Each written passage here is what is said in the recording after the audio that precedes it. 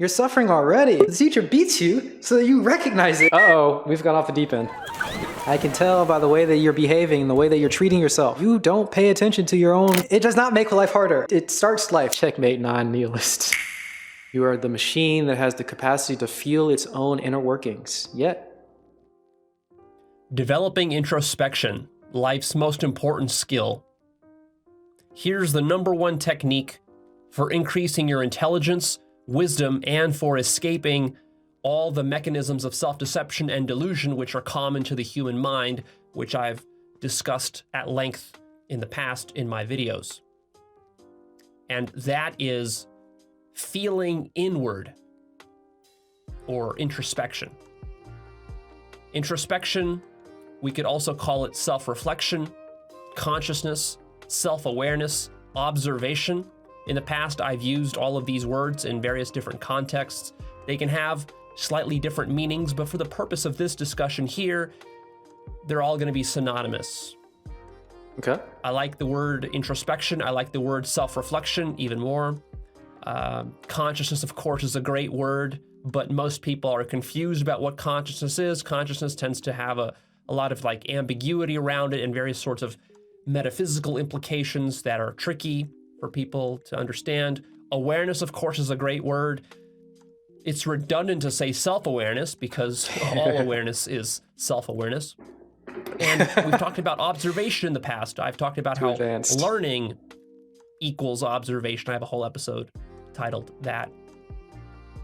A lot of times, I'm sure you must have wondered this throughout all this work that we've done together by now.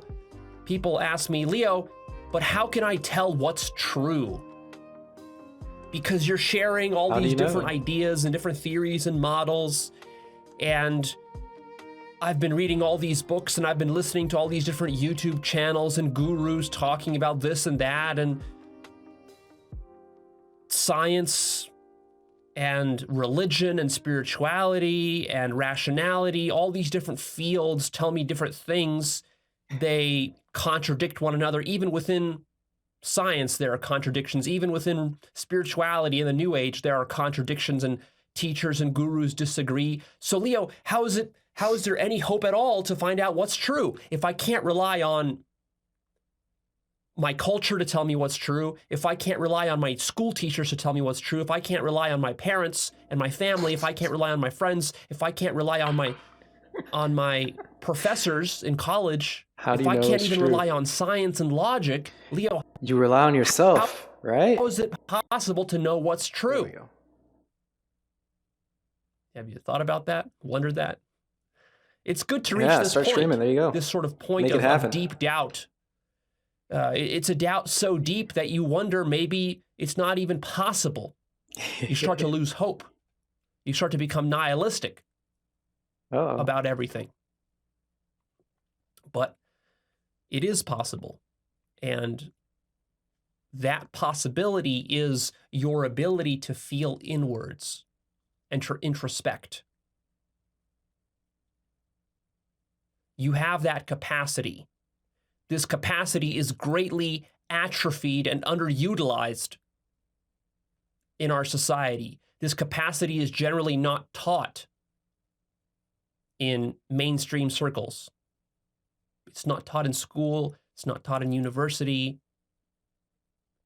It's not taught by most religions. In fact, most of society is geared towards getting you not to feel inwards. And feeling inwards has been much demonized and poo-pooed. To many scientists and academics, or skeptics or rationalists, this idea that you can feel inwards and discover the truth, this idea seems laughable to them. That would be great to have a whole category for tea. As though, like, well, this is just subjective. Those are just your subjective feelings, man. Leo, they're just feelings. You can't trust your emotions. You'd be stupid to do that. And yet, what are you trusting when you buy into that very argument? You're trusting your logical mind. Why are you trusting that? You see, feeling inwards here is a very robust concept, and we're going to go into a lot of detail here to show you how robust it is. Because when I just say feel inwards, it's not just a matter of thinking about something, and it's not just a matter of feeling some emotion and reacting emotionally about something the way that most people would think. Yeah, it's like, it's so weird, the dichotomy here, right? Tea being the most calming activity and most wholesome activity that you can do. Also, spilling the tea being the most toxic contribution to the internet. Weird how that works, huh? I like this idea, this going inwards, right? And trusting your feelings. Of course, it's not rational, but it's not pre-rational. It's not irrational in that sense. It's post-rational. It's not like the people who feel inwards abandon rationality. They incorporate that. It's just one aspect. One aspect. There's much more to it, though. It's much more robust and profound than that. Yeah. So introspection is the ability to truthfully observe the dynamics of your own psychology and mind. And truthfully there is a very key word. Truthfully. Truthful observation. It takes practice developing this skill, and it is a skill of introspection or feeling inwards in a truthful, impartial, unbiased, accurate, faithful manner. Because, of course, as we've discussed in the past, your mind is always playing tricks on you. It's difficult, even asking something like, how do you feel right now? It gets tough. How do you feel? If you're like in a mildly neutral state, moderately neutral state, is that a good thing? Is it a positive thing? Is it a bad thing? If you're not actually feeling pleasure, are you happy? It gets kind of tricky. And if we haven't really thought about it, if we don't pay attention, if we don't really dive in, it's hard to tell. Hopefully we can spend some time trying to get into the inner workings of our own minds and introspect. And so how do you overcome those tricks? Well, by developing this skill. Gotta learn how to do it. This skill is a meta ability. It's the ability to observe all the other functions of the mind impartially from a sort of a distance, an elevated perspective, a meta position, such that you're not getting enmeshed and entangled in the everyday functions of the mind. Mm-hmm. I agree. I like neutral. I think it feels pretty good too. But for some people, very strangely, and also for me, sometimes, occasionally, the neutral it lends itself towards boredom. It lends itself towards restlessness. Hey, thanks for following, Eric. Sean, what's up?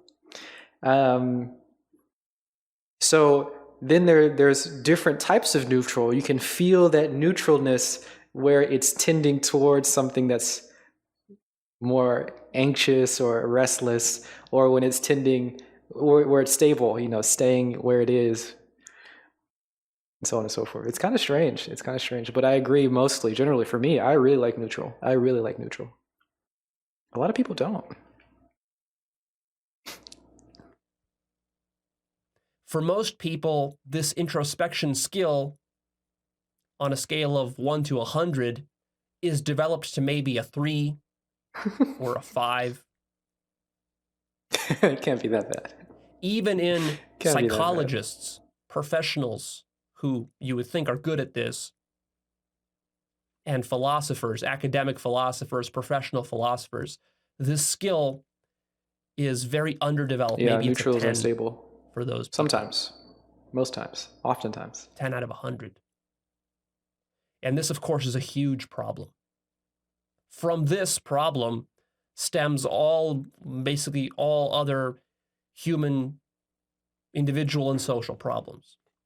So let's start to show you just how sprawling this skill of introspection is, and just how sad is very different, right, from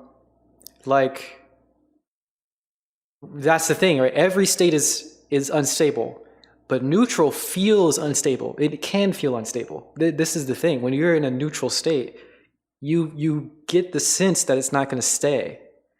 So oftentimes, not always, but there's this sort of, we've all been there where you're neutral, but then you notice that you're neutral, and then it feels good, but then it quickly dies away because you think that you're about to be bored, you think that you're about to be restless, you feel like something's about to happen, you feel like it's unstable.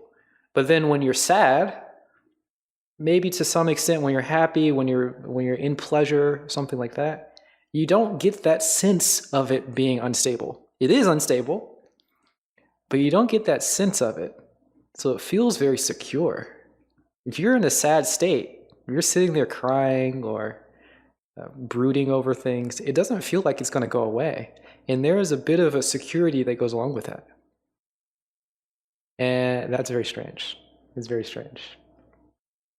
Maybe other states are more self-escalating or self-reinforcing too. Yeah, there's also that. Yeah, absolutely. Yeah. When you notice that you're angry, sometimes that can feed into it. When you notice that you're sad, sometimes that can feed into it. And I think you can train yourself to be neutral and have that feed into itself, but you have to train. You have to train it. We have so much. I think as we've grown up, we buy into the fact that having more emotions sort of is a good thing. Not that it's a bad thing, but we have this idea that having some sort of strong negative, generally, emotion, we just feed into it. I don't know why. Maybe I don't know why. But yeah, it's self-reinforcing. Odd. Hopefully we can develop that skill with a neutral state, because often that neutral state comes up in between when we're being angry, when we're mad, when we're sad, when whatever. It's neutral spikes in there. We just have to. We're too caught up in the other emotions to notice the neutral. And maybe we can grab onto the neutral and reinforce that if we get that skill. Maybe. How much there is here to introspect about. So when you're going to be doing this introspection, you're going to be, very importantly, noticing your emotional states and their causes. You need to be able to distinguish and to feel fear, anger, sadness, loneliness, frustration, desire, hurt, craving, happiness. You need to notice when you are afraid. You need to be able to notice when you are angry. You need to be able to notice when you are jealous or envious. You need to be able to notice when you're in a certain type of mood, a good one or a bad one. Just this category of feeling your emotional states and introspecting as to their causes, what is causing these states. It's not just a matter of, oh yeah, I'm angry. It's also, why am I angry? What is causing this anger? And a lot of times it's not somebody else, it's really how you're thinking about the situation. It's your belief system. It's the meanings you're attaching to things. It's things that you're denying, right? There's always a deeper hidden layer, a sort of a subconscious layer that you need to get at, which is the true cause of many of the emotions that you feel. So a lot of the emotions you feel, you can't just trust them blindly and then act on them. You need to go underneath them and to figure out what's actually sourcing these emotions. Why are you having them consistently? And so there's a lot just to work on here with emotions. Most people have terrible emotional intelligence. They're not able to distinguish between these various different kinds of emotions. They're not able to tell when they're afraid and when they're angry. They're just acting out their fear or they're acting out their anger. They're not able to feel inside and to see how their thought patterns, for example, are being subtly shaped by the anger inside of them or the fear inside of them. See? It's such a weird one, right? Because the feeling that you feel is what you feel, of course, right? Your feeling is what you're feeling. If you don't feel it, then you're not feeling it, right? But you can also feel something and not know you're feeling it. So how does that even work? where people are driven by anger, they're driven by fear, they're driven by these things, but they don't realize it. Yet, if you're not realizing it, you're not feeling it. It's such a weird thing. But it's true, you can feel things without realizing it. On what level are you feeling it? Well, is it you feeling it? Well, I don't know. But your body is certainly feeling it. Your brain is certainly feeling it. And it is contributing to your behaviors, changing your actions in the world. So it might be important.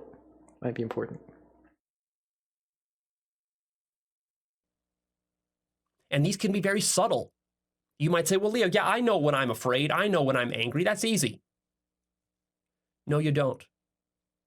Sure, there are very gross instances of fear and anger, which are obvious to most people when you're Yeah, if you've thrown a ball a million times, you won't be able to tell the movements. Yeah, it becomes second nature. Is that how people call it? Right? Essentially, your attention doesn't encompass the minute movements. But of course, when you're learning it for the first time, you're aware of everything, or at least you're trying to be aware of everything, and it makes it super awkward. It makes it difficult to throw the ball. When you have new emotions, you become very aware of them, and then it's kind of hard to have those emotions. But if you have had certain things happen so often, if you grew up in a scenario where you're afraid a lot, if you grew up in a scenario where you're angry a lot or around people who have modeled that behavior, maybe I'm just speaking for myself here, it's difficult to understand when those things come up. I don't want to speak for everybody. I'm not some sort of psychologist or anything. But when you are so familiar with these emotions, you're not aware of them anymore. It's very weird, very weird. And you have to retrain yourself or untrain yourself to feel it.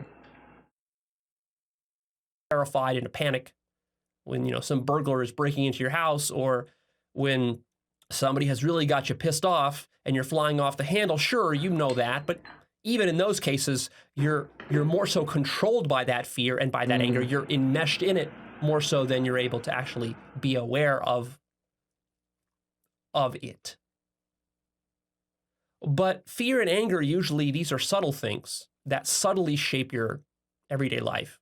You feel fear dozens of times a day. You feel anger many times per day, but usually you're not aware of it. Interesting. You're not aware of how it's shaping you, where that anger and fear is coming from. Jealousy and envy, for example, these can be very subtle emotions.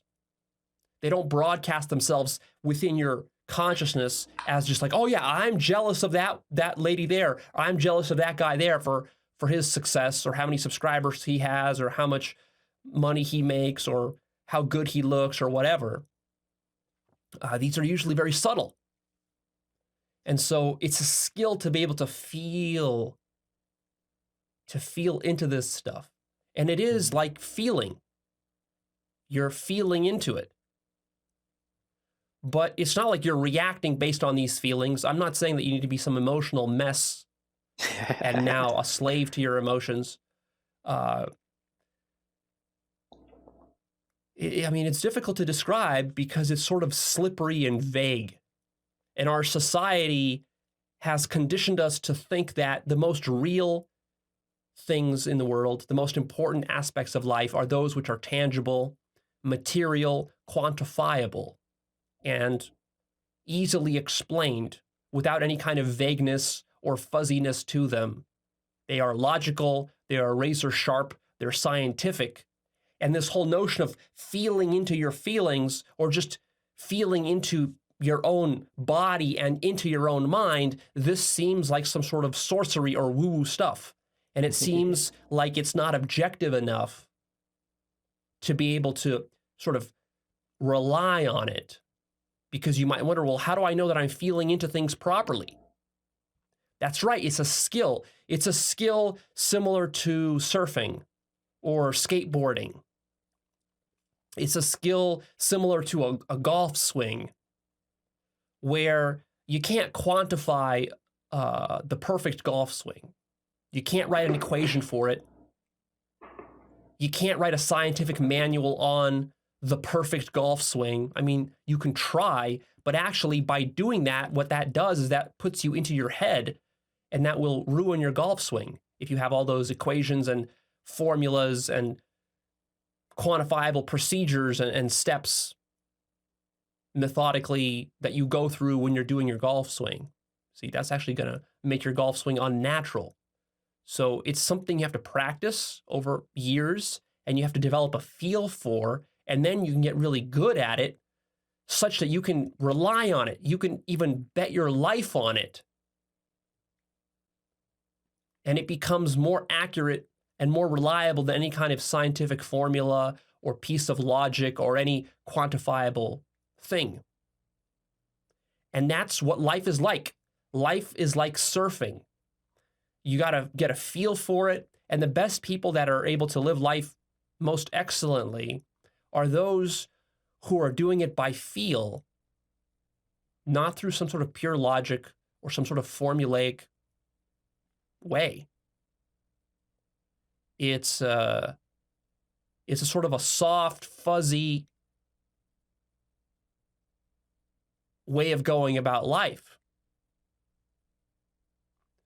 But that's just life. And it makes this, the problem is that it makes this skill difficult to teach, because I can't just give you a 1, 2, 3 step formula that you follow for doing perfect introspection. And of course, it can't be that way, because if there was this sort of formula, then you see any kind of formula like that is very easy to defeat. Similar to how in war or in a chess match or war on the battlefield, you can't have a 1, 2, 3 step linear procedure for how to win every battle or every war or every chess match. It's dynamic. It's fluid. You have to adapt to the situation. And one of the most important aspects of it is that it's not formulaic. It's not. Life. See, because if you have a formula and I know your formula as your opponent, I can then beat your formula. Who's your opponent in life? It's true. It's not formulaic. You have to adapt to the situation. So it's extremely, extremely unique. So again, back to this weird tension of you can feel emotions but not know that you're feeling them. Well, how do other people determine if you're feeling it? How do I know if you're feeling angry and you don't know you're feeling angry? Especially when your feelings are so unique, they're so dynamic, and the situations are so vastly different. And then, of course, he's saying that it's possible to feel your emotions and then not react to them. How does that work? How do you even know you're feeling an emotion if in some cases you can act on them and not know, and in other cases you can know your emotions and not act on them? Is feeling an emotion, is it correlated with feeling it, like knowing that you feel it? Or is it correlated with acting, having some behavioral change? Or is there some other direct method? What is it? And how do we get to it? And of course, can we even talk about it? That's the weird issue here. If we had a specific formula, it'd be very easily defeated. It's tricky.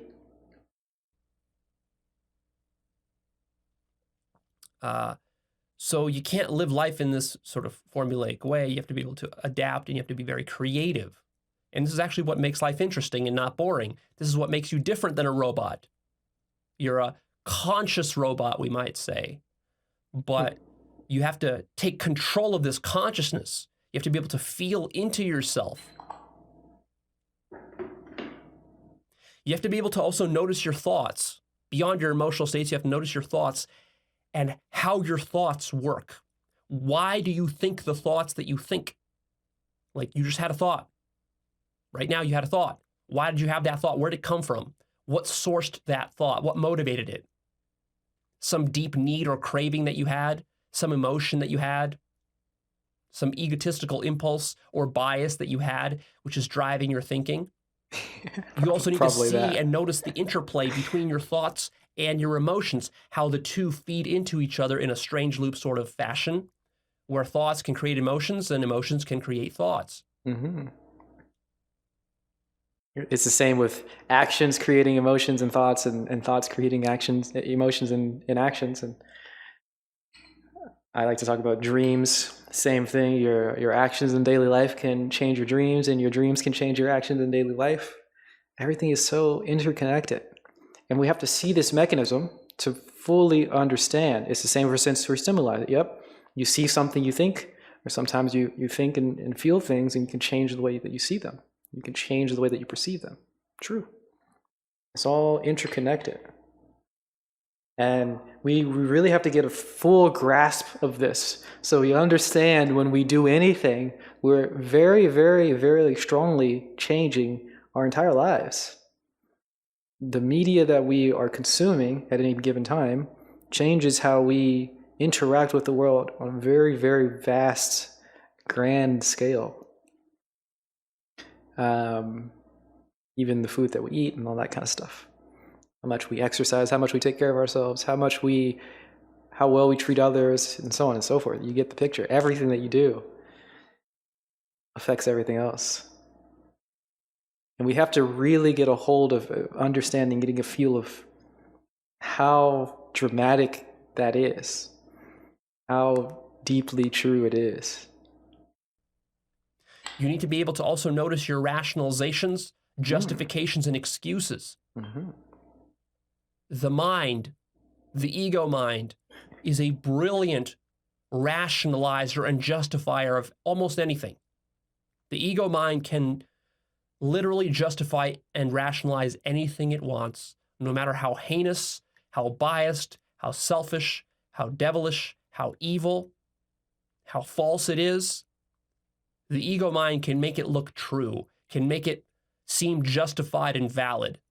You need to be able to notice that within yourself. When your mind is doing that to you, the only solution to that, the only countermeasure, is to be able to feel into it and through it, to see through the sham of it, to see how your own mind is rationalizing, and you can actually watch it rationalize.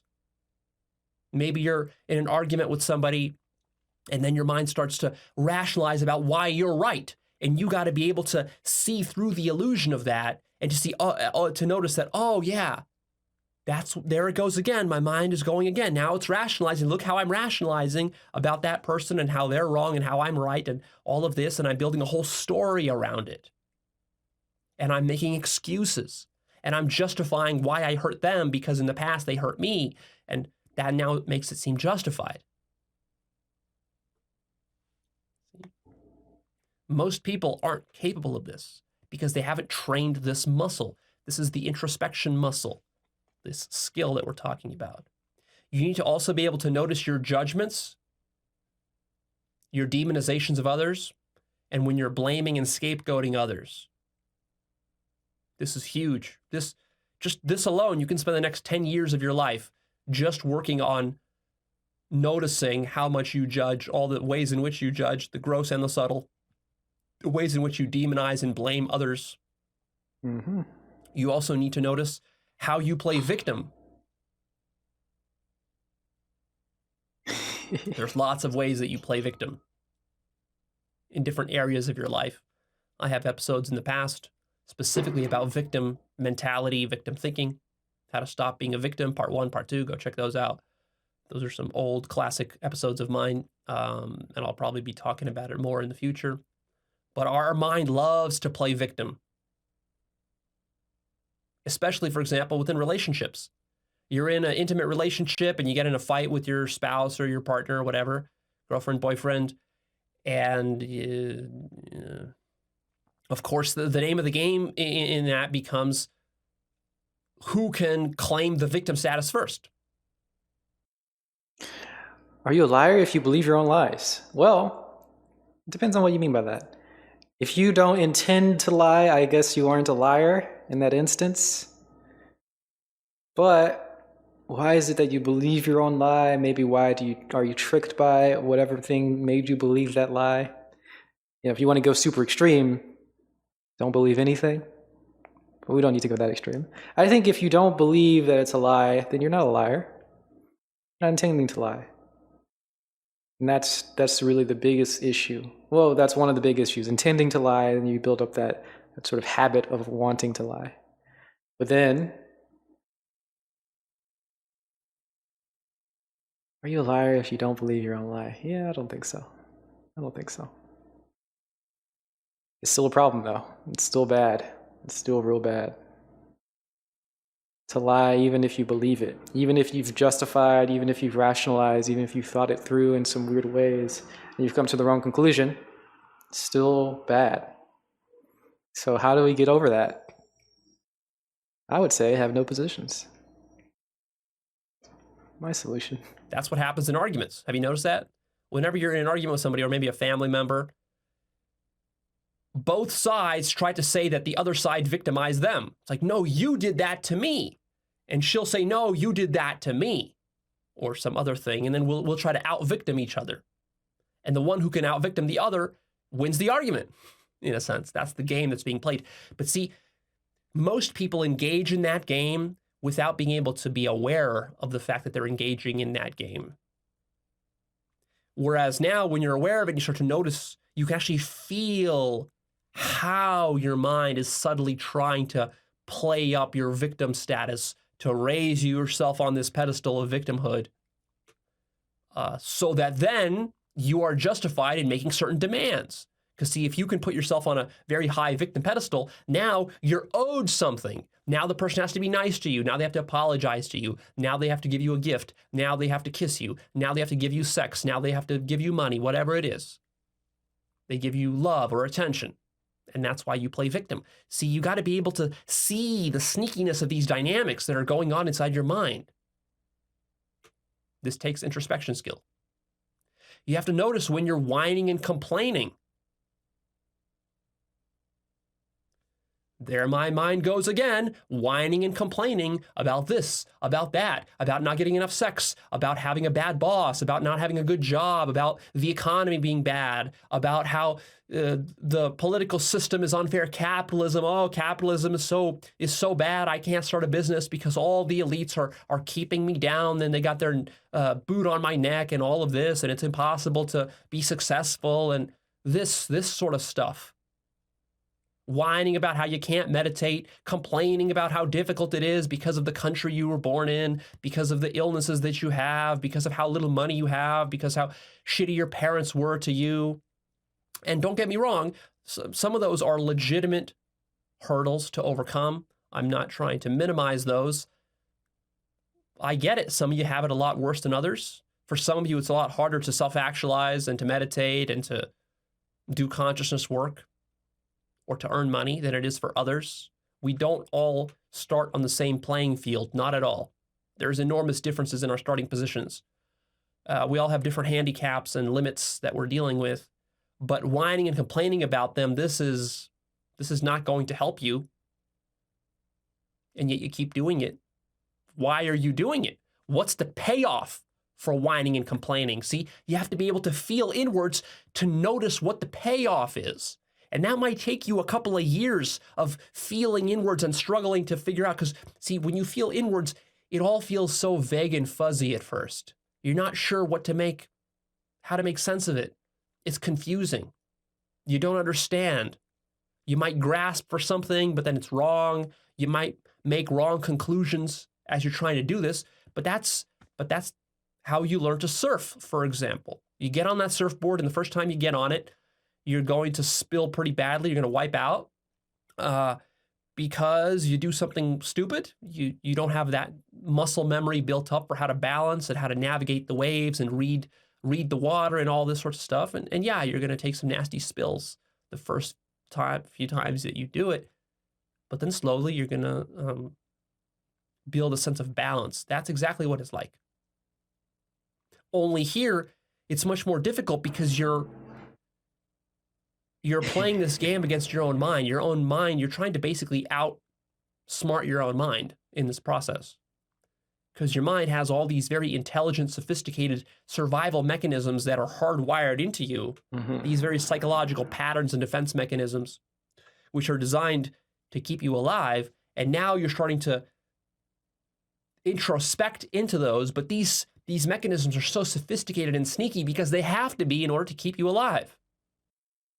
Right? So these are all the things that you do. You rationalize and get all these reasons, and reasons. Really, reasons are the issue, really. But these are conclusions which stop you from introspecting. Any of these sort of conclusions, excuses, so on and so forth, justifications, they stop you from going deeper. And we want to develop the skill of introspection because, presumably, there's something deeper.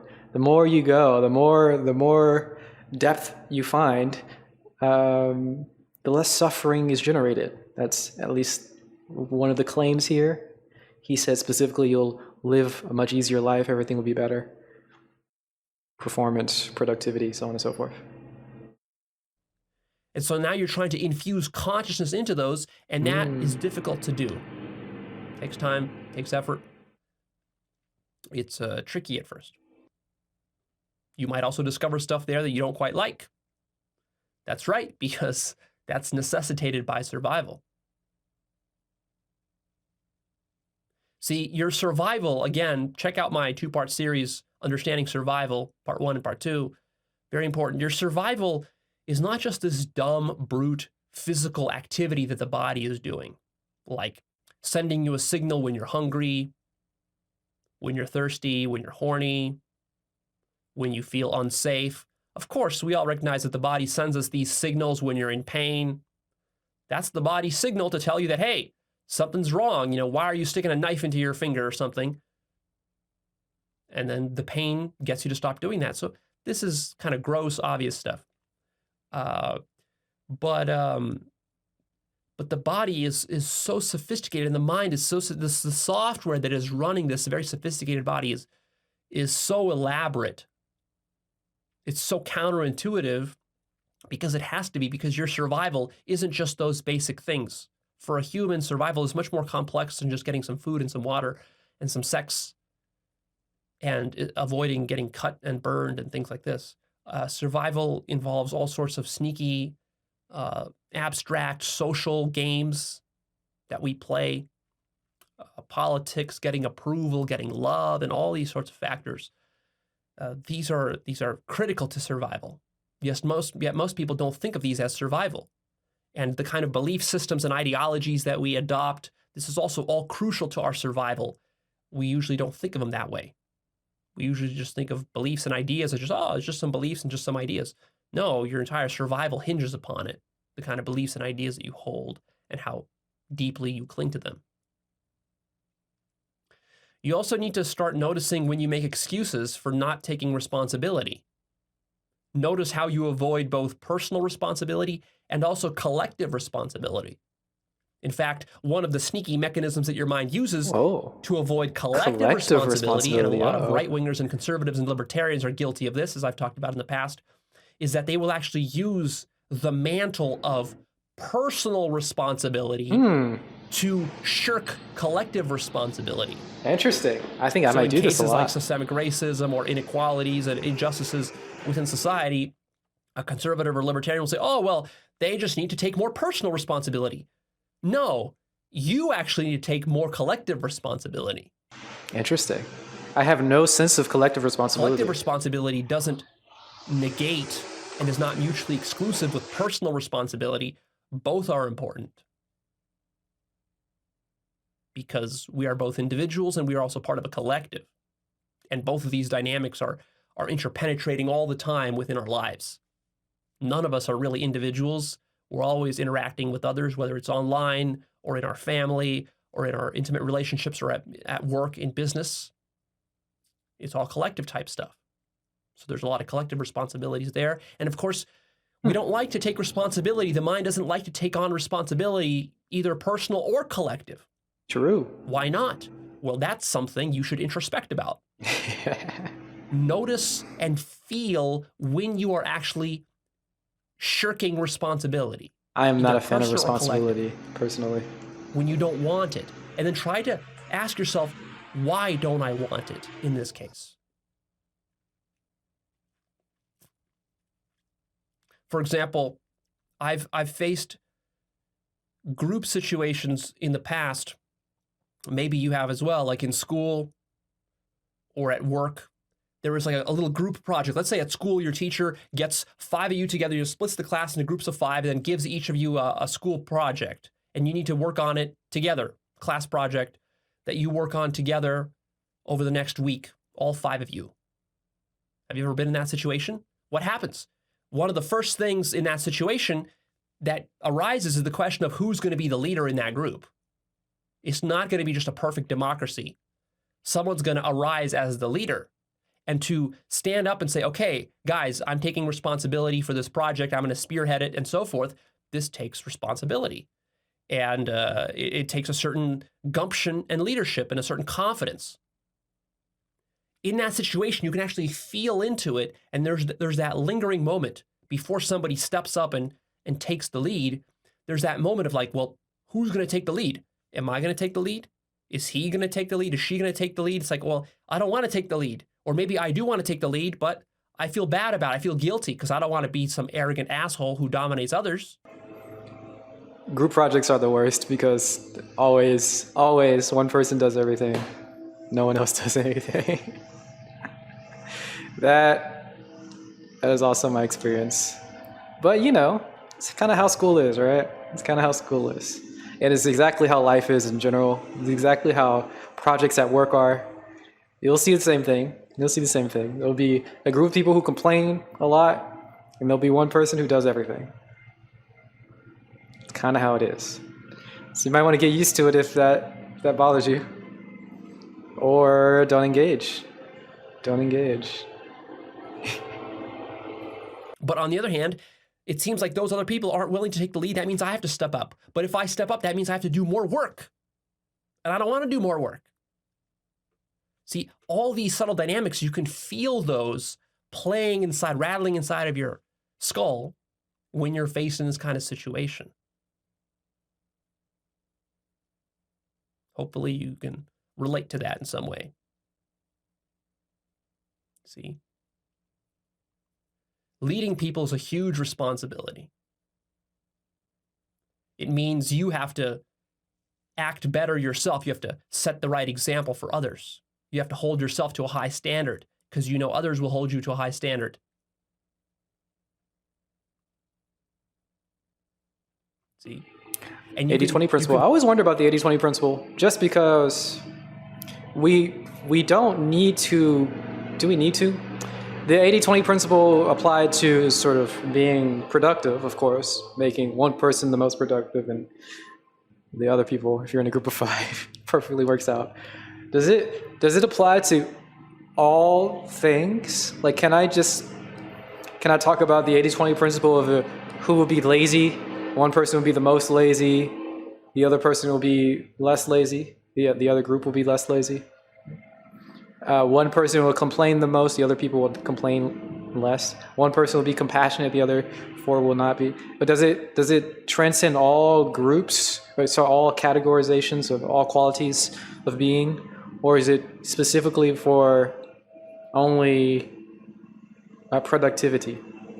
Well, I mean, I guess productivity can be vacuous, right? Because you could define it as being the most productive person, the most productive group of being lazy, right? You could very easily just change it. So I wonder if there's a much more specific definition, and also how pervasive this is. It seems like this is something that really applies to a lot of groups.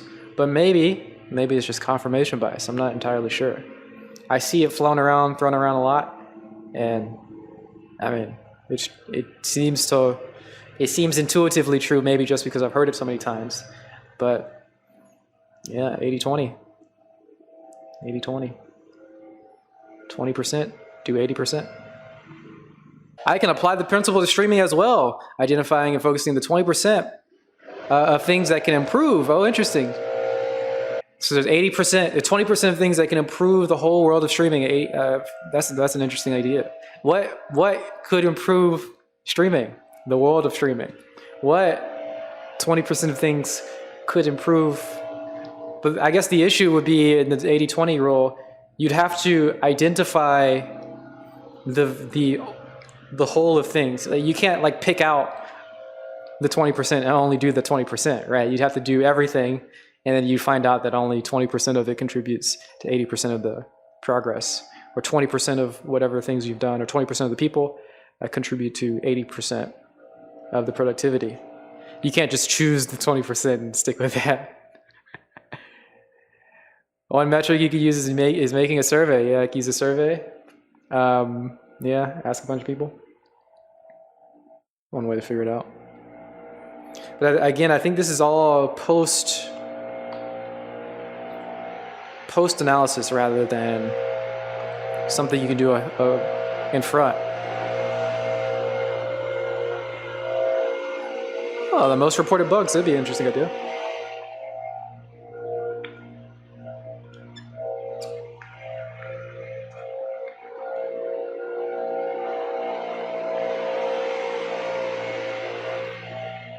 Of course, the assumption is that the most reported bugs are the most damaging bugs, or the most reported bugs are the biggest problems for the website.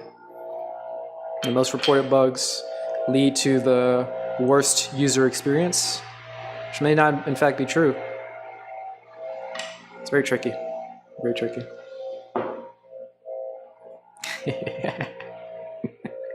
Further introspect and wonder to yourself in that situation, why am I resistant to take Can I compress the lawnmower? Why don't I cannot compress the lawnmower, all right? I only send lots of love and respect to my lawn care folks. They're very nice people, and I'm happy that they can come every couple weeks. What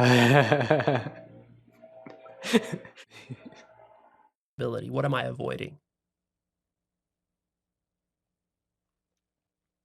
Likewise, if you're a conservative and you deny things like systemic racism, you can ask yourself, why am I avoiding collective responsibility here? Why am I just offloading this and trying to excuse it and rationalize it away, saying, oh, those black people or whatever, they're not taking enough personal responsibility? Well, is that really the case? Or maybe I'm not taking enough collective responsibility by trying to blame them for not taking personal. What if they are taking personal responsibility, but the collective situation is so rigged or unjust that actually we need to take more collective responsibility? What if that's the case? That means I'd have to maybe reevaluate my worldview, because see, my worldview blames them for it. So why don't I want to take collective responsibility? What am I trying to avoid there? I got to think about this idea of collective responsibility. I never think about it. Never. You also need to notice when you're introspecting, when you're thinking negatively or having limiting beliefs. This is huge, huge, huge, huge. I could do a whole course on just the topic of identifying and eliminating negative and limiting beliefs.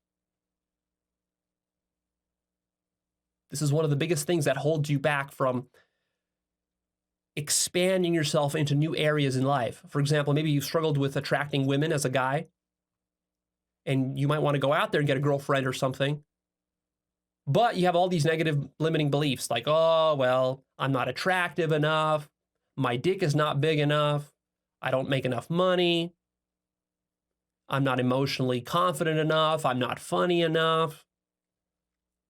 What? Women are just bitches and sluts, and they won't want to sleep with me. Hold on, Leo. That's all not, the good ones are already taken. Can't platform this. If I attract a woman, she'll probably be broken and one of the dysfunctional and ugly ones. Jesus. And science tells me that unless I'm super good looking, I'll never be able to get a cute girl. Does the 80-20 principle apply here? And all these other excuses and limiting beliefs. Black pill, anybody? You know, when I got into pickup years ago, I don't really do it anymore. But years ago, when I went through that phase, the problem with collective responsibility is that the scale of the group you can apply it to is arbitrary and endless, sometimes conflicting. Yeah, so like the issue, yeah, that's a problem. But I mean, it's not necessarily an issue, right? You don't have to, he's not saying that you take collective responsibility and then therefore you personally take responsibility for the collective. At least I don't think. Actually, I'm not sure. No, I'm pretty sure that's not the case, right? But yeah, I don't know. I don't even know what it would mean to take collective responsibility. Though I think there is an issue. He's pointing out this sort of non-compassionate blame of an individual without really without taking a view of their circumstances. And I think you can take a view of the circumstances and say, oh yeah, this group which I may be a part of, or this group which I may be a part of, has affected other groups. So one collective has affected another collective, and it doesn't really matter how arbitrary or endless it is, because it doesn't necessarily mean that you personally have to change something. When you address collective issues, you do it in a collective way. It doesn't really impact individuals in a very strong way. At least I don't think. I'm not sure. I have to think more about it. Because maybe it is just a big problem where you can arbitrarily make any group, and every group, it'll be endless and conflicting. I'm not sure. I don't know. Huge part of my learning how to get better with women was tackling just a slew, dozens and dozens of these sorts of limiting beliefs that I had. And it's very difficult to tackle these limiting beliefs because when you hold them, they don't feel like just limiting beliefs. They feel like truth, like reality. They feel scientific. They feel like facts that can't be questioned. Reality and is to question these would just be limiting some sort beliefs. Of exercise in self-delusion. Yeah, man. Where you been? When actually it's these beliefs that are self-delusion. But see, you got to be able to feel into your belief systems and look inside and see, make the connections to see, why am I holding this? Where does belief come from? Is this really true? Might have I just been cherry picking evidence to prop up this belief, but really my experiences and my evidence is very flaky and shallow. So literally that's what I did. I would sit down and I would, for example, I would have a limiting belief. Like I would say, I'm too old to attract the kind of woman that I want. Like I should have started this years ago. Like, oh yeah, like when I got into pickup, I was like 27 when I got into pickup, which of course in retrospect is so young. But I was thinking like, oh, most guys who do pickup, they're like in their early 20s. I'm already in my late 20s and I already suck. And I'm already like behind the curve and I'm too old. Like it's not going to work and all. Could you imagine Leo having trouble with girls? I mean, I guess after he's done all the work, maybe it makes a difference. But look at this guy. Listen to him talk. Oh man. All this sort of stuff. And like, by the time I learn it, I'm going to be in my 30s. It's like, oh my God, it's impossible. I had to actually sit down. I remember I would sit down with a sheet of paper and, this video is certainly not about how to pick up women. He is using this as an example of limiting beliefs and a lack of, I'm blue-pilled. No. Am I black-pilled? I'm not sure. A lack of self-reflection. What is the word that he's using here? Introspection. A lack of introspection. So this is a video about introspection, not about picking up girls. But picking up women, I mean, I guess if you introspect, it might be helpful for interacting with people, getting rid of your limiting beliefs, which may be blocking your progress with relationships and such. Do you think I'm blue-pilled? Is that the case? Is there a reason why I believe the things that I believe? Is there a reason why I sort of think of, maybe I have this sort of overly broad sense that people are all pretty much people. So I like to think of women as like human beings. It's like, people. And I like to hang out with people sometimes. And I'm not sure. I'm not sure if that's like, I hear lots of the ideology of, women are this way, men are this way, and it's sort of inherent and necessary.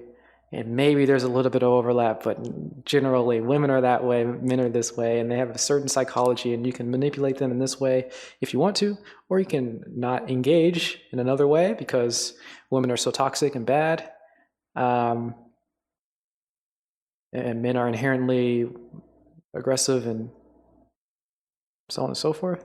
I don't know. Maybe it is true, and I've just had my blinders on all my life, trying to not see that. I don't know.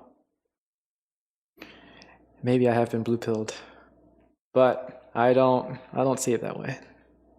Maybe do a little introspection, think about it. Find out that all the reasons that I am not too old to learn pickup. And I would sit there and I would write page after page, and I would force myself to write it and then rewrite it and tell myself, just literally drill into my mind that I'm not too old. I mean, it sounds ridiculous in retrospect, but that's exactly how our limiting beliefs are. They're ridiculous, but when we believe them, they might as well just be rock solid reality from our point of view. When you're dealing with limited beliefs, right, and you try to engage with it in a logical mind, and your mind just says, "Oh, this is really stupid." Yeah, of course. We're not talking about logic here. We're talking about beliefs. And how do you deal with your beliefs? You don't logic your beliefs away. Well, what he did, sort of personal positive affirmations that you're not too old. Some of them might be stochastically true.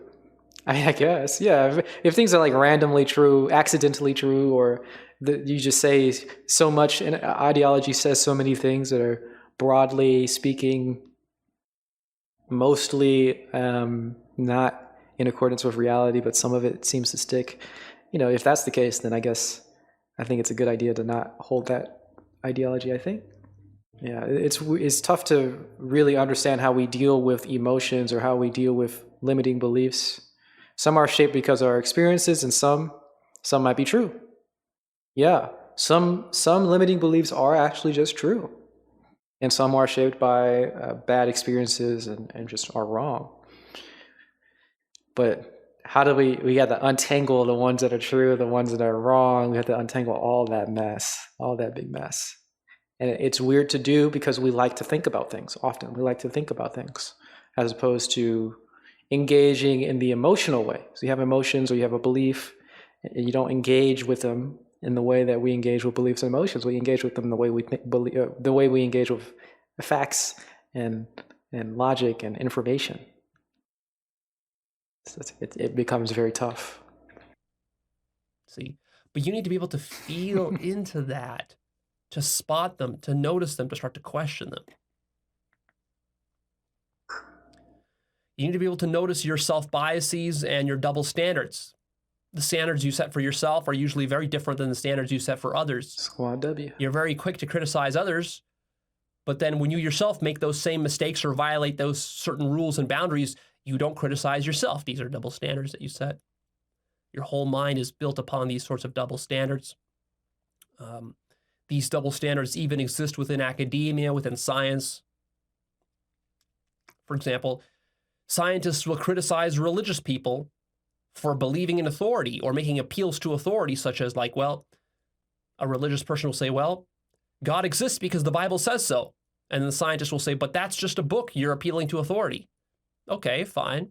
That's a reasonable criticism to make of religion, but then do you apply that same standard to yourself, to science?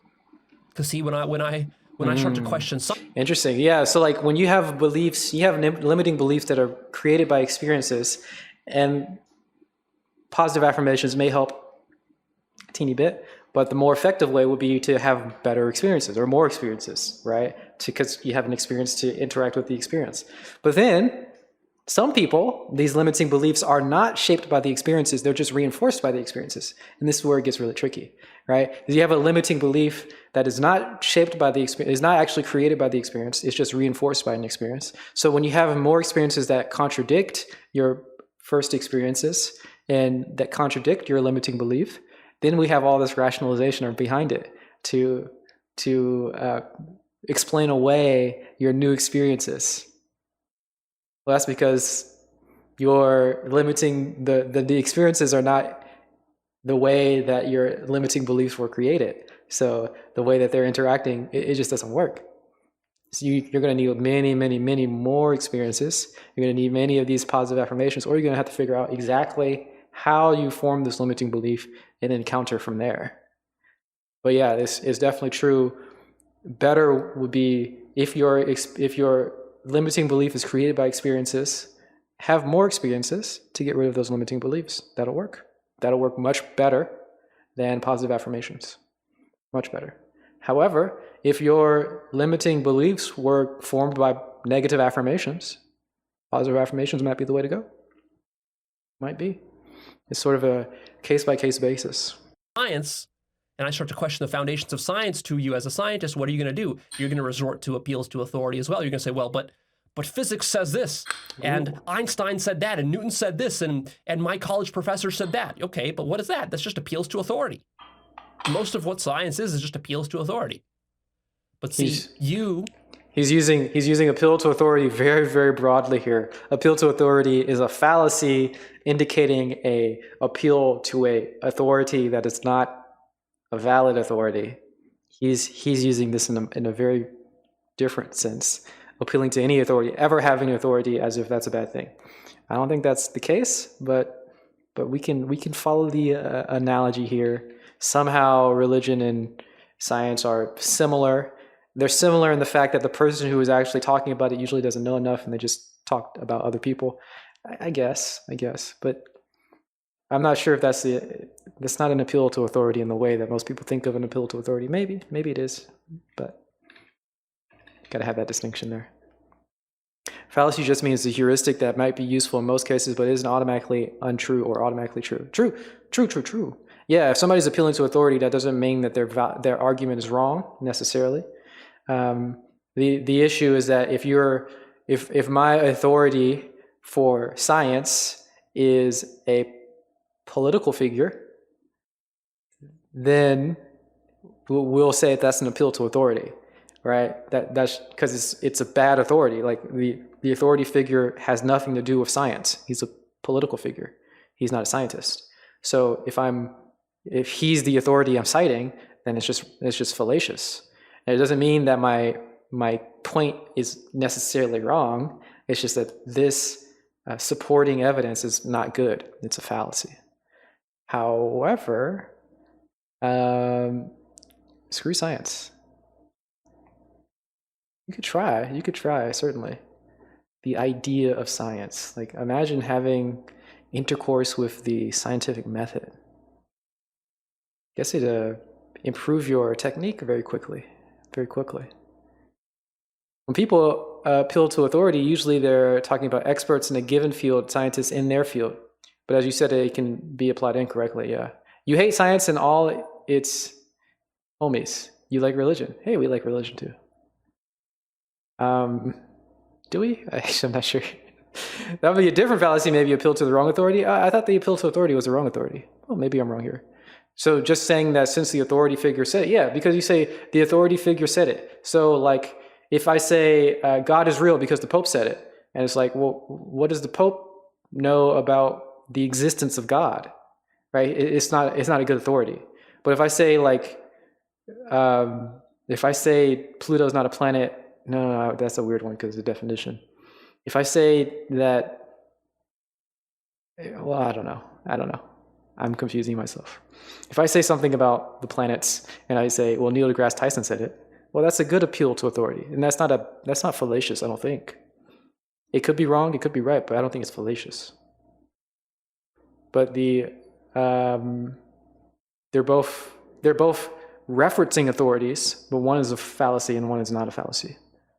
And it's an indication that you might be on shaky grounds if you are doing it, making a fallacy, generally. But of course, just because you're making a fallacy doesn't make it wrong. So affirmations, again, have to be grounded in something solid. You think, oh, interesting. A good affirmation is one you already believe in. So an affirmation of it, like a reminder. Oh, yeah. Yeah, that's a very good way to reinforce your own beliefs, right? To have your affirmation be something that you already believe in. But it's like if you had these sort of negative affirmations, we'll call them negative affirmations, where you might say bad things about yourself, or but people say bad things to you about yourself. You know, you're so short or dumb or whatever. You can just say the opposite. I feel like that might work, maybe. Affirmation, positive, negative. Uh-oh. We got somebody auto-modded here. Do you guys know if it's okay to allow the N-word in chat?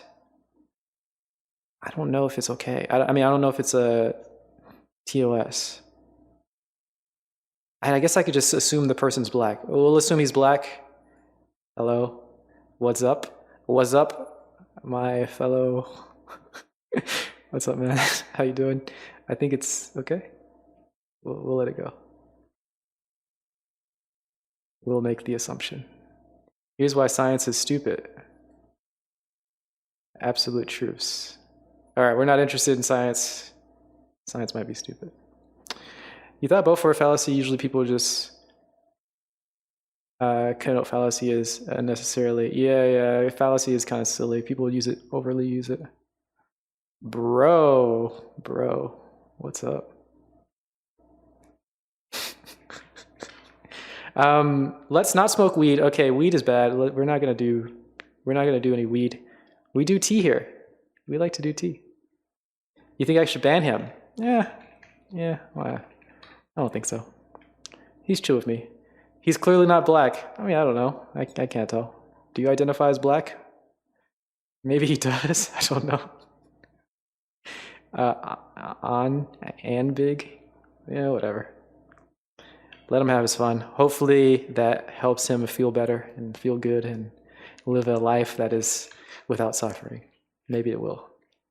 Because you are not good at feeling inwards. You're not going to admit trans that. black, You're going to make possible. excuses. You're going to say, "Oh, well, but this is different." You know, Leo, how dare you compare believing in the Bible as the same thing as believing in a physics textbook or believing Albert Einstein or believing my college professor? These are not the same thing at all.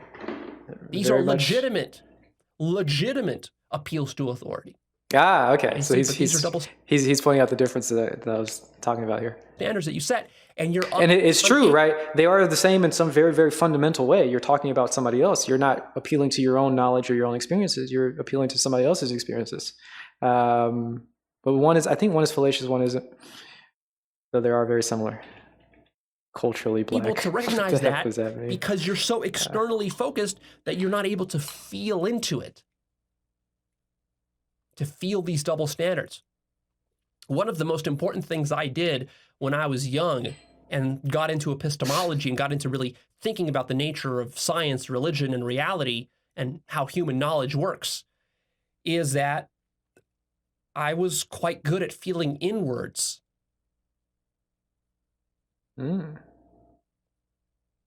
During various arguments and debates I had with religious people, because I was a scientific materialistic atheist at that time. And I would argue with religious friends and others who were like fundamentalist Christians and so forth. Guys, we're learning about introspection, feeling inwards, not feeling inwards. That is what our dearest Big, he's feeling inwards. He's a trans, culturally black person, I suppose. We aren't feeling inwards, we're feeling inwards. Very important difference. And I could clearly see that So sometimes they're very similar for certain groups of people. Certain populations, there's a very large overlap for feeling inwards and feeling inwards, but not exactly the same. the way they were behaving was not intellectually integrous. They were using various kinds of double standards and they were being biased in their arguments. I could clearly see that in them. But then I started noticing that when I was parroting scientific beliefs and ideas to them to counter their arguments, that I too was on a meta level, also engaging in this kind of lack of intellectual integrity. I was just parroting science at them, and I was using various kinds of double standards, and that the arguments I was using against them, I wasn't fully applying to my own self. And I could feel that, and I could see the wrongness of that. And that was the only thing that was really able to allow me to go beyond science. Otherwise, I would have just been lost in materialism for the rest of my life, right? That is what opened, that was the crack that opened the door to skepticism of science and materialism for me. And that got me to question not just religion, but got me to question everything, including physical reality, like everything. Because I saw how the arguments made by scientific materialists themselves were deeply circular in their logic and had gaps in them. That doesn't mean that the religious fundamentalists are correct. They are even more deluded than the scientists, materialists, and atheists and skeptics. But I could even see the flaws and the gaps within skepticism itself. And that is the key. It's that ability to feel inwards and to introspect that was the key that allowed me to ultimately jailbreak my own mind. Ooh. Ooh. But you see, most scientists aren't able to do this. Religious people, of course, aren't able to do this as well. Skeptics, rationalists, atheists, they're not able to do this. And yet they poo-poo this idea of feeling inwards. Yet this is the one thing that will save you. You need to be able to notice when you hold a belief, and that a belief is a belief, and to be able to distinguish a belief from reality and from experience. For example, most people do not have enough introspection skill to notice and to admit to themselves that the planet Mars is a belief. Uh-oh, we've gone off the deep end. We've gone off the deep end. Are you getting this? You scientists, you materialists, you skeptics and atheists and rationalists. Oh, no. Are you getting the significance of this? Oh no. The planet Mars Mars is a belief. is just a belief, boys. Doesn't matter if Neil deGrasse Tyson The says continent of Antarctica is a belief. Are you seeing this? The only, don't argue with me. This is not a logical debate we're trying to have. Uh-oh. For you to see that, you need to be able to introspect. Mm-hmm. The only way you can understand what I'm saying, the significance of what I'm saying, is to introspect and to feel inwards and to notice what is a belief. What is a belief? See, most scientific and materialist people, they think that belief is just like some sort of myth to believe in God or some flying spaghetti monster or to believe in unicorns or to believe in angels. That's belief. Mars is not a belief. Antarctica is not a belief. It's real. It's right there. But look in your experience. Is it? What is the difference between Santa Claus and Mars? Where's Mars? In your experience. Right now. Forget what other people are telling you. Look in your experience. Feel inwards. To feel and to notice.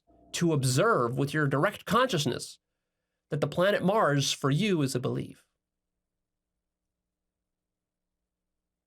See, this is not a point to argue. It's something that you look and see for yourself. Another thing you should notice when you're introspecting is when you're being dishonest and when you're lying. Ooh. You had a question about lying earlier. Of course, when you're lying to others, it's important to see that. But even more important than that is when you're lying to yourself.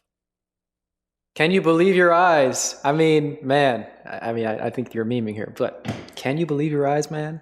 Like, it's fine to believe, it's fine to disbelieve or whatever. Just recognize that it's a belief, right? You see things here, like for example, I've talked about this a couple of times. This is a thing, it's called a gaiwan. This is called a gaiwan, the Chinese instrument for brewing tea. It's a cup, it's a lid, it's a saucer. Where's the gaiwan? It's a cup, there's a lid, there's a saucer. The gaiwan just disappeared. I just explained there's a cup, there's a lid, there's a saucer. There's no gaiwan. That doesn't exist.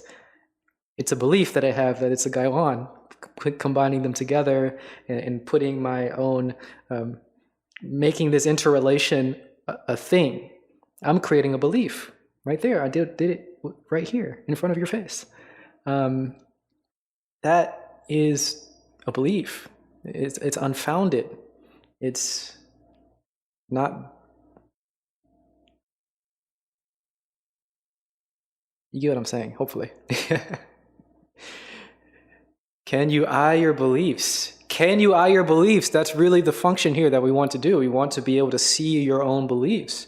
You want to be able to recognize where you have beliefs or what you're believing, and so on and so forth.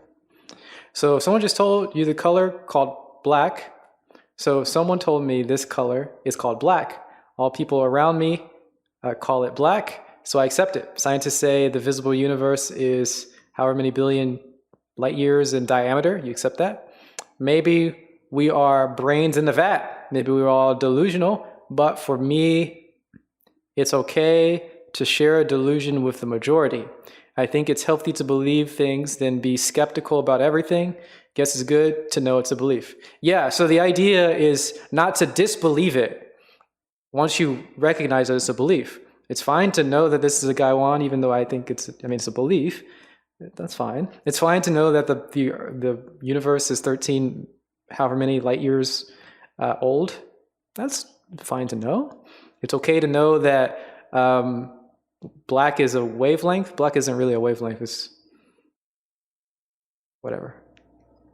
It's fine to know that a certain color is black, or a certain shade of gray is called black. It's fine to know that this visual phenomena is called black.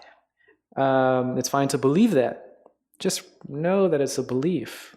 Now, I'm sure he's going to get to something else different here, because, yeah, hopefully he's going to explain that you don't need to disbelieve your beliefs. Know that it's a belief and don't disbelieve it. You can hold the beliefs. And what do you do with the beliefs that you hold that are true, and the ones that you hold that aren't true? If there's a difference in what you should be doing with them, how do you interact with them? Hopefully we get into more of that. But first step is to recognize that it's not true. This is the fundamental difference, where people hold these things as truth. And maybe you can define truth in a different way to say that that's what it is, but we're getting to the essence of what truth means. That people are defining this as unshakable, as facts of reality, as I'm trying to get to the baggage of the word truth and reality and all that stuff. To get to that, the essence of what that means, not some sort of acceptance of the majority, not some sort of mass delusion, not some sort of mass agreements. There's something else that people attach to these beliefs that they have, and that needs to be questioned. That certainly needs a little bit of pushback. Most people don't have enough introspection skill to notice when they are being dishonest with themselves. And usually when you lie to others, you have to lie to yourself first. Interesting. How do you know when you're being dishonest? You feel it. You can feel the dishonesty. Mm-hmm. It has a certain dirty quality to it. You don't even want to look at it. That takes skill. That takes practice to notice when you're being dishonest, when you're lying to yourself. The only way you're going to be able to do it is by practicing it. You're going to fail many times, of course, at noticing it, but then over years, you'll get better at it. Also, you should notice why you lie. What is sourcing or motivating your lies and your dishonesty? That is very fruitful to notice, because that would be how you would undo the lying and the dishonesty, by working on the root sources and causes of that. You should also notice your grudges, bitterness, and trauma. Any kind of trauma that you hold. Trauma can sit very, very deep. Of course, we know from classic psychology how severe trauma can be even repressed for years and decades. Like if your father or mother abused you or molested you, that could have resulted in trauma that you might have buried very, very deep inside of your psyche.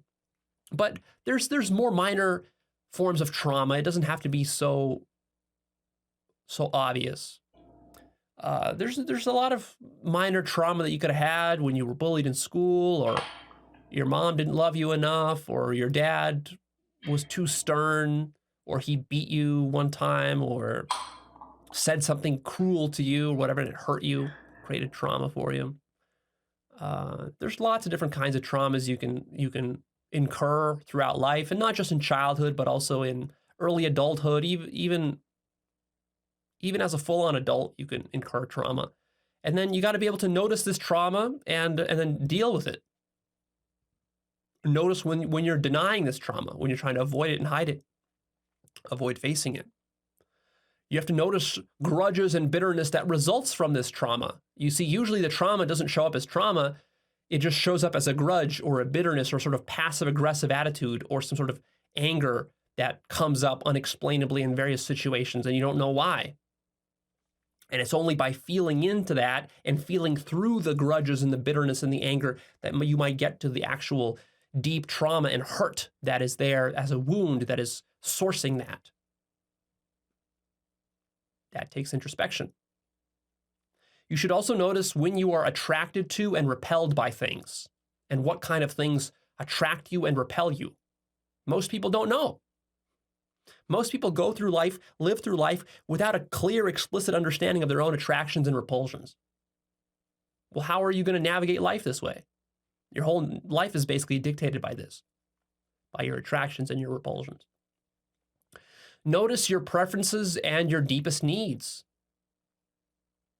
Most people don't know their own deepest needs. They're confused about it.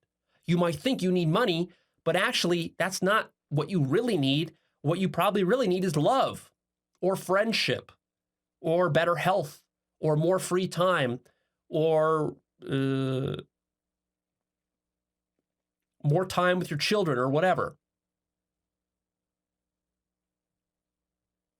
But you won't understand that until you do some deep introspection. On the surface, these needs of yours might manifest as, I need sex, I need a beautiful girlfriend, I need a trophy wife, I need a husband who will support me, I need a boyfriend who will never leave me and will love me unconditionally. See, these might be your external needs. This is what's driving much of your behavior. But then when you start to really search those and feel into them, you will feel through them into something deeper. You really need good health. Is more fundamental. And usually these kinds of surface level needs, you won't be able to ever satisfy them completely. Oh, you can't satisfy. You'll always be dissatisfied, end up chasing your tail for the rest of your life without proper introspection. So true. Guys, you need to take care of your health. It's very important. So if you're sitting around, stand up, move around a little bit. I do it all the time. It's extremely important. That's your point. You know it's a belief, but you don't disbelieve it. True. Yeah. You say you call it provisional truths true. Okay. In daily conversation. Yeah. Like, did you visit a friend today? Yes, it's true. You visited him yesterday. No need to emphasize in daily convos that everything is uncertain on a deeper level. Yeah, absolutely. Yeah, absolutely. You don't need to question everything. You don't need to be a big weirdo, big spiritual weirdo saying that nothing is true or nothing exists and everything is uncertain. Though it might be helpful, but you don't want to do that. You don't want to do that. Certainly not. But this is a big step. Having the awareness of certain things not being true. In that deeper sense, not having this sort of unshakable, profoundly persistent, absolutely unchangeable, must be the case. When we're stuck feeling that way, it causes lots of problems down the road. So we want to be aware of where that comes up, I think. It might be helpful. You need to be able to notice when you are attached to a thing. Ooh. Whether it's a physical thing or an idea, a belief. It's hard to feel, he was talking about earlier, cravings and aversions, or what you like and what you dislike and what you are attracted to and what you are repelled from. To really feel that in real time, it's really difficult. It's so interesting to try to notice things that you have been attracted to and think about like all there are lots of like post hoc reasoning. We go like we must have been attracted because this and that. We must have repelled it. We must have been repulsed by it because this and that, as opposed to directly feeling it in the moment and then being able to build it from there. Not having this sort of inductive quality of trying to figure out if you did like something or not, but absolutely feeling it directly in the moment. That is difficult. At least in my experience. Maybe not for you guys. An ideology, a worldview, a perspective. feel your attachment. The attachment feels like a sort of like you're gripping onto it and you don't want to let it go. And when you feel that about an idea or a belief, that might spark the next sort of epiphany for you, which is like, hey, isn't this wrong? Isn't there something wrong with this sort of attachment to this idea or to this belief? After all, if this idea or belief was true, if it was truly good, why would I be so attached to it? Might this attachment be a compensation, overcompensation for something else? Maybe the reason I'm attached to this belief is because actually I'm afraid that it's not true. Maybe the reason I'm attached to this ideology or to this idea is because I really need it, because I'm insecure about some aspect of myself. You see? Yeah. It's hard to figure out when this, well, I think this introspection is very useful for everybody at all times, but there are lots of very obvious sticking situations where somebody might think certain nasty things about different groups of people or political ideologies, conspiracies, and this sort of things. And this is where people have these sort of beliefs that they hold as true, and it might be better if they did a little bit of introspection. In fact, some people have these beliefs in terms of relationships, how they interact with people, the direction of their entire lives, what they do in school, and so on and so forth, and they don't really think about it, which leads them down a path of a lot of suffering. So people think that they must go out and party with their friends because that's just what you do. When you accomplish something, you celebrate with alcohol and cake and unhealthy foods. And it's just what you do. That's how you celebrate. That's how you do it. And you don't really think about it. And that directly leads to your suffering. Yet if we had an eye of introspection, we might not be trapped by that. And we might not cause our own suffering in ways that are not necessary. So I think it is helpful to have this introspective thought. Of course, you don't need to get to the level of saying that Mars is just a belief. However, to accept that, then it becomes easier to understand that everything is a belief that can be challenged. Doesn't need to be, but can be. And when you have these beliefs about certain groups of people being bankers that are ruining the world, or maybe certain women are this particular way, and so on and so forth. I must get a job and do this. I must go on vacation and take a bunch of pictures. I must get a very expensive ring for my wife. I must, so on and so forth. You get the picture. All these things, nobody thinks about them. Not nobody, but a lot of people don't think about it. And they hold these things as true, and it's leading to their suffering. Not for everybody, but occasionally. These are the type of beliefs, sort of the type of stereotypical beliefs that lead people to suffering, because they just hold them as true without actually introspecting. And I think that's the point that we're getting at here. It would be nice, it would be better to introspect. It would be better for the person who thinks that it is necessary to have a job that they don't like, and necessary to drink away all of their issues with that job, go out partying every weekend or every night in some cases. I think it is a good idea for that person to introspect. And I recognize that they probably don't. I recognize that they hold it as a truth of reality, that they must get this job, they must get this money, they must get a partner for whatever. But it would be better if they didn't hold that belief, I think. Or at least it would be better if they had some introspection and thought about it, or emoted about it, or however you interact with your beliefs. Anyway, I don't think it's just an unnecessary rabbit hole to fall into. I think it's actually useful. But that requires a deep introspection. Otherwise, you're just going to be on the surface acting out your attachment. You might be attached to some ideology, like red pill ideology, or incel ideology, or some sort of nationalist ideology, or even like some sort of social justice warrior, left-wing, socialist ideology. But there's And hey, don't forget the spiritual ideologies. People out there believe in some wacky spiritual stuff. It's all included. It's all included. Deeper that causes you to be attached to it, some sort of deeper fear or insecurity about yourself. And you might wonder, well, Leo, but how do I know that attachment is wrong? How do I distinguish what's right and what's wrong? You feel inwards. You see, you can actually feel inwards, and you can feel that attachment is wrong. Now, of course, this is a relative sort of wrong. It's not really wrong. You can be attached to whatever you want. There's nothing ultimately wrong in the world. But in a relative sense, it's wrong because it's untrue.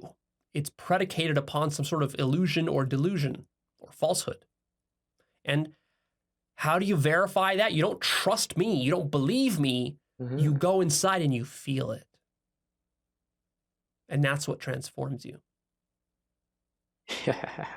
Yes. You should also notice when you're introspecting, when you're unwilling to let a thing go.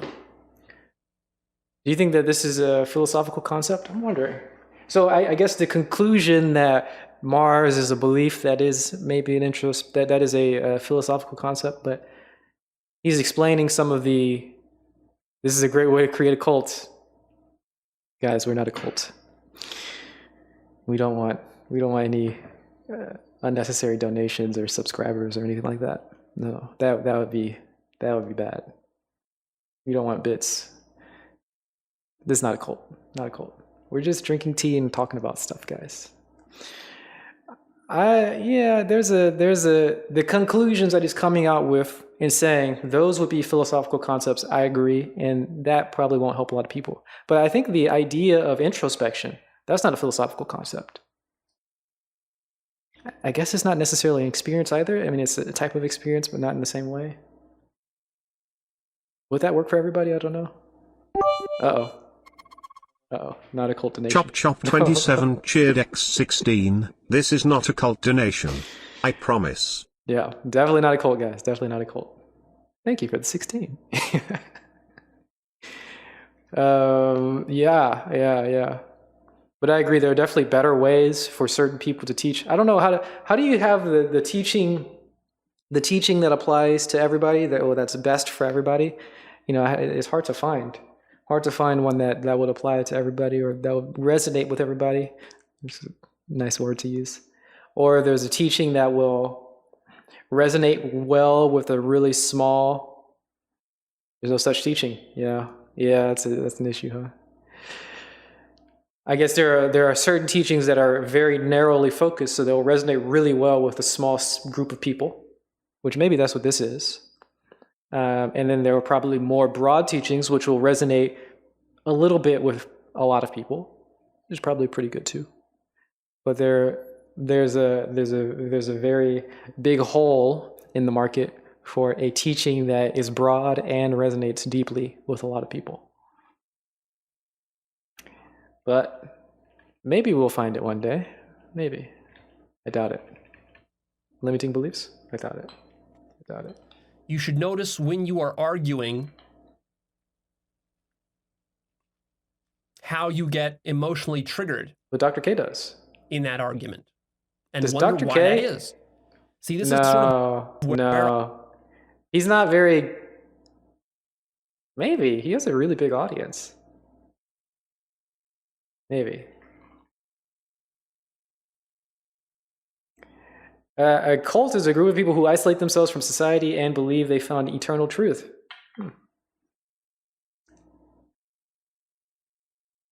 He resonates with a lot of people. He does resonate with a lot of people. Large groups of people. Does he resonate very deeply? I guess that's the measure.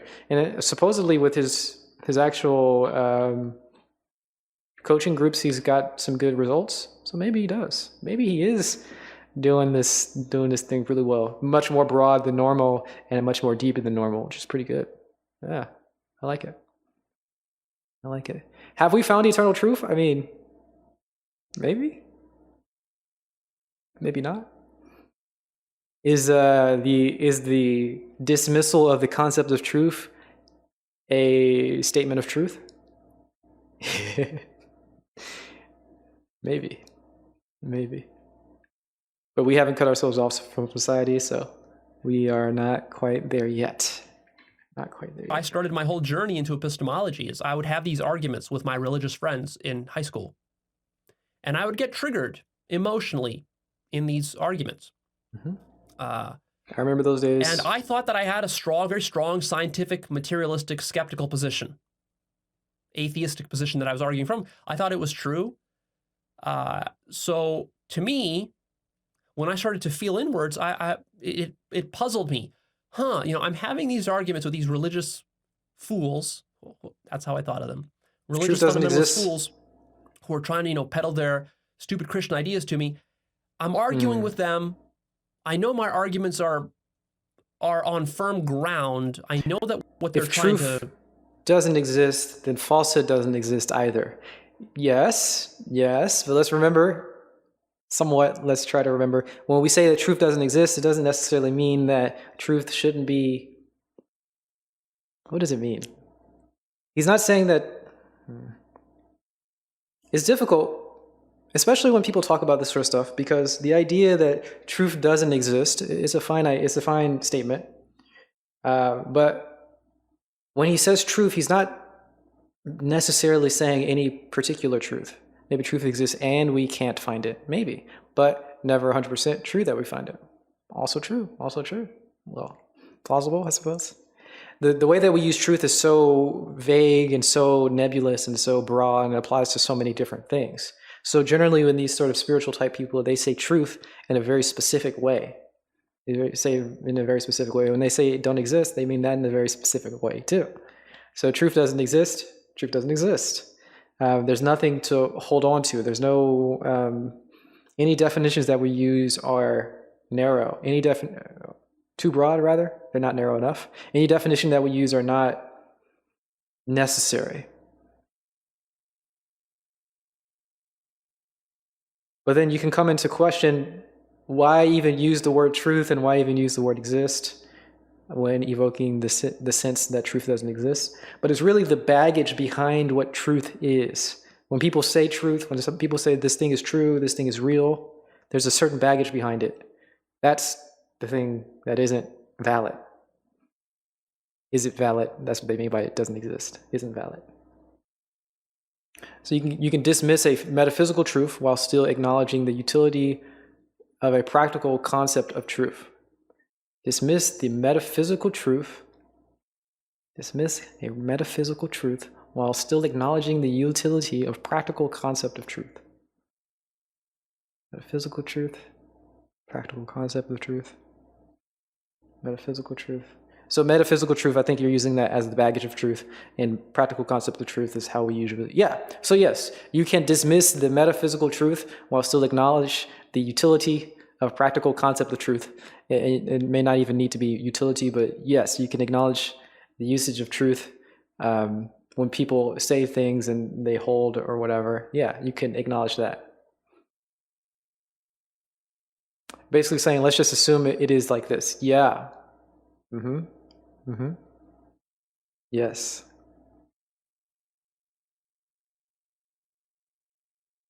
You don't have to assume that it's like this, but yeah, this is how we see it, or this is how it is in this situation, and we can work within the framework of this situation and whatever. And that's fine. You can call that practical if you like. You can call it utility if you like, sure. You can work within that framework and use the stuff. But it isn't true, which means something different than maybe it sounds like it means. So I think it'd be better to use a different word, maybe, to be more clear about what truth is in this sense, that he's referring to the baggage of truth, not necessarily any particular theory of truth. He's not referring to the correspondence theory of truth or the deflationary theory of truth or whatever other philosophical nonsense. He's not talking about truth in the way that we generally think of truth. He's talking about the baggage of truth. That should be questioned. Because generally when we hold something as true, it's unquestionable. That's the issue. And it leads to lots of sticking points. Yeah. And that's bad.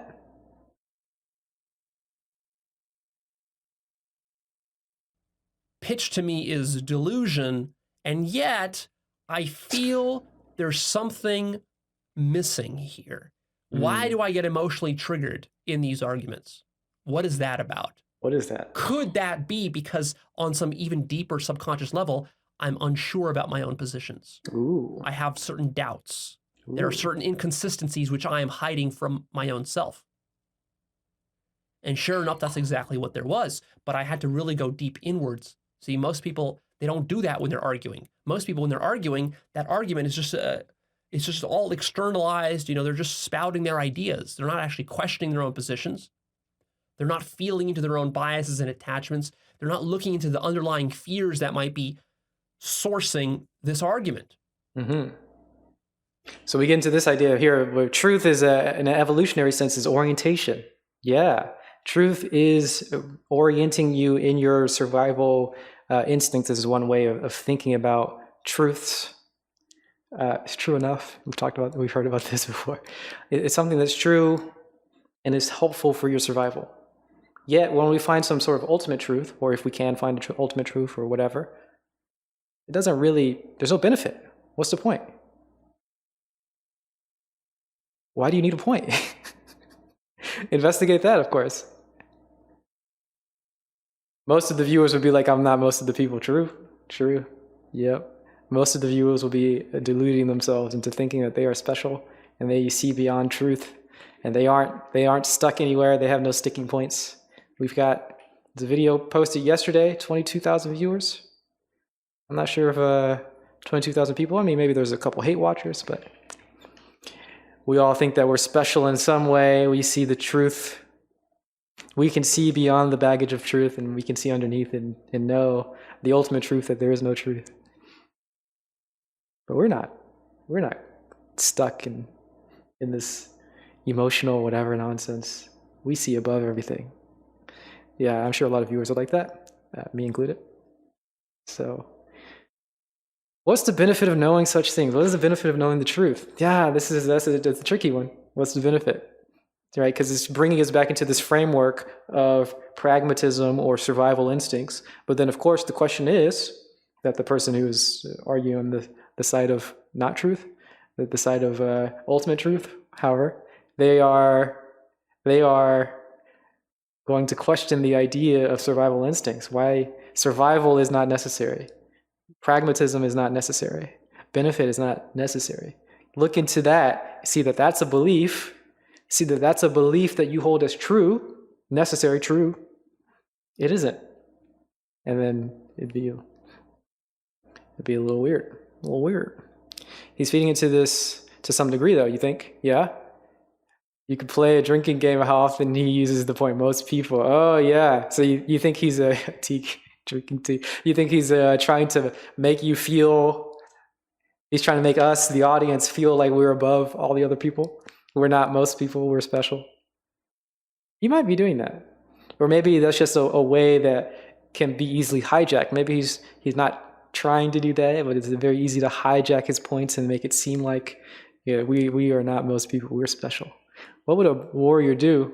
We are special. Oh, you're special. What would a warrior 10,000 years ago do with the knowledge that the earth goes around the sun? Would he get more food or sex or sleep? Well, the question is, do we need more? Is more food or sex or sleep a positive thing? A positive thing, a wholesome thing? Tricky. Do you need more food or sex or sleep? Of course, we need more food, sex, and sleep. It's true, we need it to survive. Do we need to survive? Of course we need to survive. If people didn't survive 10,000 years ago, we wouldn't be alive now. Do we need to be alive now? Well, of course we need to be alive now. If we weren't alive, we wouldn't be thinking about this stuff now. Do we need to be thinking about stuff now? Yes, it's true. It's necessary. We must be thinking about stuff now. We need this. We need it. Do we? Do we really? Do some introspection. Think about it. Do we really need to think? Do we? Yes. If you don't think you need to think, go kill yourself. Oh, now you're being very emotional. I wonder why. Let's do a little introspection. It gets a little tricky. I don't know if getting more food and sex and sleep is good, not a benefit. It's not upholding the truth. Checkmate, non-nihilist. Checkmate. You're not special, but unique. Aw, that's cute. I think we're all exactly the same, yet infinitely, infinitely unique. We're all very special in our own special ways. Let's hear how many times he says it. If you were really in possession of the truth, most people, you wouldn't argue about it. There would be no argument. There's no argument if you had truth. truth. There would be no insecurity, and there would be no emotional reactivity and triggering. I don't agree with this point. I don't agree with this point at all. But he's saying something very that is a good indication, I suppose. When you have the truth, you wouldn't be emotionally triggered. Maybe no. I don't agree with this. I don't agree with this. However, being emotionally invested is an indication that you don't have it, but it's not a necessary. Well, I don't know. It's hard to think about. And you wouldn't feel dirty or bad about it. That, see, when you feel yes, into something, you feel it's kind of dirty. You feel it's limiting. You feel it just feel. I don't know how to describe it. It doesn't feel right. Yes. That's a little clue that your higher self is sending to you that, hey, maybe you're fooling yourself here. Going off the deep end with the higher self stuff. But yeah, that's I would agree with, at least in my own experience, when saying there is a direct feeling of like, this ain't it, Chief. This ain't it. That direct feeling goes away when you get the truth. That doesn't necessarily mean you won't ever argue. That doesn't necessarily mean you probably won't ever be insecure. I don't know. I can't really say about actually changing your behavior from it, but there's a direct feeling. My own experience, personal, I don't know. Just me thinking. That goes away when you get the truth. Have we ever gotten the truth? I don't know. You need to be able to introspect and notice when your ego uses logic in selfish ways. People love to use logic without any ounce of introspection. They just spout logic without any recognition of the possibility that the logic they're using has been co-opted by their ego and infested at its root with self-biases and self-deception. Logic is just a belief. How do you know the ego hasn't corrupted your entire logical system? The way you find out is by introspecting, watching yourself using your logic and wondering what's really going on there. What is sourcing this logic? How can you trust this logic? And if you do that, I guarantee you that you will notice that your logic is utterly corrupt and infested with self-bias. There's nothing objective or scientific about the way that the human mind uses logic in thinking about the reality and making sense of reality. It's utterly selfish and it's utterly untruthful. Again, this is so weird because we got to get over this language thing. He's saying scientific. It's utterly not scientific. It's utterly not logical. It's utterly not objective, he said. It's not truthful. He's not saying logical in the way that you define logical. I mean, your logic, the way that you use your logic in the normal way, is not truthful, but it's not the way that we normally define truthful. It's the baggage of truthful. It's not scientific. But he's not saying scientific in the way that we use scientific. It's not the scientific method. He's talking about the baggage of scientific, and so on and so forth. It's the baggage. It's the important part of it, the thing that makes it seem like it's unchangeable. That you need to be able to notice and admit when you truly don't know a thing, but you're pretending like you do. Ooh, let's pontificate about spirituality. This is a huge one. On a stream for 3 hours. Nine you times should immediately 9 hours a week. this within yourself. Let's see that. Times when you are acting like you know a thing when really you don't know it. How do you know when you know a thing and when you don't? Again. Oh yeah, the point of our logic is to make models and rationalizations and beliefs coherent. Yeah, and get rid of superficial contradictions. Yes. And that is very good. And it's very useful. And sometimes it can be selectively applied, but let's say we don't even get to that sort of weird scrutiny where you selectively apply your logic to make things rational and partially and don't think about it in other parts. It's consistently applied everywhere, and you make everything very coherent. You get rid of all contradictions, superficial contradictions. Why are superficial contradictions bad? Then we go into that, and it gets even stranger. It gets even stranger.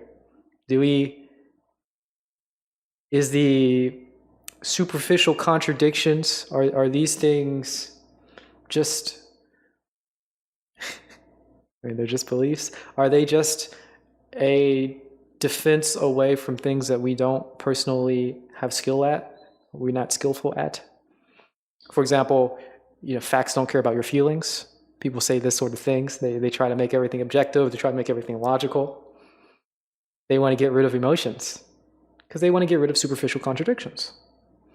This is because they're not familiar, they're not comfortable with emotions. Emotions, it doesn't matter if they're contradictions. It doesn't matter if they're superficial. They apply, they're valid. Contradictions and superficiality don't matter in the realm of emotions. They just arise. And they're going to do their thing, whether you have facts or logic or contradiction or superficiality or coherency or consistency. It doesn't matter. The emotions are going to come. Now, that's just a different field of interaction. That's just a different way of being in the world. And you can, if you are not familiar, if you're not emotionally intelligent, you can just sort of hand wave away emotions and say, emotions are stupid, emotions are silly, there's lots of contradictions, they're superficial, they aren't coherent, and so on and so forth. You can just say these things and stick to logic, because these things are consistent. And that's just a safeguard against your own failings at emotionality. But of course, people do it the opposite way. Some people are strongly emotional and don't know anything about logic, and they say logic is cold. Logic is this sort of cold, robotic thing, right? So they're being emotional and they're using an emotional attack against logic. Logic is just robotic. It's just cold. It's lifeless. Really? You're just being very emotional and you don't have any skill at logic, so you're making fun of logic. You're just doing that opposite thing that the logic people do to emotions. Don't do either. Neither one of these things are more true. Now you can have your rationalizations. I want to be a human, so this is why emotions are good. A human being, and it's what makes us human, being together and emotions and whatever. Or you can have your justifications for logic, consistency and beliefs and rationality and stuff. It's good. But it's missing the point, because it's trying to uphold one of them as true, one of them as like the foundation, one of them as more important than the others. And that is what needs to be questioned. That is what needs to be overthrown. That is fundamentally the problem. Again, you feel inwards. You don't ask a scientist. You don't go read and consult the Bible to tell you whether you really know a thing. You don't talk to some guru or ask him a question like, hey, do I really know God? Do I really know? Am I really awake? No. That doesn't work. If you're asking a guru if you're really awake or if you really know God, then you're not awake and you don't know God. I have people coming to me like this all the time asking me, Leo, here's what I think love is. Is this really what it is? Tell me, is this what love is? Is this what God is? Is this what enlightenment is? But if you're asking that question, it already tells me you don't know. You're just pretending like you do. You're hoping that you know. You're guessing. You're grabbing at straws. You're speculating. You're trying to convince yourself that you know something that you really don't know. It would be a lot better if you introspected and realized, I don't know. I don't know what love is. I don't know what God is. I don't know if there even is a God. I don't know if anything Leo says is true. This would be a much more honest place for you to start with, rather than pretending like you know all these things. You see, you've watched all this material that I've supplied to you, all these answers that I've given you. Now you've programmed your mind with all these beliefs and ideas, and now you're just parroting actualized ideas and concepts. But anybody feeling exposed? Anybody out there exposed right now? 95% of the things I say you don't know, yet you pretend like you do. You just got called out. You feeling exposed? Exposed. However, I'm one of the special ones. I get it. I get it, Leo. Me and you, man. Me and you. We understand each other. I get it. So if he says we can feel something is true, you prefer to say you feel when a thought makes you feel good. That's sufficient for you. Yeah. You wait. You can feel if something is true. You can also feel if it's untrue. Yeah, that's something he's saying. You prefer to say that when a thought makes it feel good, that is sufficient for you. Yeah, well, that's good if it makes you feel good. That's good. But there's a bit of a baggage there too. Like, is feeling good the ultimate? Is feeling good better than everything else? I don't know. And you get into the same sort of thing where we have these different fields of interacting with the world. You're talking about your feelings, and if it feels good, and you're arguing against a logic person, and they're talking about logic and consistency, and they don't interact. They don't work together. Same with emotions and logic, and then the same with spirituality and so on and so forth. All these things together. If you attack spirituality with logic, well, obviously, they don't work together. That's not how they work. In the same way, if you attack emotions with logic, obviously, these things aren't going to work together.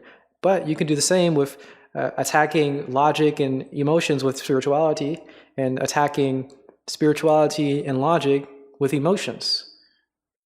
They all attack each other. It was really based on what framework you're holding at a particular time.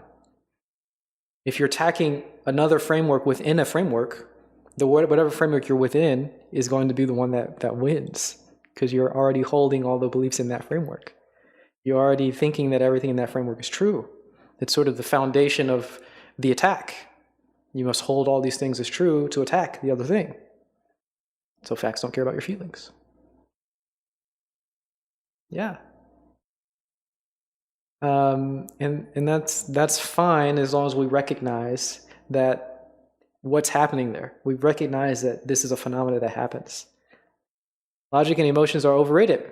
Just use your intuition and inspiration. Yeah, exactly. That's sort of one of the ways that we think about it. Well, some people think about it. Just use your use your intuition. You can feel it. You can feel the aura. You've got your sound bowl. You've got your mandala in the background. You've got your statues of Ganesh. Got a lot of weed around you. Logic and emotions are overrated, man. It's all about the spirit. Really? That's just because you're bad at emotions. That's just because you're bad at logic. Let's not degrade any of these fields. None of them are true. That's at least my claim.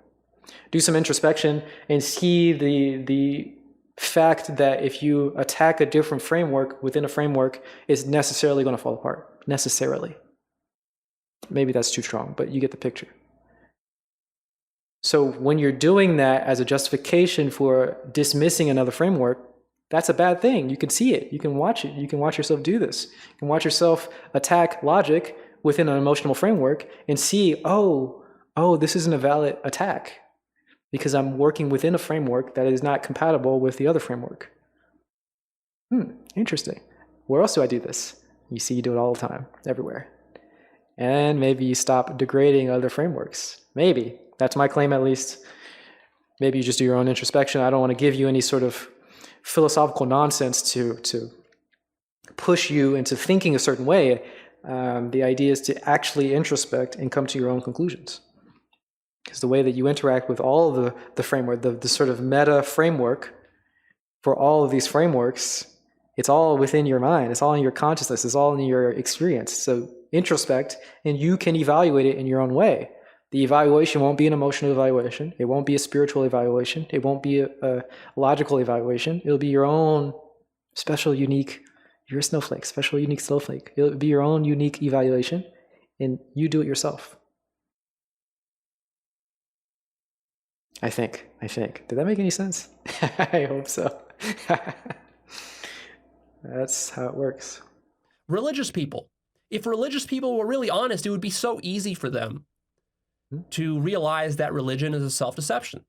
All you have to do is you have to go inside, any religious person, whether you're a Muslim, Jew, Christian, Hindu, whatever, whoever you worship or follow, just, it's very simple. Just go inside it and truly, genuinely, with full honesty, ask yourself, do I really know what God is? Do I really know what the truth is? Do I?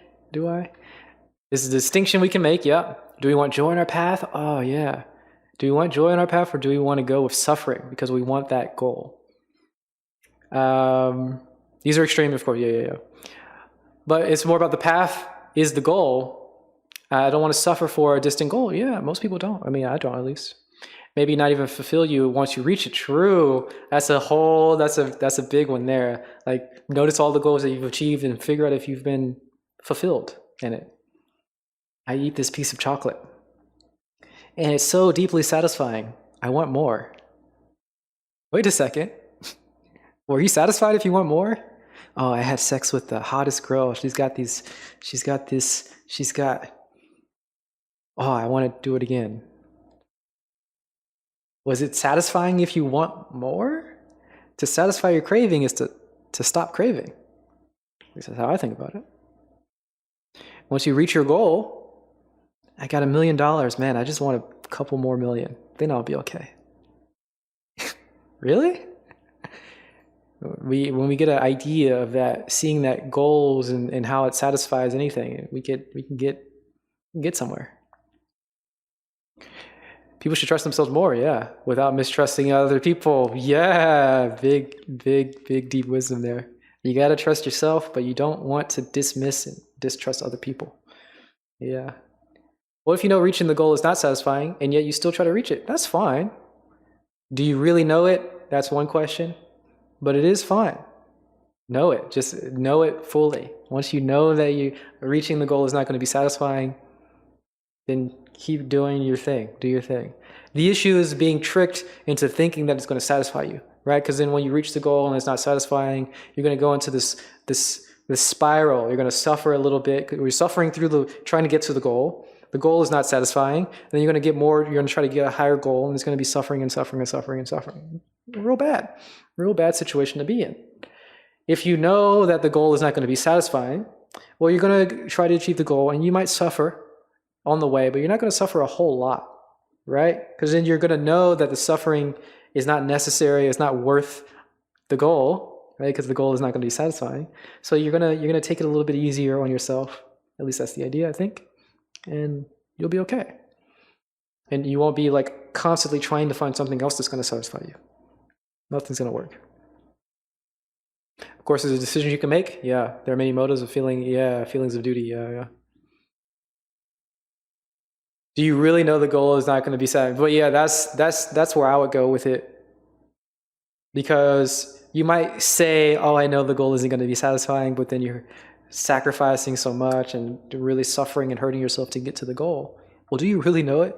Do you really know it? Though that gets really tricky. I don't know what is the actual indication of knowing if a goal is not satisfying or satisfying? What is the actual indication of having a knowledge? How do you determine if you've actually known something? How do you determine? Yeah, exactly. How do you determine it? Well, you just feel it in yourself and you know. How do I know if I know? Well, you just feel it. You get it. I'm suspicious of that. It's very tricky. It's very tricky. Because the way that we interact with most things, again, this is the weird thing. The way that we interact with most things is we want to have some sort of verification process. We know this and we test it. It's sort of logical, scientific thing. This is empirical. We test the data.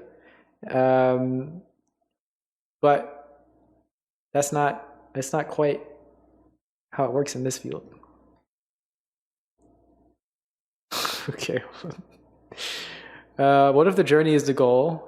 To the goal is satisfying, but the goal is neutral. Oh, that's it. That'd be interesting. That's like, that'd be interesting. I think that'd be totally great. Total satisfaction will mean the end of any farther action needed. Oh yeah. Oh yeah. Now you're getting it. Oh yeah. Awakening is. And the answer will be no, you don't. Do you know what awakening is? You don't know. Of course not. And that's what's true for you.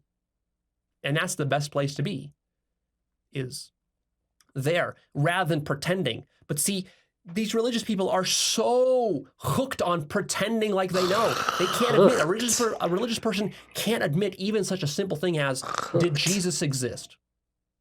If you're a Christian right now, I want you to pause. Like, if you are really serious about truth, if you want to stop playing all the fucking games and you really want to get to the truth of language, Leo, religion, like, do you want to just be a Christian in name only, or do you want to actually get to the truth? If you really want to get to the truth, go inside of yourself right now and ask yourself, do I really know if Jesus even existed? And the obvious answer is no, you don't know. That's the obvious answer. That's the only possible answer that you can have. You have no idea. Jesus is Buddha, of course. Whether Jesus actually existed. And yet, if this exercise was offered to 95% of Christians, they would not do this simple exercise. Why? Because they're so wrapped up in needing it to be true. Because if you admit that you don't even know whether Jesus is actually real, if you admit that, that's it. That's the end of your religion. So there's no way the mind can allow that.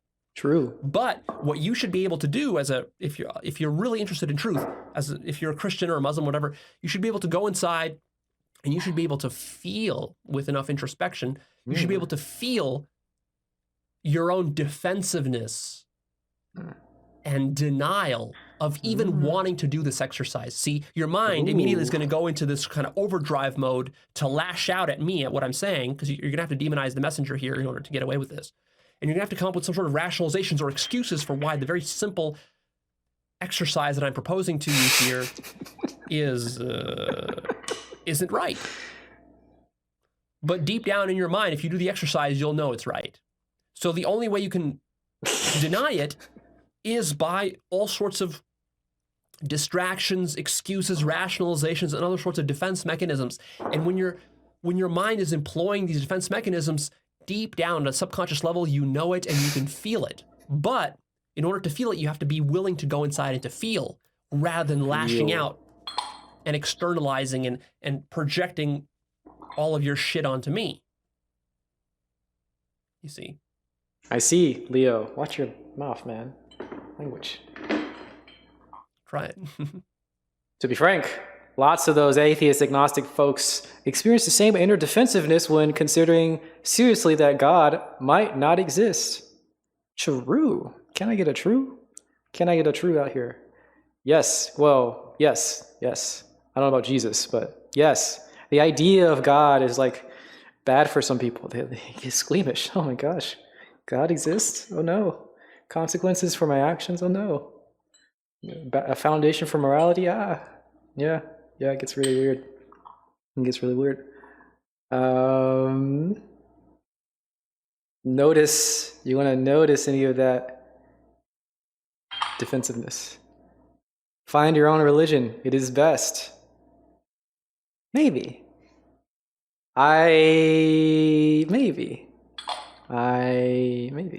I'm not sure. You are your own guru. True, you are your own guru. I am my own guru. This is a nice part of, I did a little stint in some Kundalini meditation, and that was a big part of it. I am my own guru. Of course, I didn't say guru. I am my own guru. Some of the mantras that you use. I am my own guru or teacher. I don't know if you said teacher or guru. This is one of the foundations of the whole thing. You are your own teacher. A lot of these Eastern spirituality things. You are your own teacher. There are no other people. You are the Buddha. You are giving the teachings to yourself. You are your own teacher. However, that doesn't mean necessarily that you uniquely in a cave figure out all your own. Well, maybe in a cave. It doesn't mean that you uniquely in the society create your own religious system. But maybe. It's tricky. It's weird because the things that are being said sound like they mean something, but they don't mean that thing to the people who are saying it. right? When we say, if you hear me say something like, you are your own guru, you create truth yourself, everything is in your mind, it's all, you are God, it's all in your mind, this whole thing, all of it. Wake up and see the truth, you are your own teacher. We sort of analyze that with our logical mind. We're interacting with it with logic, as opposed to interacting with it with spiritual, however, I don't know how you would define that, but as opposed to interacting with it in that way. So we interpret it in a weird way. It sounds like you're saying you're God, and it sounds like you're saying that you have all the teachings in yourself. Well, yeah, I mean, I am saying that, but that's not, you're interpreting it in a logical way, not in the spiritual way. You're using the wrong framework. So yes, you are your own guru. Yes, make your own religion. But you're not your own guru. Don't make your own religion. Don't be crazy. Don't be crazy, man. Find your own thoughts. Find your own thoughts. Have you ever thought your own thoughts? And I mean, this isn't just applied to Christians or Muslims or whatever. It's very difficult. If you're a scientist, you can do a similar exercise. Go inside and ask yourself, do you really know that Antarctica exists? Do it. Do it right now. Ring. The only possible valid answer is no. You don't know. You don't know. Yet you're going to sit there and pretend like you do. Mm-hmm. Here come all the excuses for why Antarctica is not just a belief and how it must exist, blah, blah, blah, blah, blah, because of this, because of that, because of this, because of this other thing. Yep. But the reality is that you don't know whether Antarctica exists. That's just the fact. There's no other possible answer. Unless maybe you've been there, but how many of you have been to Antarctica? 0. Government won't let you. You say, well, Leo, I could go there. You believe you could go there. You believe you could go there, yes. Which is we've got some people in chat in Antarctica right now. Hey, what's up? Antarctica. Wow. Cold. Burr. I can tell by the way that you're typing that it must be cold there. Wow. Confirmed, boys. Confirmed Antarctica does exist. Do things that you are experiencing currently exist? I don't know. You had an inner monologue about Antarctica today. Disciple, it's almost like you are your own guru. It's almost like this is all a dream trying to tell you to wake up. Yes, of course. Of course. Are there penguins in Antarctica? No? I don't know. Anyway, when you're wait, what was I saying? I was saying something. Okay, the thing that you're experiencing now, right? So the idea he's getting at, he's pointing sort of towards what you're experiencing now is true. What you're experiencing now. So you must be experiencing it at the moment. If you think Mars exists, or if you think that Antarctica exists, it's not true because you're not experiencing it. However, if you're experiencing Antarctica, if you're like there, does that make it more true? Like I'm in my room right now, I'm drinking tea at the moment, I'm talking to you guys. I'm experiencing it. Does that make it true also? Or is that something else that we can question? Because we're putting our own ideas on top of everything.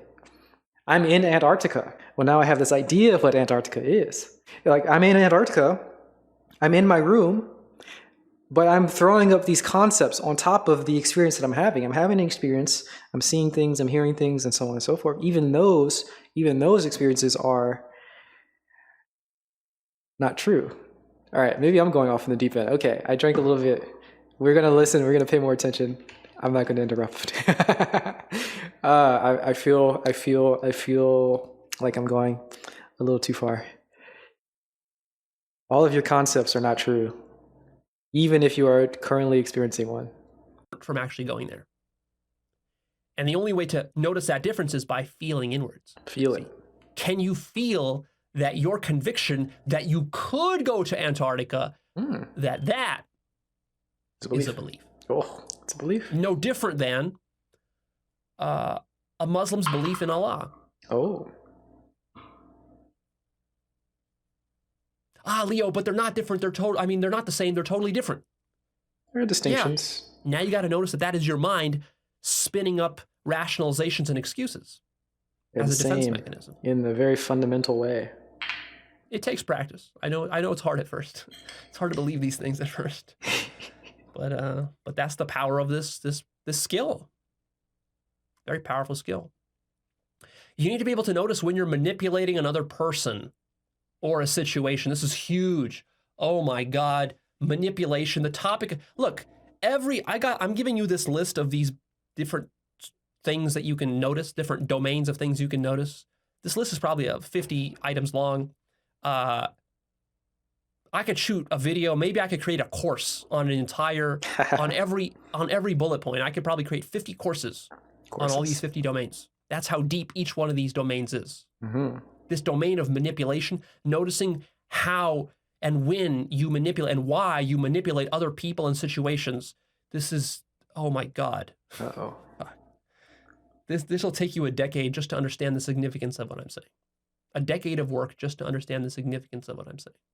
Let's try to listen to him here. Remember, it's very difficult to he reminds you of Byron Katie's The Work. Who is Byron Katie? Let's find out. He's trying to say something, and he's trying to add significance. He's trying to say this is very important. Of course, it's very difficult for us to receive this importance that people say. Oh, I've seen Byron Katie. The Work. Oh, she does this sort of like contradictory, not contradictory, but like opposite.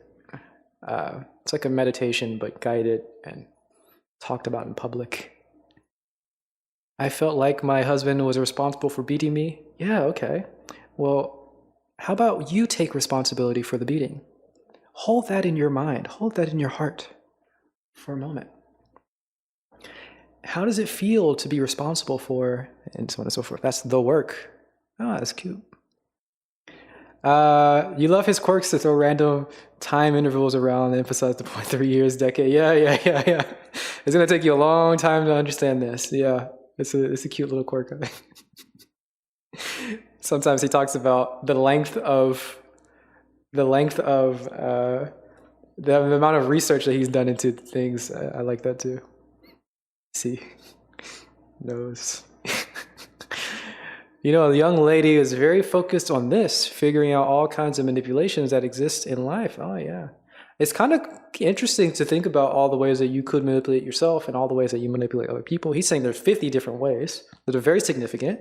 So let's try to remember this. He's saying that it's very significant. It's going to take you decades to actually accept, to understand what he's actually telling you.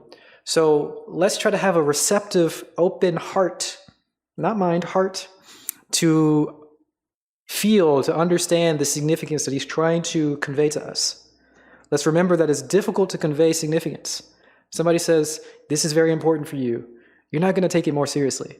When somebody yells and shouts at you, you're probably not going to take it more seriously. There's really difficult to actually convey significance. So let's try to help out the other party by being very receptive. So he's going to be giving us a little bit of he's telling us now that there are different ways that we manipulate people and ourselves, and that's very important. Let's try to take it seriously for a moment. Again, I'm trying to convey the significance, and that's difficult to do, but you get the picture. Jordan Peterson does this too. It's an indicator they feel very strongly about a point. Yeah. But again, when people feel strongly about a point and they tell you it's going to take a long time for you to understand it, it's also slightly manipulative. I don't know about that. Well, maybe it is.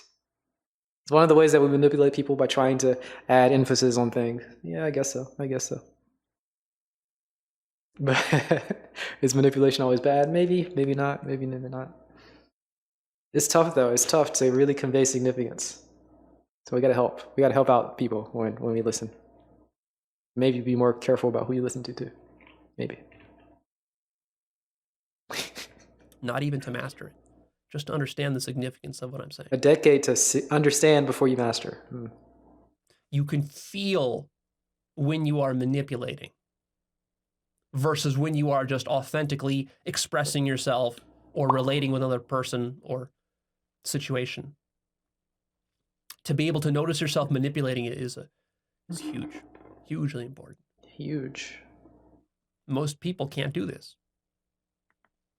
Certainly not. You need to notice not your motives and intentions. And oftentimes your surface level motives have ulterior motives. They're sort of like the false bullshit motives that you present out there for others and for your own ego self. These are the excuse motives. And then there's the real, true, underlying ulterior motives for the things that you do. You need to be able to notice those by feeling into them. You need to be able to notice when you're not being authentic in order to please somebody else. This is huge. How much of your life have you wasted pleasing others? Parents, authority figures, teachers, coworkers, bosses, lovers and partners. Many of you women suffer from this. This applies to me. It certainly does. Because you're trying to fit in, you're trying to be loving and supportive of your man or whatever, or you're trying to fit into some community or some organization or some group. You sacrifice your own authenticity in order to please them, to make them feel happy, because it makes you feel happy when others are happy. You don't want to rock the boat. You don't want to be too self-imposing on others. But you got to be able to feel into the fact that you're not being authentic when you're doing that, and that's going to cost you. That's going to come back to bite you. You're going to be suffering with that for the rest of your life. Do you think I'm inauthentic, Notice when Jim? you are giving your power away. You need to be able to notice your insecurities and the overcompensations that you've created for your insecurities. Are you insecure about your hair, your teeth, your skin, your height, your breast size, boobies, your dick size, dickies?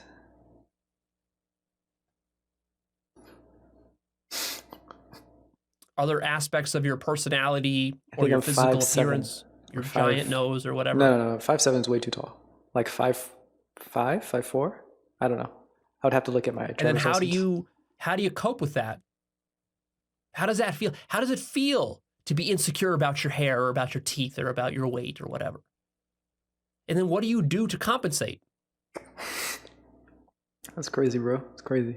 How do you think? How do you feel? 5'4". How do you protect yourself? How do you shield yourself and block yourself off? What's like a normal height? I don't know. What's the height? How much is 5'4" in meters? That'd be 64 centimeters. I guess I'm around there, right? I don't know who I'm asking. Oh, I guess I'm asking some people. Some people know how tall I am. Yeah, I think 5'4", 5'4", 5'5", something in that area, I think. Isn't Tyler 1 the height? That's like Tyler 1 level of height or something. I don't know if that's an insult or not. I feel like it is. Is Tyler 1 short? I'm not sure. I don't know. I'm not Tyler 1 level of jacked or energetic though, unfortunately. Dude, that's the only reason why you have a good posture, because you are short. No, now you realize that. No. The reason why I have good posture is because I very consciously attempted to have a good posture. It took me like 2 years to develop a good posture. I literally consciously tried to sit up straight. I got myself a little cushion for sitting at work. I did a lot of yoga to be able to sit on the floor like this. The reason why I have good posture is because of training, not because I'm short. Not because I'm short. Also, am I short? Aren't I like, I don't know, I guess, whatever height you are, you think of it as normal height. Same with age. So I think of myself as like normal height, like average-ish within the standard deviation of, I don't even know what the exact average height is. I think it's a little taller, right? Anyway, whatever. Yeah. I'm not exceptionally tall. And I'm also not insecure about my height.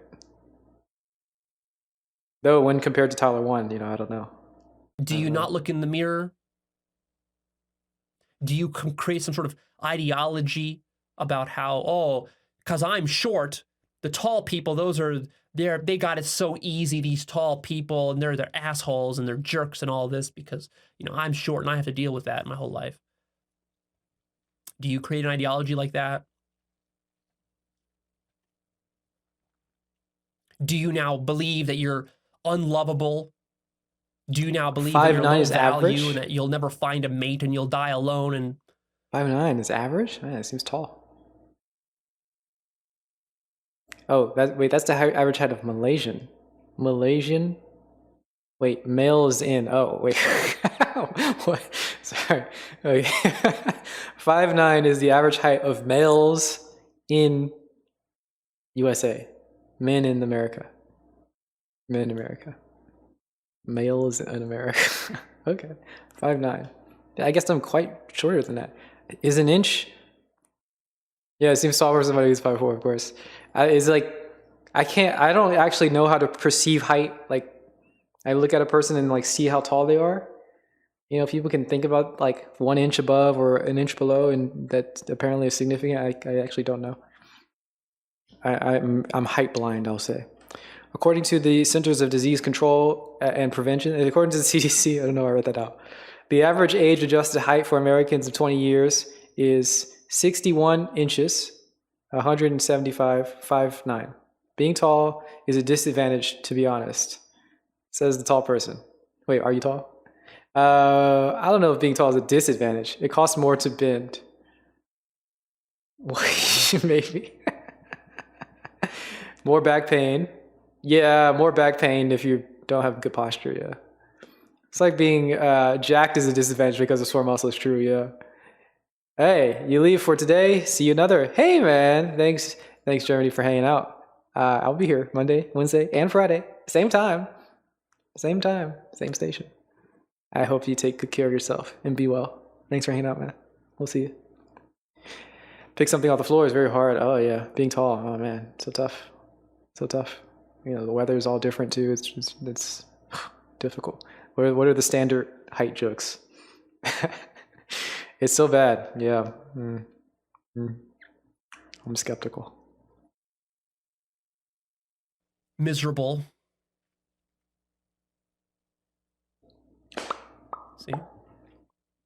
See? Noticing your insecurities is huge. Huge. Because usually we don't want to admit our own insecurities to ourselves because we're so busy overcompensating for them. We develop entire worldviews and belief systems to compensate for our own insecurities. Mm-hmm. True.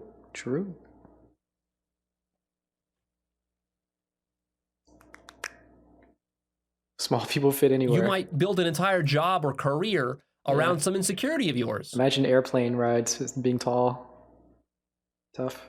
You might build an entire life purpose. Like, you might become a Christian missionary that flies off and tries to proselytize, poor, underdeveloped, brown folk in some on some island nation in Micronesia or whatever, to your Christian philosophy. But deep down, the whole root that is sourcing this activity and this life purpose that you think is so great of this missionary work is actually that deep down you're insecure and you have no idea what God is. Tough. And you don't even really have a full confidence in your own religious belief system. So you spend the next 20 years of your life proselytizing others. You've got cooler clothing. You've got the kids section. Avoid. All right, enough about this height, guys. I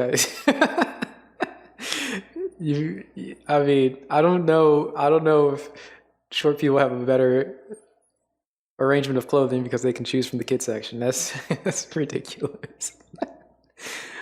But there is a bit of a. Do tall people actually have more back pain? Is that? I think it's just a posture thing. Now, a lot of tall people do sort of crouch down to make people feel more comfortable, maybe, or to walk, get indoors. You gotta crouch down. But is that actually like a thing because of being tall? You have back pain, maybe?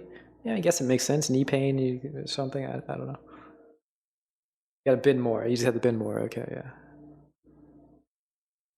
Or you just call one of your concubines to come over and get one from your harem to pick it up for you.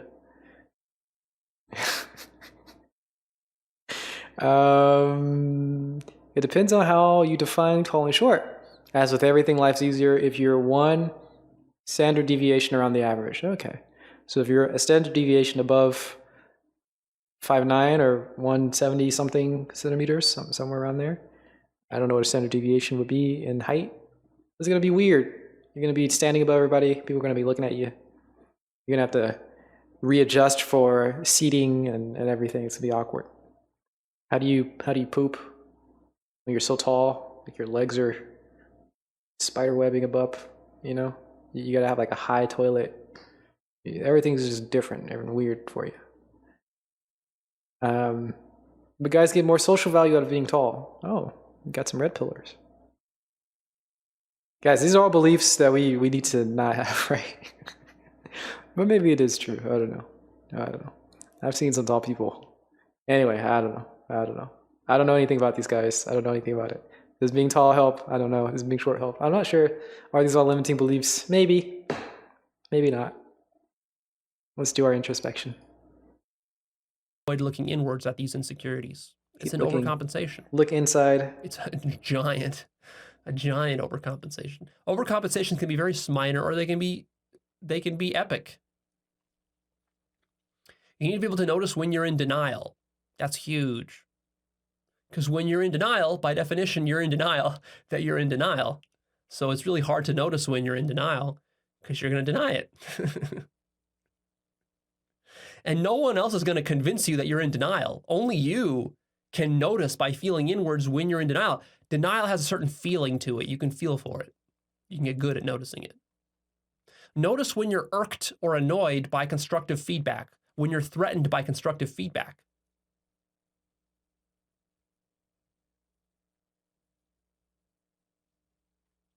That's a big one for many people. Notice when you're learning something new.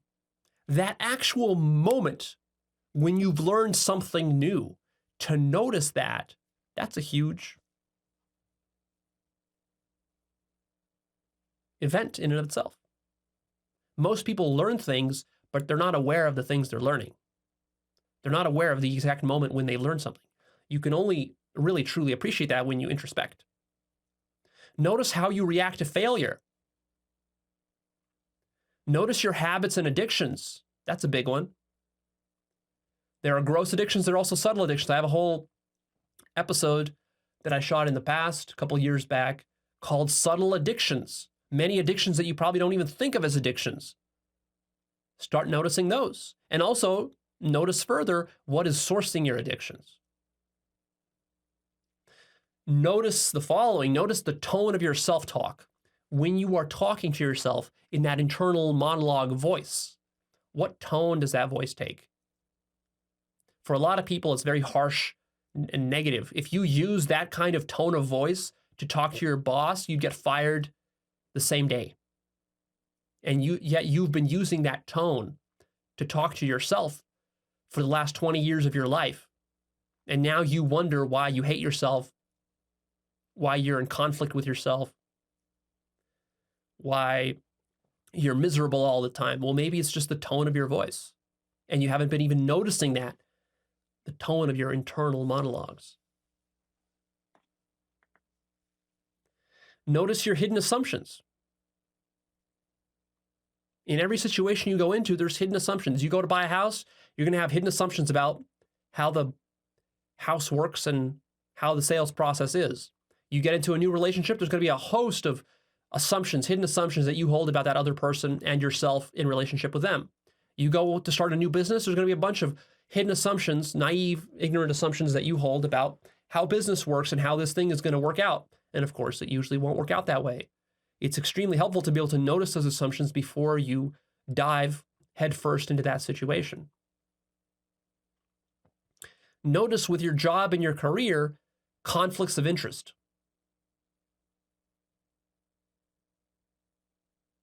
Notice how just the fact that you have a certain career or job or business, and you need that job or business to pay your bills, to feed your family and your kids, and to just support yourself, how that in and of itself skews your entire worldview. You see? If you're working for the pharmaceutical industry, you're probably going to believe that the pharmaceutical industry is doing something good for mankind. And you're not going to see the evils of the pharmaceutical industry because it doesn't serve you to see the evils, because your paycheck depends upon you not seeing it. See? If your job is working for the Catholic Church, you're not going to see the sexual abuses of the Catholic Church. Your mind is going to ignore those because your job depends upon you not seeing them. If you work for the oil and gas industry, you're not going to see how oil and gas is destroying the environment.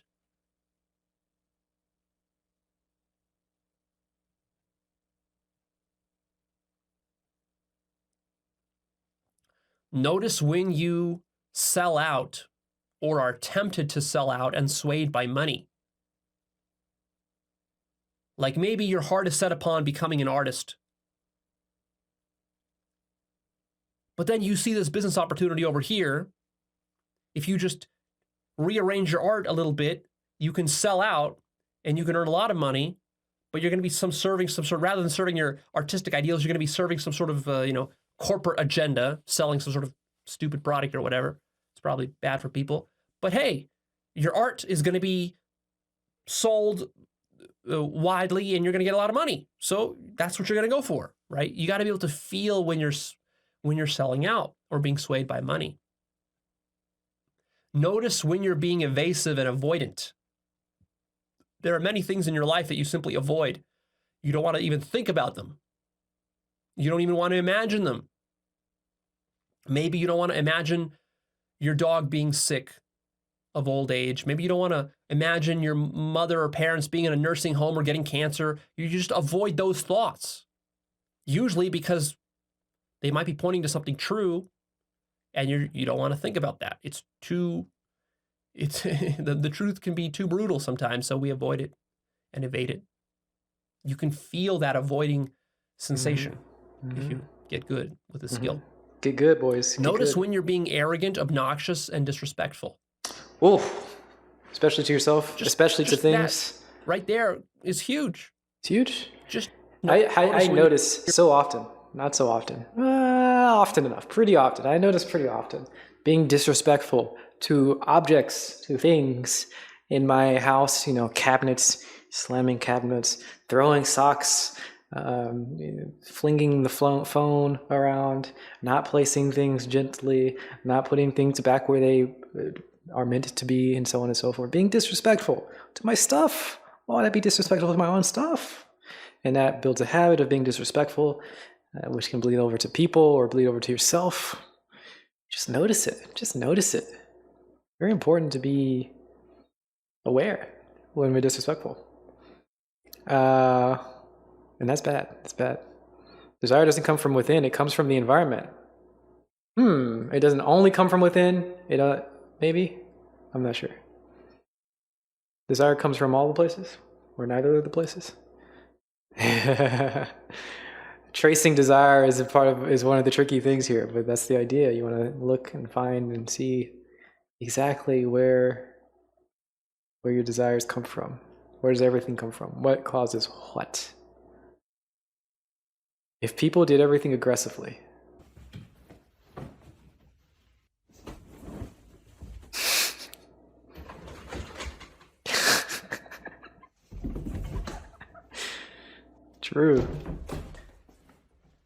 True. You guys ever stand up aggressively?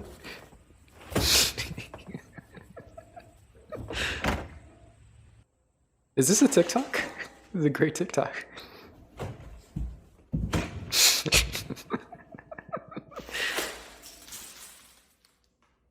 Oh, this is the cartoon guy. Cartoonish walking. It is a TikTok. Yeah, man. Yeah. Don't do that. Anyway, continuing. You're being arrogant in an argument or in a discussion with You somebody. gotta notice when you're being aggressive to yourself. Notice yourself being flippant or dismissive when somebody presents you with an idea or a proposal. You can feel that flippantness or that dismissiveness when you don't even give some idea the light of day. You don't even take a person seriously. Oh, yeah. When you have a messy house, you're disrespecting not only yourself, you're disrespecting the space. right? If I get out of my bed and I don't make up my bed, I'm disrespecting my bed. That's how I see it, at least. If I don't put my clothes into the place where the clothes need to be when I'm done with the clothing, I just take off my clothes and throw them on the floor. I'm being disrespectful to the floor. I'm being disrespectful to the clothing. I'm being disrespectful to the room, and I'm being disrespectful to myself. Yeah, and then that sort of bleeds into everything else. You start developing this habit of being disrespectful to yourself and to other things and to other people, and it's no good. It's no bueno.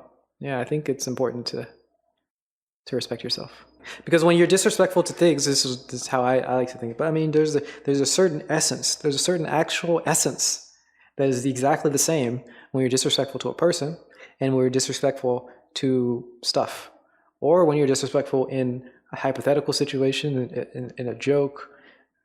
Anyway, I don't want to go too far. You get the idea. Be respectful. It's nice. It's good. Probably because you're trying to avoid something that they're telling you. Notice when you are being unjust or unfair. Even if it's Steve Harvey, what does that have to do? What does that have to do with anything? This is a huge one. Of course, the ego is really good at masking this because it doesn't serve your direct agenda to notice when you're being unfair and unjust. But this is noticing when you violate the golden rule. The golden rule means, or it says that, do unto others as you would like have done unto you. Mm-hmm. But why do so many people violate the golden rule? I mean, most people would agree about the golden rule in theory, in general, in principle. But then when it actually comes to practice, they violate the golden rule all the time. People treat others how they would hate to be treated themselves. Why does this happen so frequently? Throughout society, throughout human history, everywhere it happens. In your family, in your relationship, it happens everywhere. Why does it happen? Because people don't introspect enough to notice when they themselves are violating the golden rule, when they're being unjust and unfair. This actually takes work to do that. Notice when you violate your own principles and standards, when you break integrity with yourself. Like you tell yourself, I'm going to go to the gym tomorrow, and then you don't do it. Or you have some sort of standard like, people should show up on time, but then you yourself fail to show up on time, violating your own principles and standard. Or you would avoid it or ignore it or evade it or deny it. But here you can turn inwards and you can feel it. Notice it. Notice what effect that has on your psyche when you break integrity with yourself and violate your own standards and principles. Notice when you lack intellectual integrity. Notice when your mind is being weaselly in arguments. Sometimes you can actually catch your mind just weaseling its way out of an argument. You already know that you're wrong, and yet still your mind is trying to weasel its way out and save face rather than to admit that you're wrong. You can feel for that and notice it. Such a Weasley little liar. Notice your own defense mechanisms. I'm going to have a whole episode just on defense mechanisms in the future. There's a lot to say about that. Notice when you project and when you externalize. This is huge. Projection. I'm going to have a whole episode about projection as well. Notice your shadow. I'm going to have a whole episode about the shadow as well. I know I've been promising a shadow work episode for years. So many episodes. But guys, we're going to have content for years. I'm so excited. Notice when you aren't feeling good. Ooh, big one there. That's just so simple. It's so simple, and yet nobody really does it. You would think, well, Leo, I know when I don't feel good. Do you really? Do you? No, you don't. To truly have enough discernment and awareness of when you don't feel good, not just when it's something very terrible, but in subtle ways you can not feel good. And there's different ways of not feeling good, and they mean different things. And the way to figure that out is to build this introspection skill. A lot of times people will not feel good, but they will continue to do that activity or behavior or keep themselves in that situation where they don't feel good for years, for decades. Weird. People can be overstressed and overworked, for example, for years and decades and keep doing it. And simply because they've so We've all been there. Their brain from their body that they just kind of sort of dissociate themselves from that. And yet they just keep, they keep pushing forward. They keep like being this good soldier, pushing themselves forward, even though they don't feel good in this job, in this career, in this relationship, or Can I with get the a- food that they're eating. Can I get a true- Most people, with when the they eat some food? bad food, they don't even, they're so numb. Can I and get they a lack true? They have so little introspection ability that they don't even draw the connection between the nasty food they just ate and how bad they feel a few hours later. This is disgusting That food, and takes- it's not only a few hours later. Sometimes it's immediate. You get this food, and it makes you feel so terrible immediately. And literally, the only thing that can alleviate your pain for this disgusting food that you just ate is the crunch of more of this disgusting food. Stop eating the food. Don't do it. Don't be trapped. Pay more attention to your own feelings and see when you are causing your own suffering, because you're doing it all the time. You're doing it all the time. You don't even realize. Do you know if you feel good? Do you know if you feel bad? Have you really paid attention? Pay more attention. Look closer. I can tell by the way that you're behaving, the way that you're treating yourself. You don't pay attention to your own emotions, your own feelings. You don't know if you feel good or when you feel good or what makes you feel good. You haven't thought about it. Think about it. Look, see, feel, hear.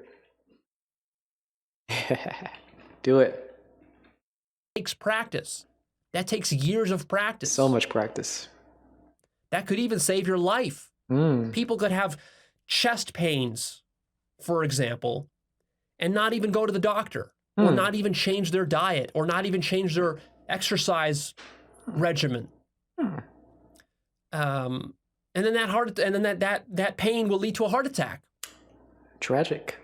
And the reason it gets so out of hand is because that person simply isn't even just feeling into the fact that they're not feeling good in their heart, or some other part of the body isn't feeling good. In their heart. And he's saying in their heart, literal, in the literal heart, in the actual little physical heart, and you don't feel it.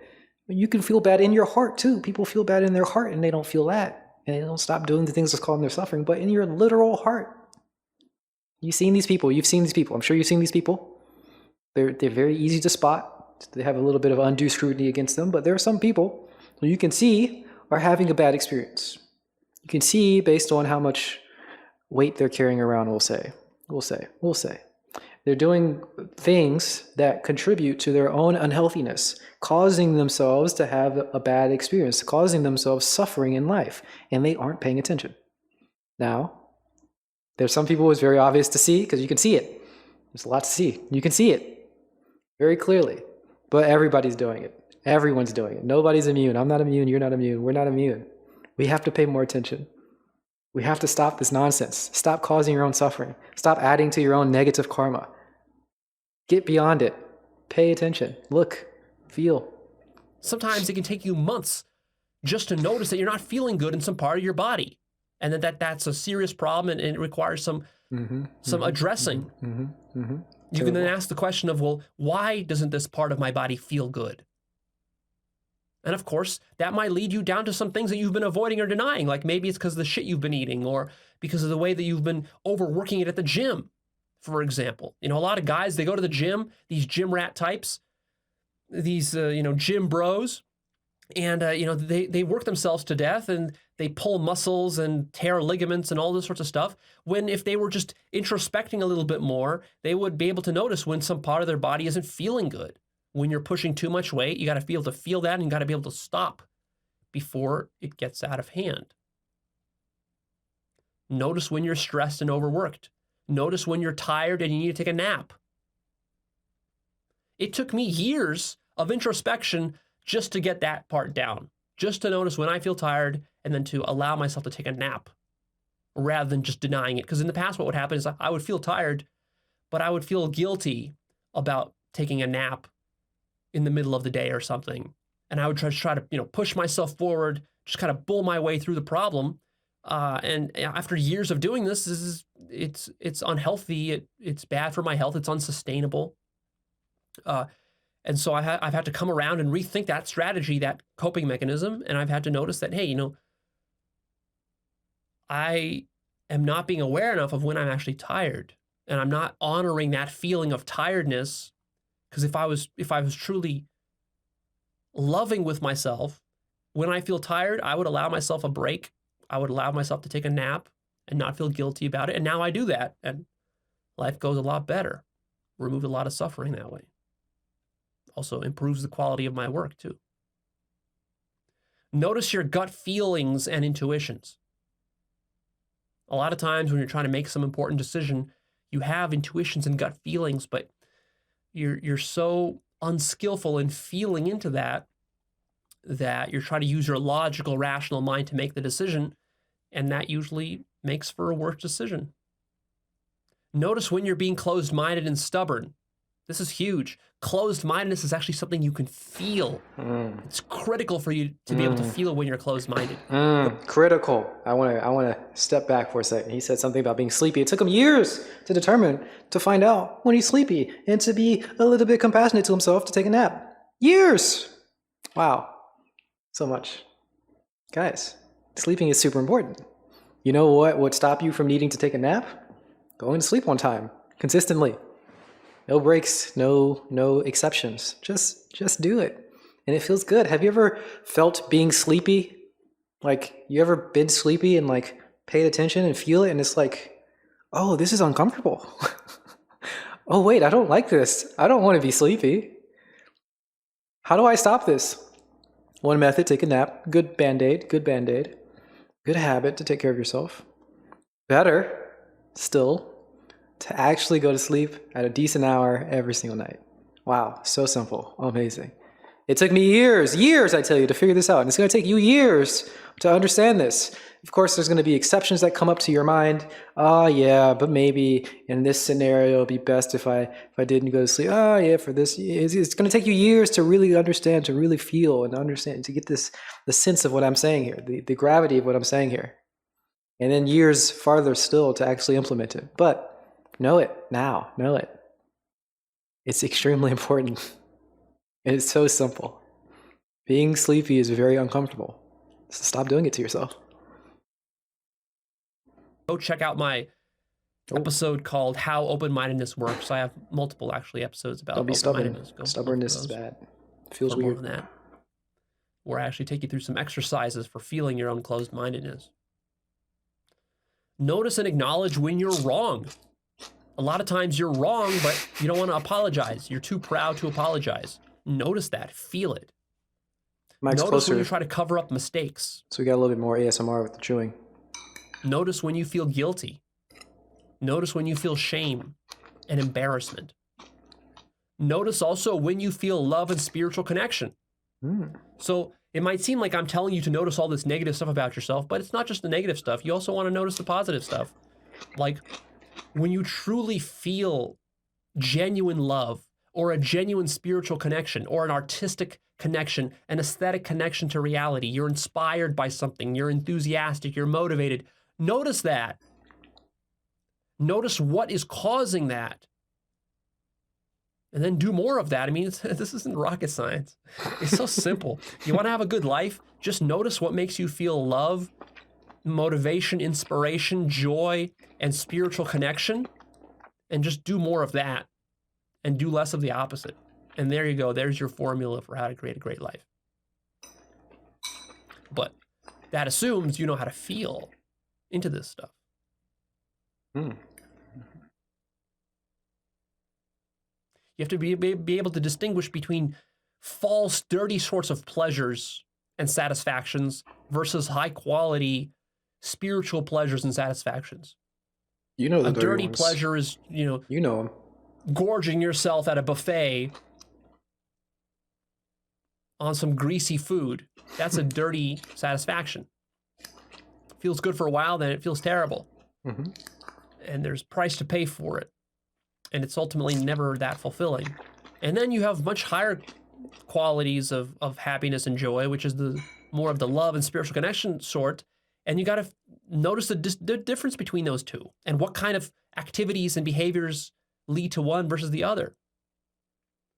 Of course, you have to notice the contradictions and inconsistencies of your own worldview. Notice the circularity and question begging of your own worldview. This is huge for many of you rationalists and scientists and skeptics and so forth. You might say, Leo, what contradictions, what inconsistencies, what circularity? Well, how do you know that science is true? Because science tells us that science is true. Okay, how's that different from the Bible telling a Christian that the Bible is true? See, basic circularity.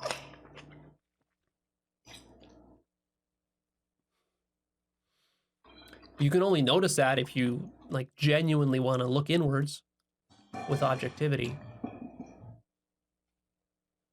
You skeptics, have you noticed as a skeptic that you're skeptical about all sorts of things, but you're not skeptical about your own skepticism? Ooh.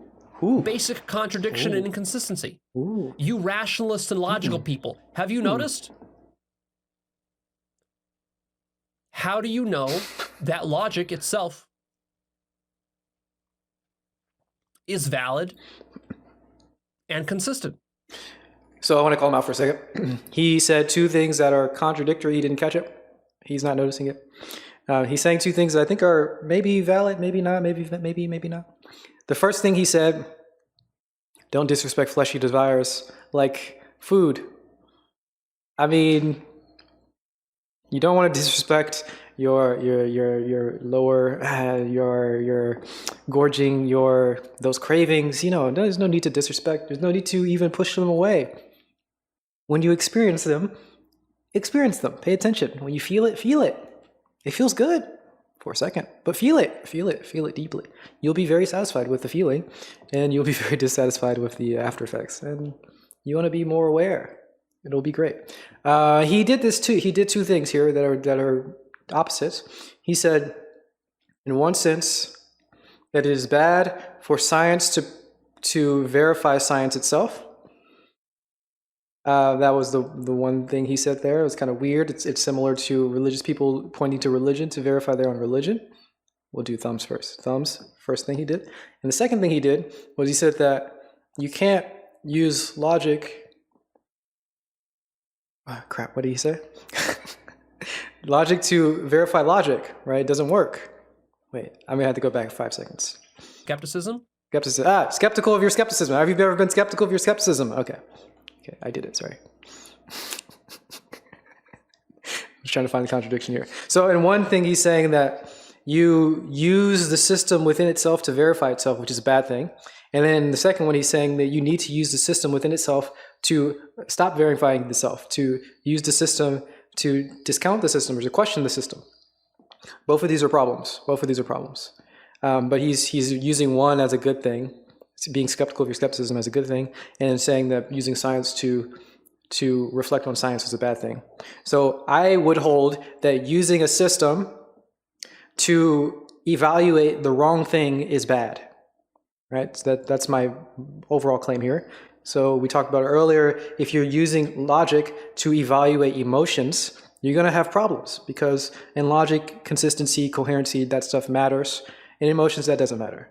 And then again, if you're going to be using emotions to verify logic, that you're going to have problems, right? Because when in emotional things, you're looking for, you're looking for a wholesome expression of humanness and nonsense, so on and so forth. You get the picture. But then when you're looking at logic, it's cold, it's calculated, it's robotic, it's not human. So if you're using different systems to apply to different things, it's not going to work. So if I'm using science, I need to have science apply to certain things, such as this world that we live in. You see the reality that we're in. We use physics and science to apply to this. We don't use science and physics and such to apply to science. Does that make any sense? We don't use skepticism to apply to skepticism. We don't have a system evaluate itself because the system is not meant to evaluate itself. The system is meant to evaluate certain things. Physics evaluates the physical matter of the world. Physics does not evaluate the system of physics. Something else evaluates that. You don't use something within the system to evaluate something outside of the system.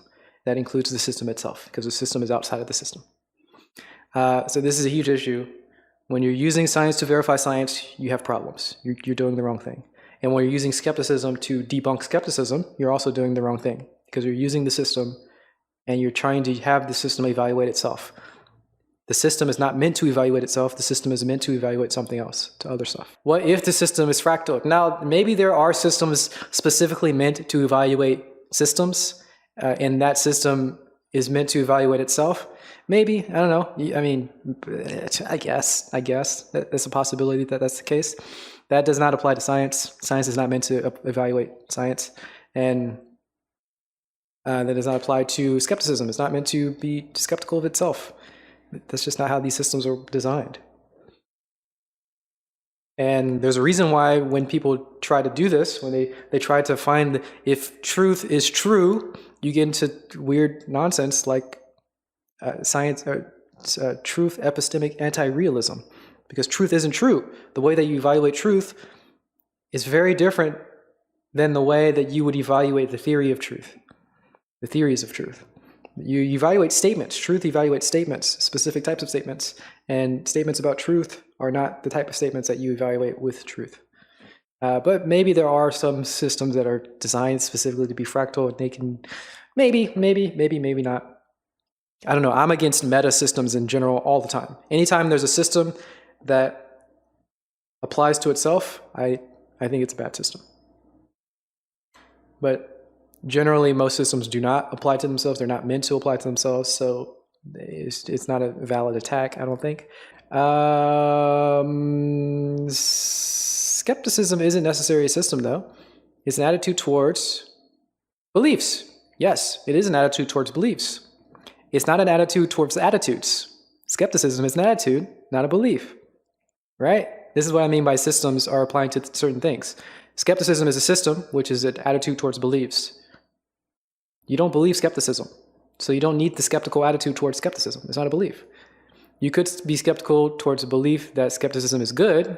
You could be skeptical towards the belief that skepticism is good. You could be, yeah. But that's just a belief.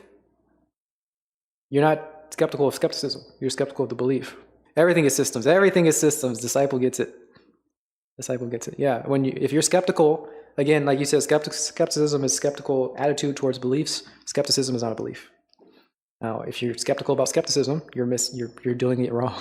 You're doing it wrong. And I'm holding to it. I'm sticking to it. Basic contradiction and inconsistency. You rationalists and logical people, have you noticed? How do you know that logic itself is valid and consistent? Oh. How do you know that logic is not circular? What are you using to justify your logic? Further logic? Can you see how that's circular? It's a problem. You're begging the question there. It's a problem. I mean, all it takes is a little bit of introspection, but you're not able to do it. So you're stuck in your logic. Notice when you're fantasizing. You got to distinguish between direct experience versus fantasy. A lot of these new age type of people love to fantasize about stuff because they're blurring the boundary between fantasy and reality. And of course, there is no firm boundary between the two because reality and fantasy are ultimately just different forms of consciousness, but still it's important to be able to distinguish these things on a practical, relative level. Notice when you're in an unresourceful state, in a bad mood, such that you don't act or make decisions from that state. Notice your own privileges. If you were born in a wealthy part of the country, if you were born white, if you were born tall, if you were born with good health and good genetics, if you were born to good parents who didn't abuse you, if you went to good schools, if you were fortunate not to be born into poverty, if you were born into a decent country like America or Western Europe somewhere, decent democracy, although not so much in America anymore. Notice these privileges. People take this stuff for granted. Notice your perspective is a perspective rather than reality. That's a big one. Notice your interpretations. You have to be able to notice and distinguish between what you call reality versus your interpretation of a situation. A lot of the things that people call facts and reality and objective science or whatever, it's actually not that. It's an interpretation. You got to be able to notice how your mind is interpreting the situation and to recognize that that's not the situation itself. There's a difference between the situation and your interpretation of it. Mm-hmm. Notice you're being peer pressured when you're conforming. And also notice social conditioning in you. You have to be able to Ooh. notice where your beliefs came from. Like, maybe I just believe in Christianity because my parents were Christians. Oh, yeah. That's exactly what it is. If you actually go inwards and you feel inwards, you'll realize that that's exactly the only reason you're religious is because your parents were. It's pure social conditioning, pure conformity. Interesting. But you're going to deny that. Yeah. No. Why am I an atheist? Couldn't be because of Sam Harris being very popular in my formative years. No. I just came to it because of facts and logic myself. I'm a unique individual and I can see the truth. Why do I value facts and logic? Oh, couldn't be for the same reason, could it? No. I'm just special. I can see truth personally, and I am completely separate from my environment. Right? I can try to rationalize and all these things. Right? No. Why do we all believe in spirituality? Well, maybe because of this guy's videos. Partially, right? Mostly for me, because of T. Why do we hold these beliefs? We need to investigate these things and see how ridiculous they are. And stop believing the beliefs. Not stop believing the beliefs. Stop being tricked by the beliefs. Stop holding them as true. Again, there's a baggage with belief, puts in it truth. There's a baggage with truth, makes it important. It's a baggage of important, making it significant. There's a baggage of significant, making it. You get what I'm saying? There's some extra baggage. So you want to get rid of that baggage. This is where you get some weird contradictions. Truth is not true. Stop believing your beliefs. Don't think your thoughts, stuff like that. This is what we want to do. Get away from that baggage. Beliefs are all limiting. Every single belief is a limiting belief. Agreed. Why do I agree? I've been taking too much Zen. One too many Zen pills. However, it's true. Why do I use the word truth as opposed to valid or something else? Why should it change your beliefs? And so on and so forth. Pay attention. Watch, see, feel. Notice that you're going to deny that. Double notice that you're going to deny that. You're going to deny that you're going to deny that. It's a double denial. Triple denial. Notice all those layers. So you have to go meta to notice because your mind is always building up extra layers of deception. So you have to be able to go one level beyond whatever deception your mind concocts. Notice when you're being rebellious just for the sake of being rebellious. I know that I had a lot of that problem when I was younger.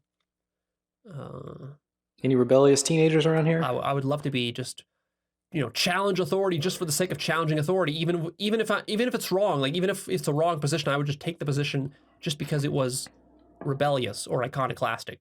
And I noticed, through introspection, I noticed that it felt wrong. It felt wrong just to rebel for the sake of rebellion. Yeah. And so I stopped doing it. Is this idea that people, they hold true. They kind of have it as a prideful thing. If somebody tells you to do something, I'm going to do the opposite. You're happy about that? You're happy about that stance? Like you're holding true to it? I mean, I guess it's good. Double down, maybe. But man, that's an icky feeling to just challenge authority just because. You just want to be contrarian because that's your identity. You've attached yourself to this rebellious, contrarian, whatever identity, and now you are necessarily the negative of anything the society holds as valuable. Wow, how silly is that? That's just ridiculous. See beyond it. For the most part. Stop being trapped. Notice your impact on others and your ecosystem. Notice the collateral damage and externalities that your actions and even just your very living creates. Most people ignore that. Notice the games and roles that you play and the various masks that you wear. Notice when you're being pretentious and fake. True. Notice when you're posturing. Notice any fakers out when there? You're constructing reality on the fly using words, categories, and concepts. We talked about this in the 9 stages of ego development, part 3, where we talked about the construct-aware stage. A lot of it has to do with noticing how language is shaping your whole construction and understanding of reality and your sense-making. Guys, the construct-aware stage, remember that? Ego-aware, construct-aware, magician. This is the stage that we all pretend to be in. We all have deluded ourselves into thinking that we are this advanced. Hey, that's us. That's us. We think. Process. Notice your mind Watch constructing self-serving narratives. creating reality. Watch us create it as we talk, as we think. Very interesting to see. Notice when you're suffering. Notice different kinds of suffering. Notice what causes suffering. Notice your exaggerations and strawmans of other people's perspectives. Notice when you aren't actually understanding another person's point of view. Ooh, This is huge. that's you can actually huge. feel in whenever you're dealing with another person's point of view, when their point of view is radically different from yours, you can actually feel inwards and you can notice, you can ask yourself, am I truly understanding their perspective? Truly? And This is whenever your I talk heart to will bad tell guys. you no, you're not. We don't understand each other. Notice various generalizations and stereotypes that you subscribe to and make. Notice your own internal divisions and conflicts. Notice how your mind creates problems. Ooh. Catch your mind in the act of creating a problem. And then you solve that problem, and then your mind creates a new problem. Catch it red-handed. Notice that problems are not found out in the world. Problems are something your mind creates. Yep. Notice yep. when a new problem arises, and then when it disappears. And then in general, notice when you're being selfish. Notice your own corruptions. Notice when you're being a devil. Ooh. Notice how you're contributing to global evil. Ooh.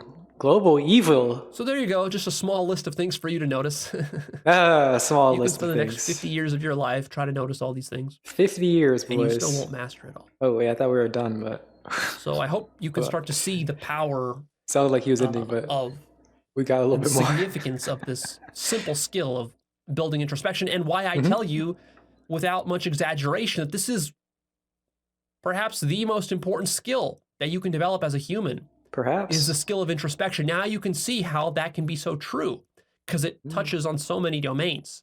There's almost no aspect of your life that doesn't affect. True. It's all in your mind. So let's spend a little bit of time here now talking about applications of this stuff. I already sprinkled in little bits and pieces of the application as I was giving you the list, but here's some more. Okay, let's hear it. For example, if you're a professor or an academic, start feeling in to the various kinds of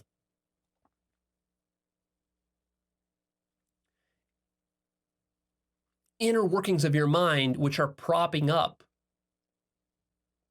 your academic, intellectual efforts. Maybe he Feel into should. that. Maybe Feel he into the game that should. you're playing when you're engaging in Investigate that academia, belief. when you're writing your research paper.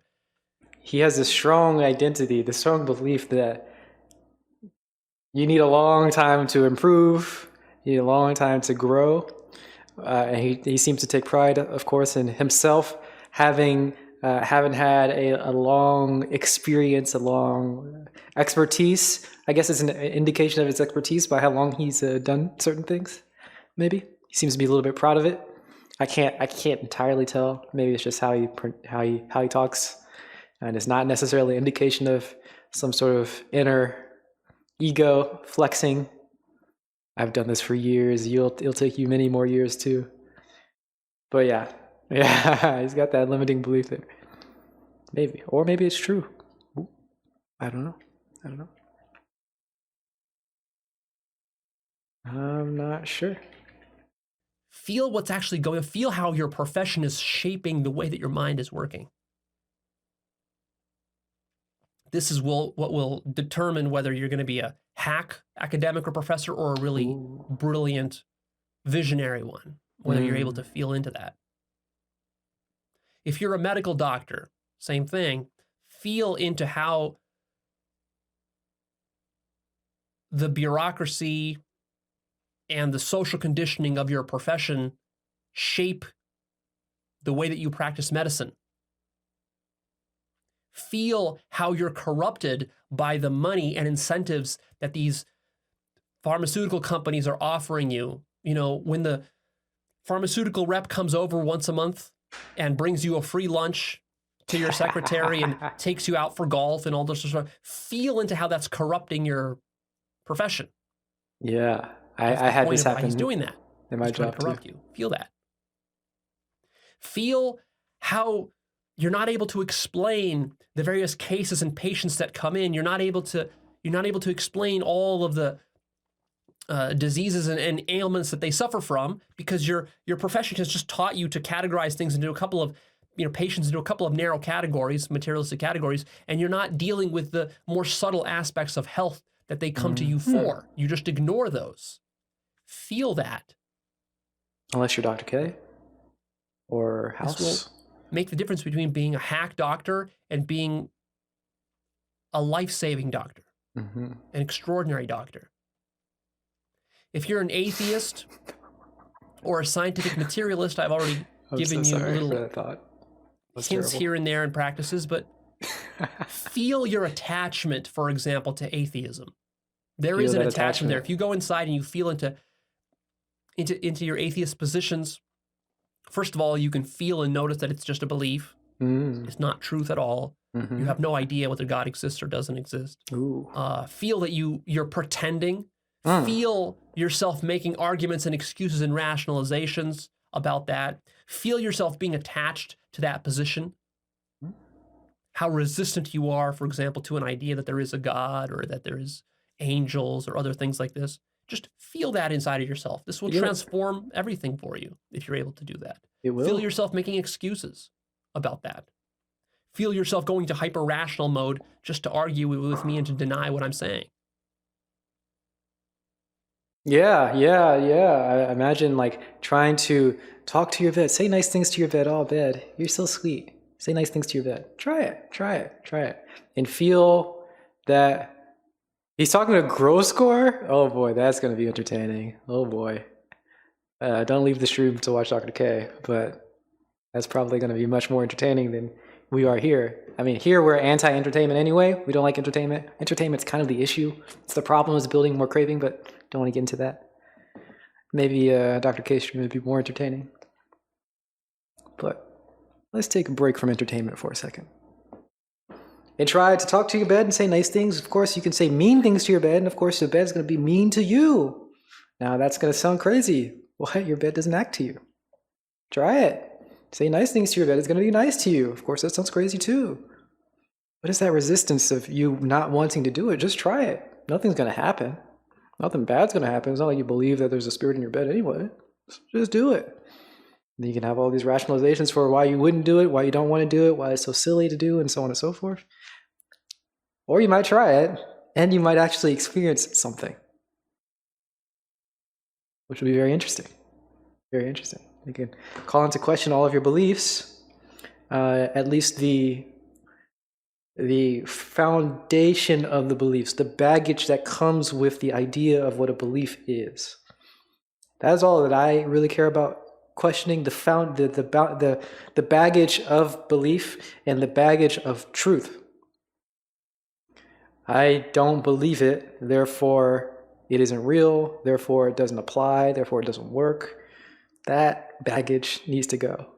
It isn't true, therefore same thing, it doesn't apply to me, therefore I shouldn't care about it, therefore I shouldn't cultivate, so on and so forth.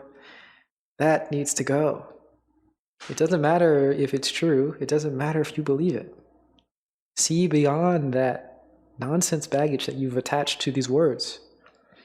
Do things that you don't believe. One way to do it, I like to do it, talk to your bed. Do something you don't believe it. Do some Kundalini meditation. Don't believe it. Don't worry about believing it. It doesn't matter. Feel it. You will feel something. Or you might just feel your resistance. That's another thing, which will be good enough to feel. Anyway, feel it. If you're a Muslim, feel into the fact that the only reason you're a Muslim is because your parents were and you were indoctrinated into it. That's the only reason. There's no other reason that people are Muslims. Some people The only reason people convert. become Muslims is because they're indoctrinated into it. That's the only reason. Some people convert. And I'm not picking on Muslims here. I mean, this applies to Christians and Jews and so forth, but just... Nation of Islam. Are they Muslim? Feel that. Do they count? Go back into your mind, into the past, and actually trace through the steps of indoctrination that resulted in you now holding these firm Muslim beliefs. Feel your attachment to Allah. Feel your attachment to Muhammad. Feel your attachment to the Quran. Feel that it's deeply biased. There's nothing objective about it. You're not equally attached to the Torah. You're not equally attached to some Buddhist scripture or sutra. Why not? There's no good reason why not. It's just indoctrination. It's just your personal bias. Notice that that's your bias.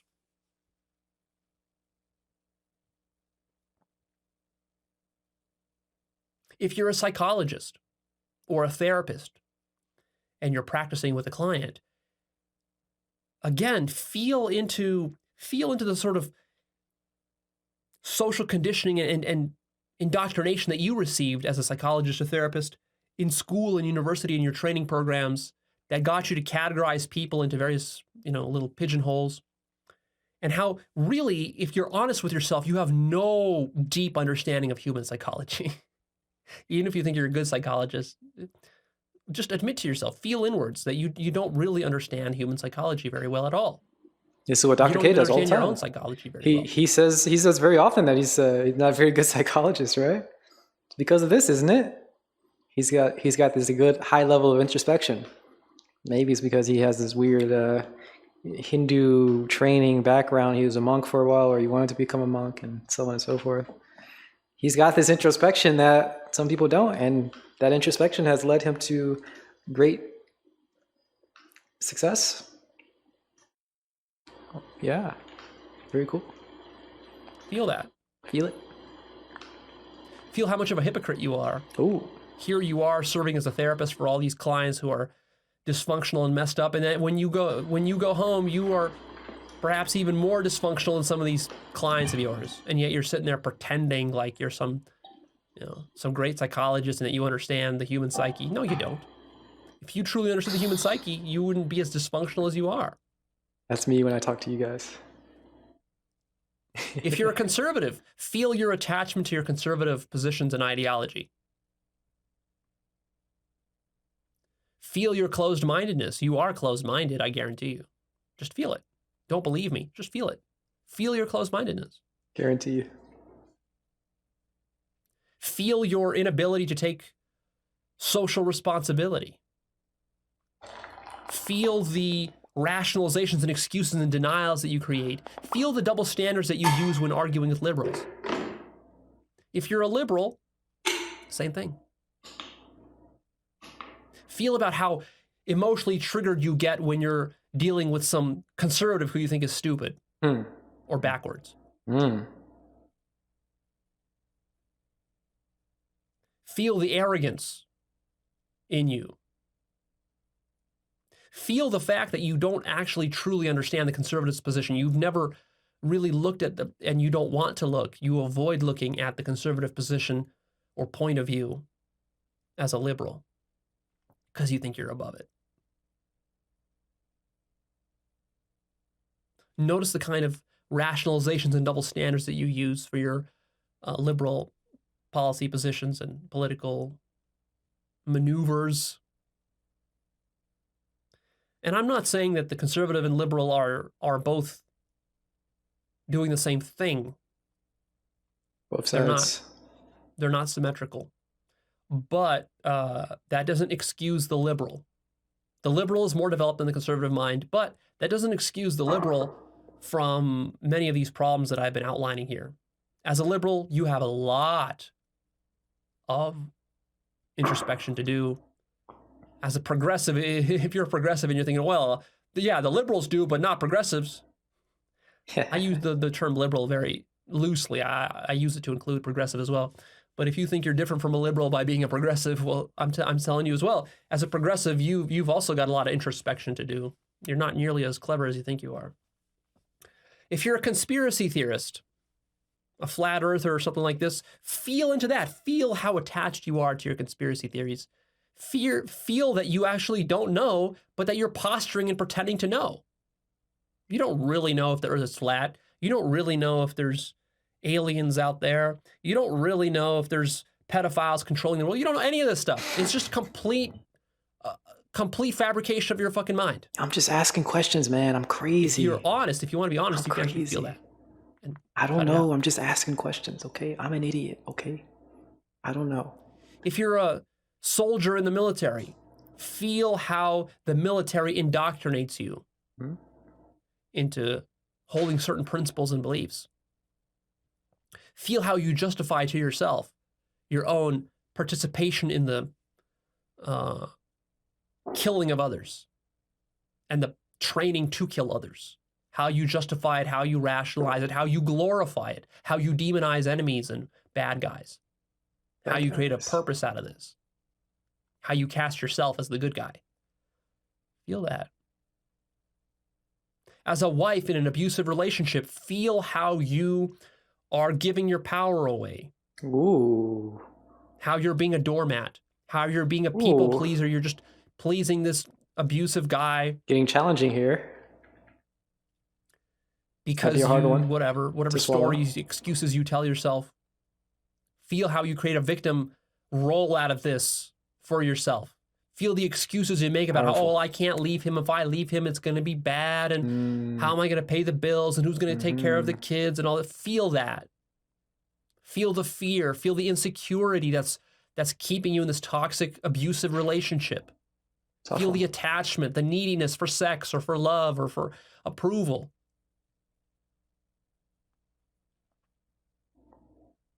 If you're an incel, feel the toxicity of your ideology.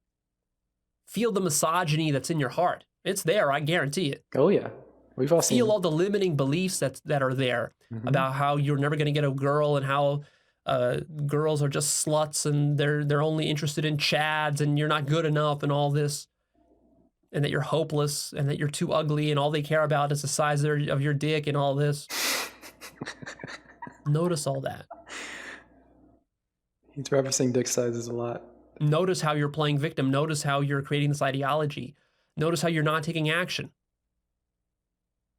If you're a pickup guy and you're into pickup, notice how manipulative you are with women. And notice how you excuse your manipulations for sex. Notice how you don't treat women according to the golden rule in the way that you would like to be treated. You don't. I guarantee it. Yeah. Notice how you lie. Notice how dishonest you are in your interactions with women in order to get sex. Are women even people? Notice why you do it. Notice how it makes you feel. Sometimes. Sometimes not. Notice how you lie about it with you and your friends. Notice the ideology you've created around it. If you're a businessman or a boss or a salesperson, notice how you swindle and exploit customers. Notice how you manipulate them. Notice how you do manipulative marketing. Notice how that makes you feel inside.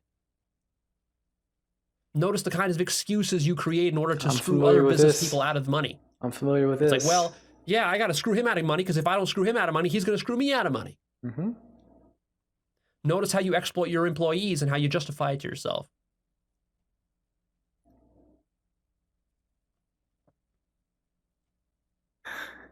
If you're participating in a debate, any debate, whether you're in it or you're observing it, notice your attachment to various positions in the debate.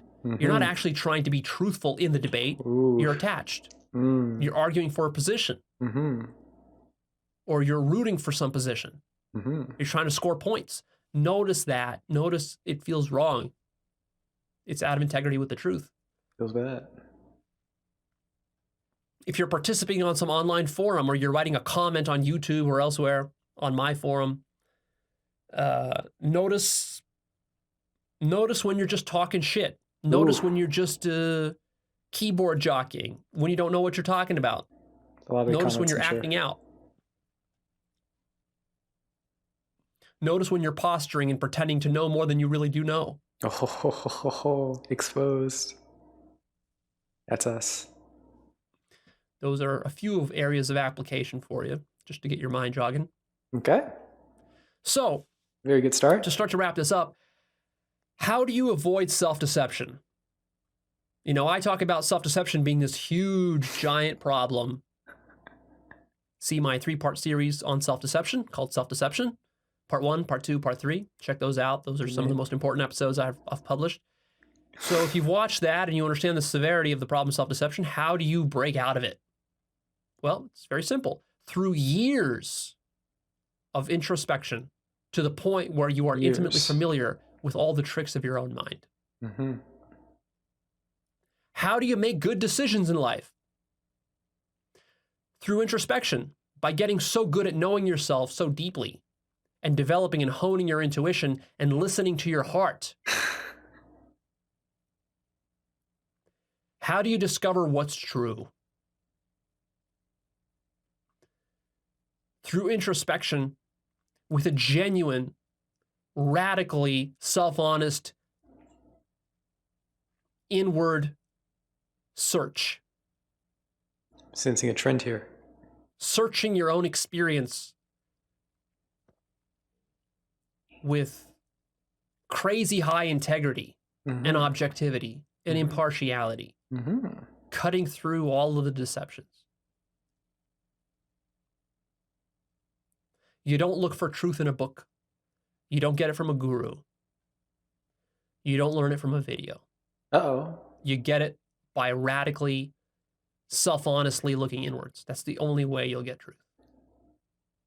Anybody out there who has learned? How do you become an authentic person? Learned about the truth, learned about authenticity, learned about reality through videos, never spent a day meditating.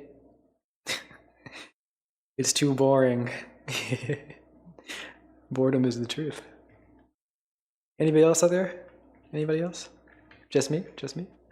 How do you stop being fake? By studying all your posturing, Fake. insecurities, and all your inauthenticities.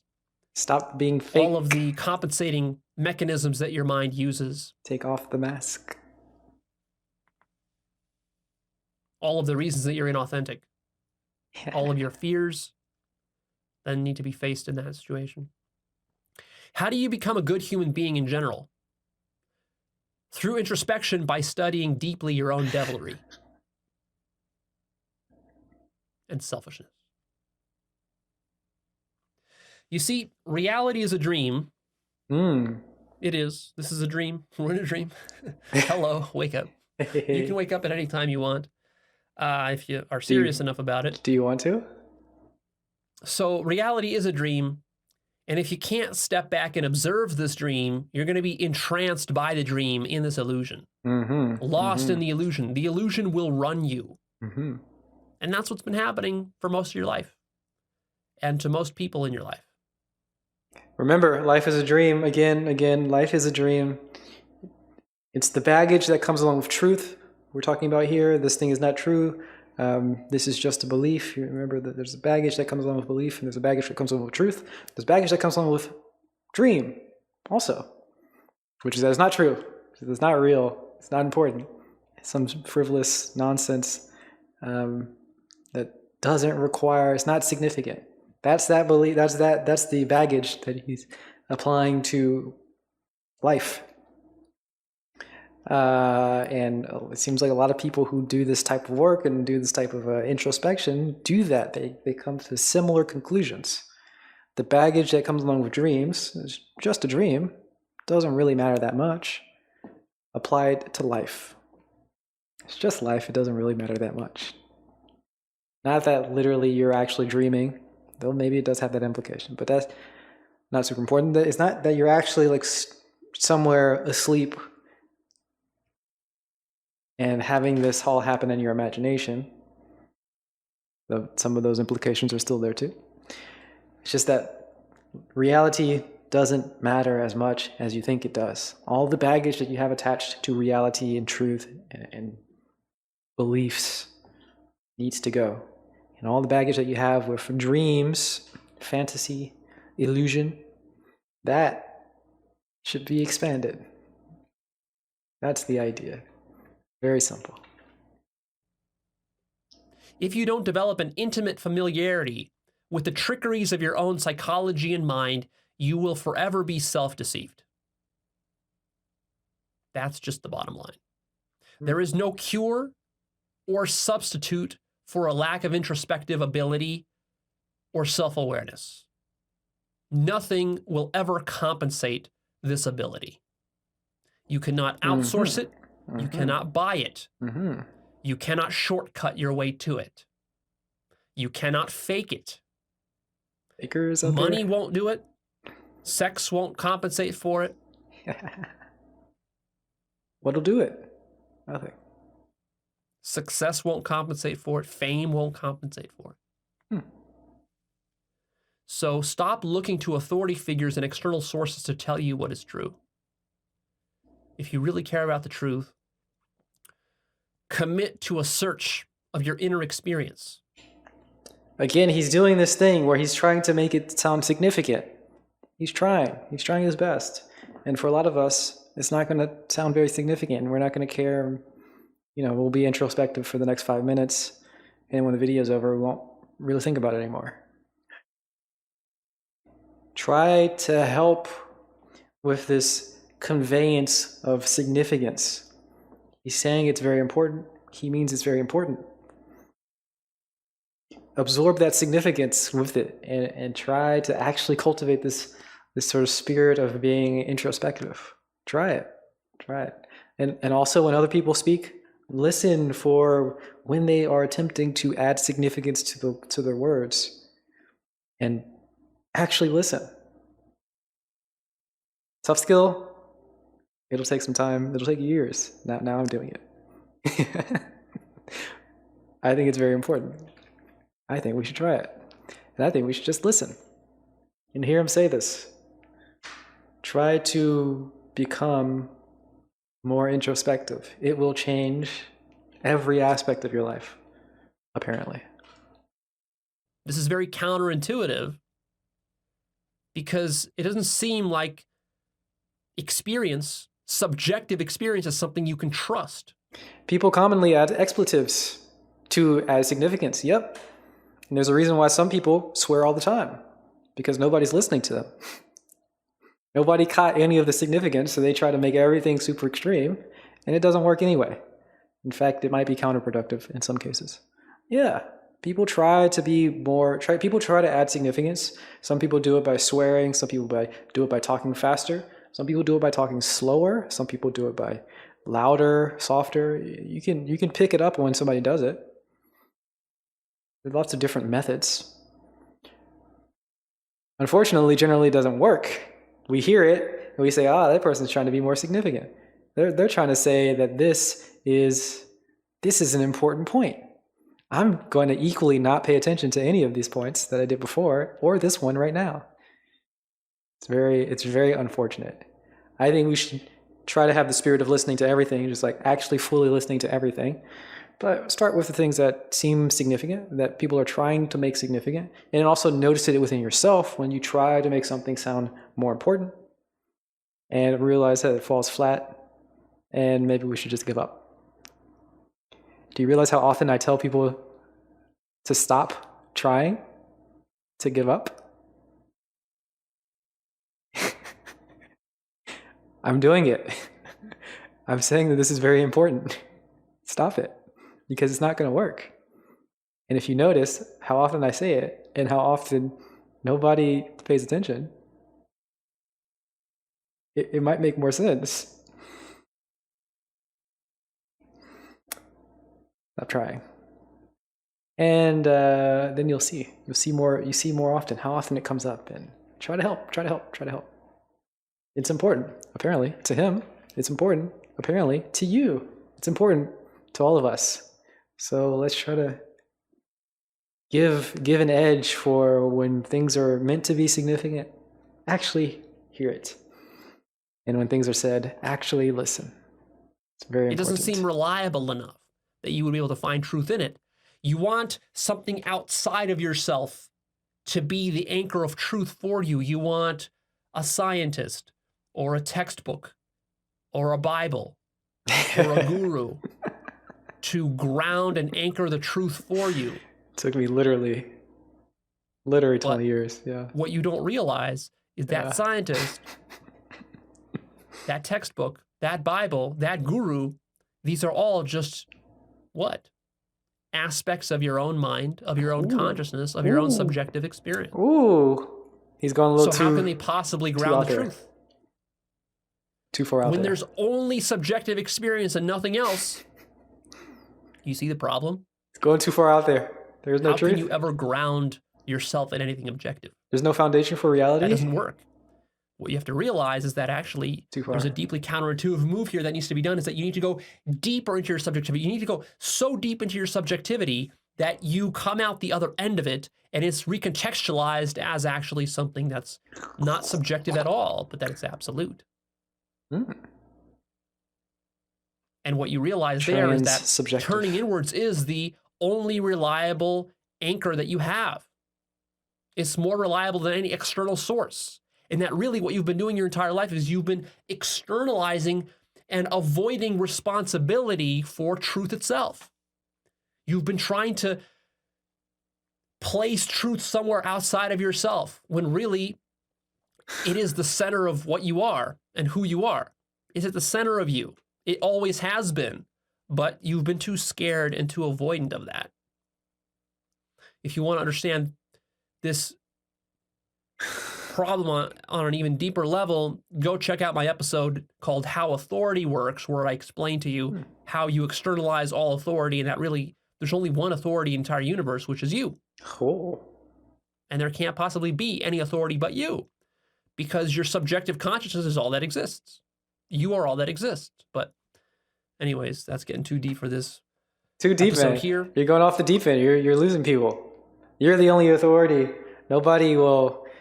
If other people, if you need to evaluate the authority above you, who is really at the top of the hierarchy?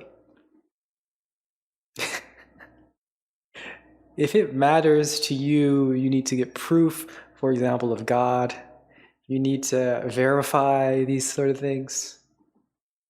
Is God above you when you're the one who needs the proof? How does that work? Who is the top of the hierarchy?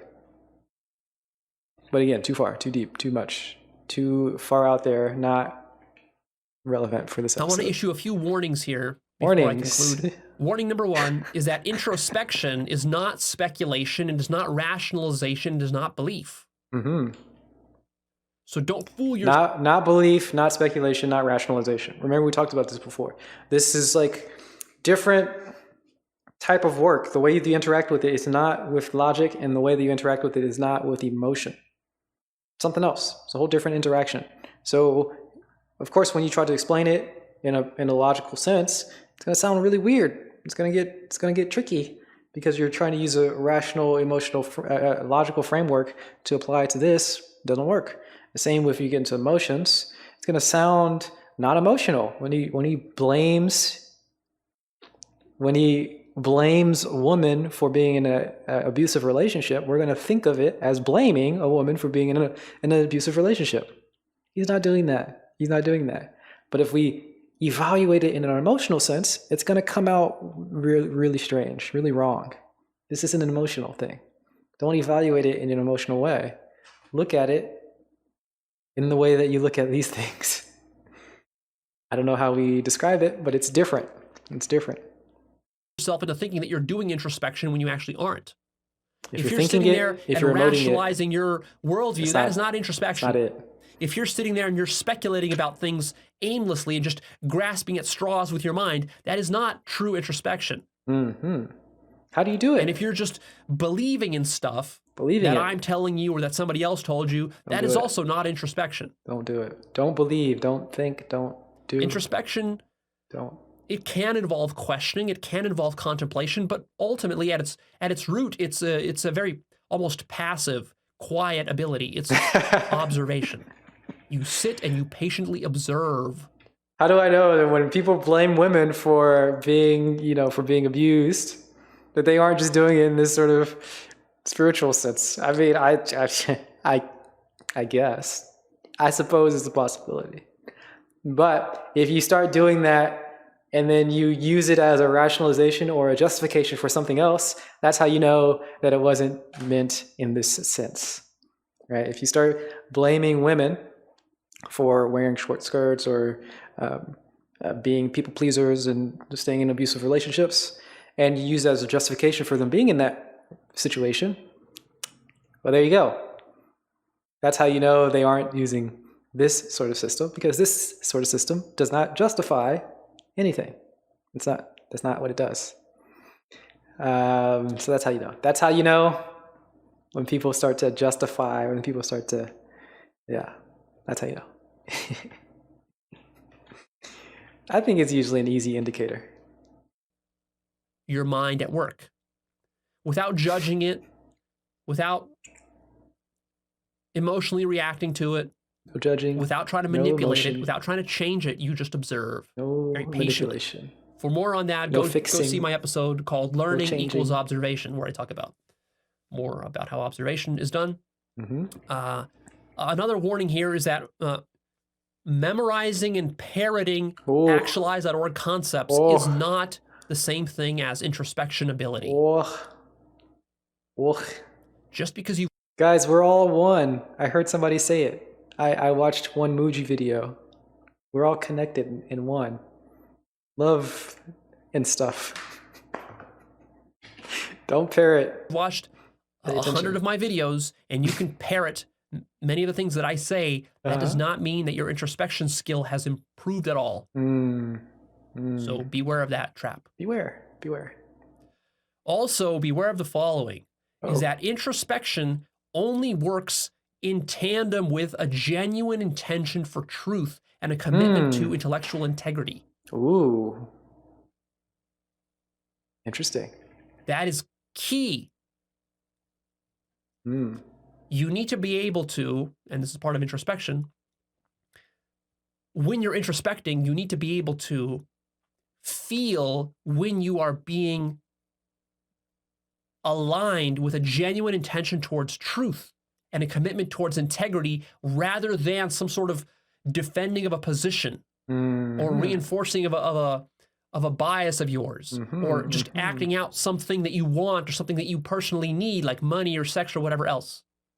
Yeah. Right. So when you introspect, you have to place everything else as being tertiary compared to your getting to the truth of the matter. What's the So when you're questioning yourself, am truth I is being honest? Am I primary. lying to myself? What's Am secondary? I rationalizing? Am I blaming somebody? Am I scapegoating some? Whatever, any of the stuff on the list I talked about. Yeah. If you're trying to ascertain that, the first thing you got to do is you got to ground yourself in a genuine intention for the truth. What does that mean? That means you have to actually want the truth at all costs. So go into yourself right now and feel it.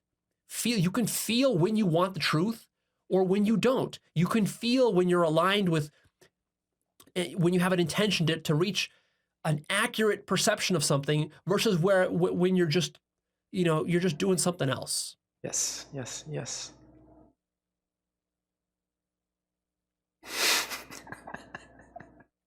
That's crucial. So I have a new value for you that you can adopt in your life. The value that you can adopt is truthful, accurate, clear introspection. That can be a value that you set for yourself. Truthful, write that in your commonplace book, in your journal, whatever. Introspection. And that can be a value that you honor for the rest of your life. Truthful, accurate, clear introspection. Genuine introspection. Not just a validation of your pre-existing beliefs and ideas and opinions. No. That's not genuine introspection. Genuine introspection means that when you introspect, if this thing that you're introspecting violates all of your beliefs and all of your ideas and all of your desires and all of your cravings and needs and personal wants, you're going to go with the answer rather than all of your other crap. See? That's what you use to cut through self-deception. Because ultimately, the engine of self-deception is your own cravings and needs and wants and biases and all that. If you care about those more than you care about truthful, accurate, clear introspection, you will never get the truth. True. Can you see why? I can. Because you're always sidetracked by some personal thing you have, some personal grudge or grievance or craving or desire or some need to manipulate yourself or somebody else It's so hard to see when you have cravings. You have cravings. It's not that hard to see when you have cravings. You have cravings, and that's fine. You can have cravings. You can give into the cravings or fall into the cravings. I don't know what the right word is. You can have cravings and do the thing that you crave, right? That's okay. But it's so interesting to feel when you have cravings and you figure out what they're caused by. And that's okay. You're playing out the things that you have, and you've got things that are working. You've got situations, and some people call it karma. You've got your karma that's playing out. You've got it. But it's tough to figure out the distinction of when you're playing out your karma, when you're playing out the scenarios that have been built up and the things that have led to this situation, or when you're adding to it, when you're pushing and reinforcing it yourself. How do you find this difference? And this takes lots of years of introspection. This takes a long time to really figure out. When is it that I am, I don't even know a scenario that I could, when is it that I am doing this thing because, I have a past and a history and all my karma has led up to this moment and I have to do it because it's the thing that I'm doing and that's it. Or when is it, I want to reinforce this thing, I am adding to it, and in fact, I'm going to be making my craving worse in the future.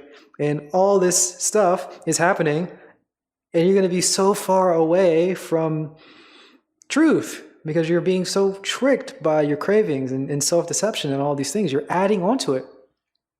Add to or not to add or to not add karma. Never add to your karma. Never add to your karma. If you add to your karma, well, it gets tricky. It's hard to say, right? Because if we start using our rational mind, if we start thinking about it, then we're going to be using logic and it's going to sound ridiculous. So I can say something right now, it's going to be super vacuous, right? If you can't stop it, then you're not adding to your karma. It's just your karma playing out. If you can stop it, you're not adding to your karma. That's good. You've stopped yourself from doing the thing. So if you have the opportunity to stop doing something, don't do it. For example, if you have the opportunity to not eat junk food and stop this craving for more junk food, then don't do it. And you're not adding to your karma, and this is good, and this is your choice. If you have another opportunity, or non-opportunity, I suppose, where you just get some junk food and you eat it and whatever, okay. You're not adding to your karma. It was just your karma playing out. You were just falling into it. And that's okay. That's okay. And it was not a choice in one scenario and it was a choice in the other scenario. That sounds ridiculous. It's silly. It's silly. It's so vacuous. It's ridiculous. It doesn't matter if it's a choice or not. You feel it yourself.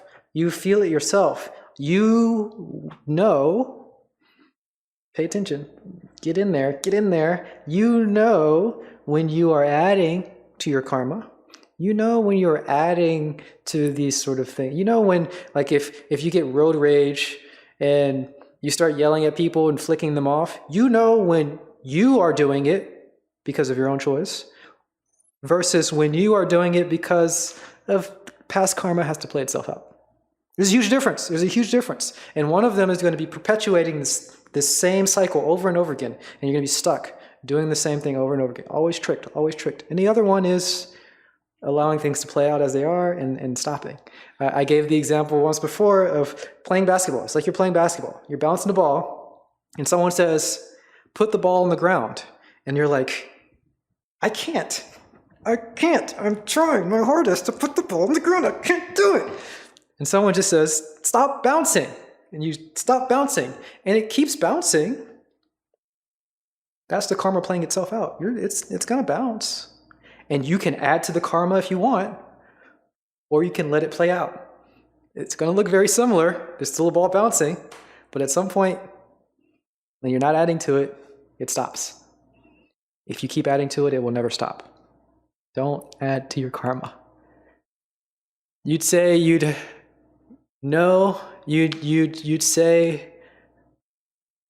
I'd say to know, you need to first pay attention. Yes, you first need to pay attention. And once you realize it's a choice, exactly. If you realize it's a choice, it's a choice. And if it's voluntary, essentially, if it's a voluntary thing, don't do it. Don't add to it. And if you didn't stop doing, how am I saying this?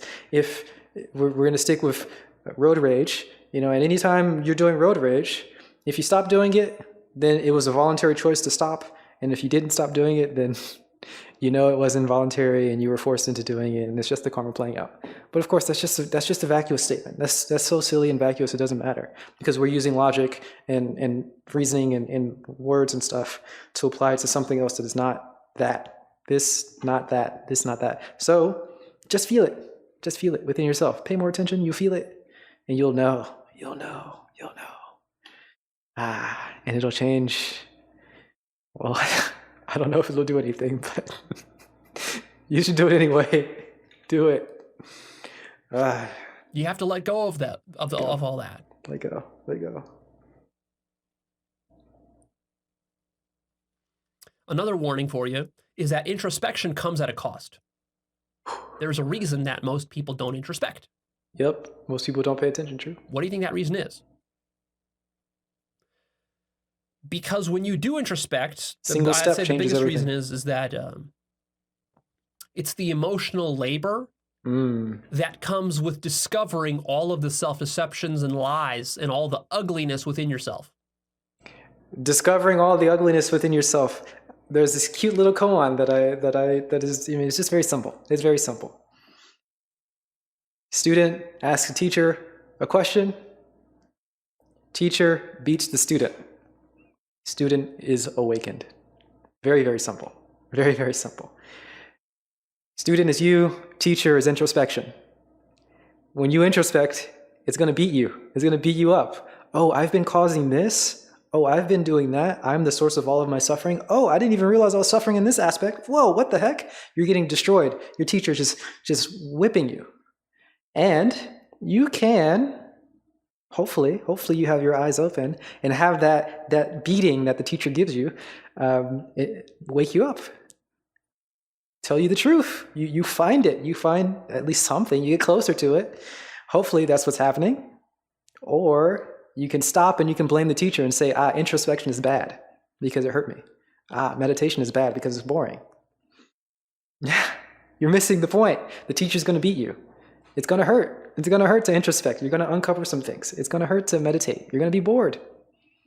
You're going to find out some things about yourself.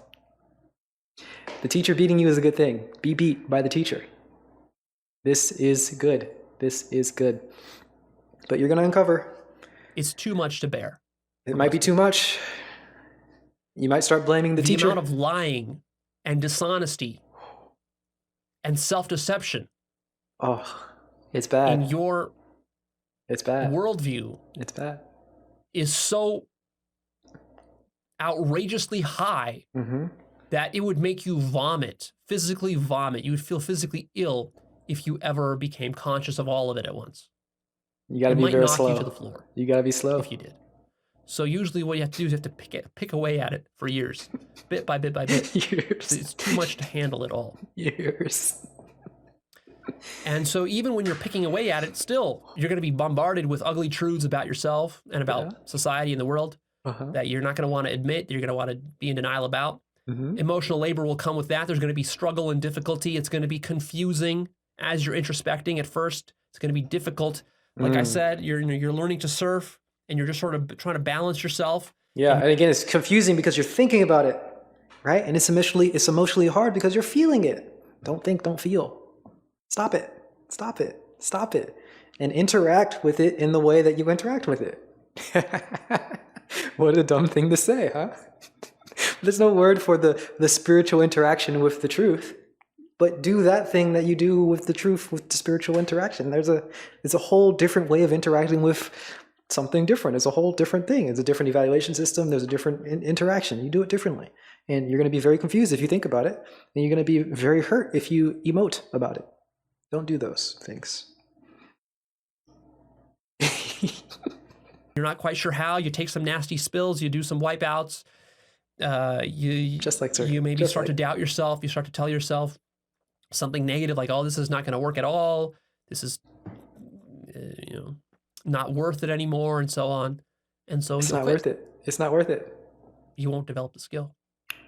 Also, another huge reason why introspection isn't done and the cost of it is that The more you introspect, the more responsibility you're going to take for your life.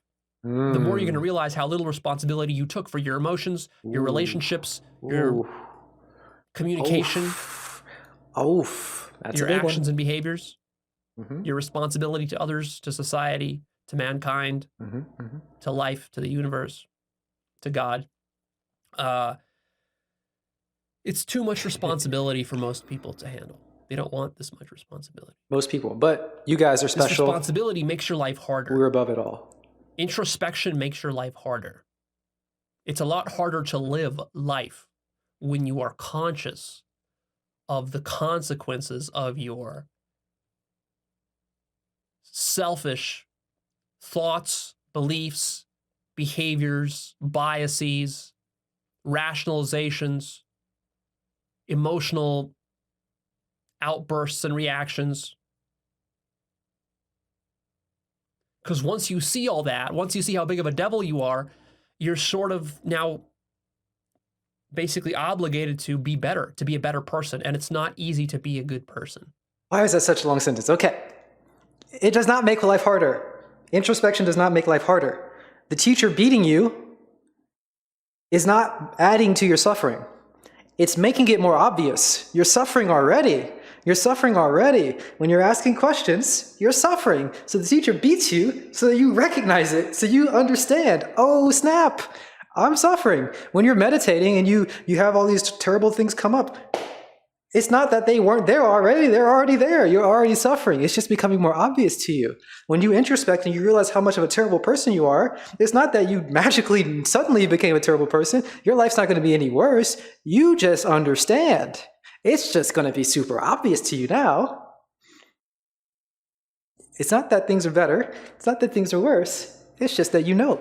You know. You are aware. That's it. You can understand. You can see it. It's obvious. You feel it. It's not easy to surrender the devil that you have been most of your life. That's hard. It's hard. That makes your life hard. Super hard. Business will be harder. Relationships will be harder. True. Politics will be harder. True. When you're dumb and you're ignorant, things seem simple and easy. Because you have no idea of the true consequences of your beliefs and actions and behaviors. And you might think that you feel Everything okay. will become harder. Being good is Obviously hard.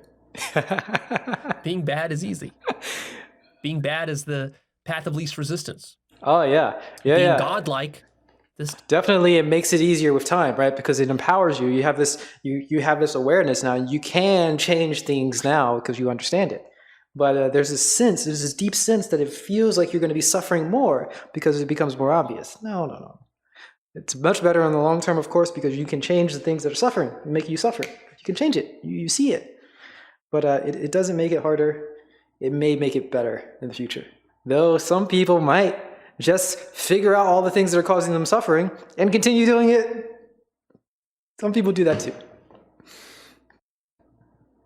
But whatever. It might make it better. It might make it better. takes serious work. This takes a lifetime of work.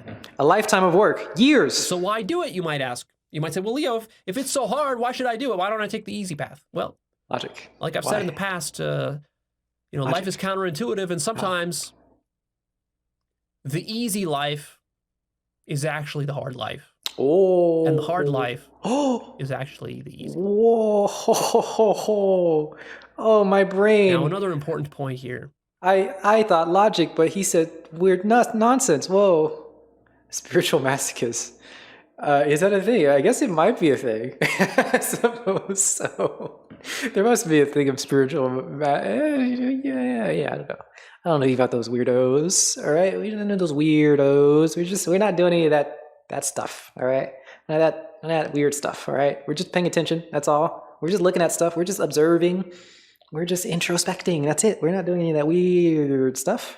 None of that masochism or sadism or any of that. None of it. Get that weirdness out of here. That you need to remember. What do you need to remember? Undertake this journey and this pursuit of a lifetime of building introspection skill. is that it will take you A years to lifetime. develop significant introspection skill. You're not going to accomplish this in a few months. Never. Well, maybe. This is a commitment that you make for the rest of your life to pursue this. You'll be pursuing this for decades. Decades. And this makes life, it starts life. It's the beginning of life. It makes life, it's not like it's worth living. It's not like it's the beginning. It's like creating the audit system for life. You don't know what the heck's going on if you're not paying attention. Are you even alive? I don't know. I haven't even thought about it. Think about it. And then you can start. You start, you're like, whoa, I'm here. Oh, holy cow. I'm a person? I didn't realize I was alive. Yeah. You're here. You're doing things. It's all you, man. It's all you. It's crazy. It's crazy. It starts life. This is this is the audit system for everything. The audit system. And if you don't have the audit system, what the heck are you doing? What the heck are you doing? Few people know that Leo is actually 420 years old.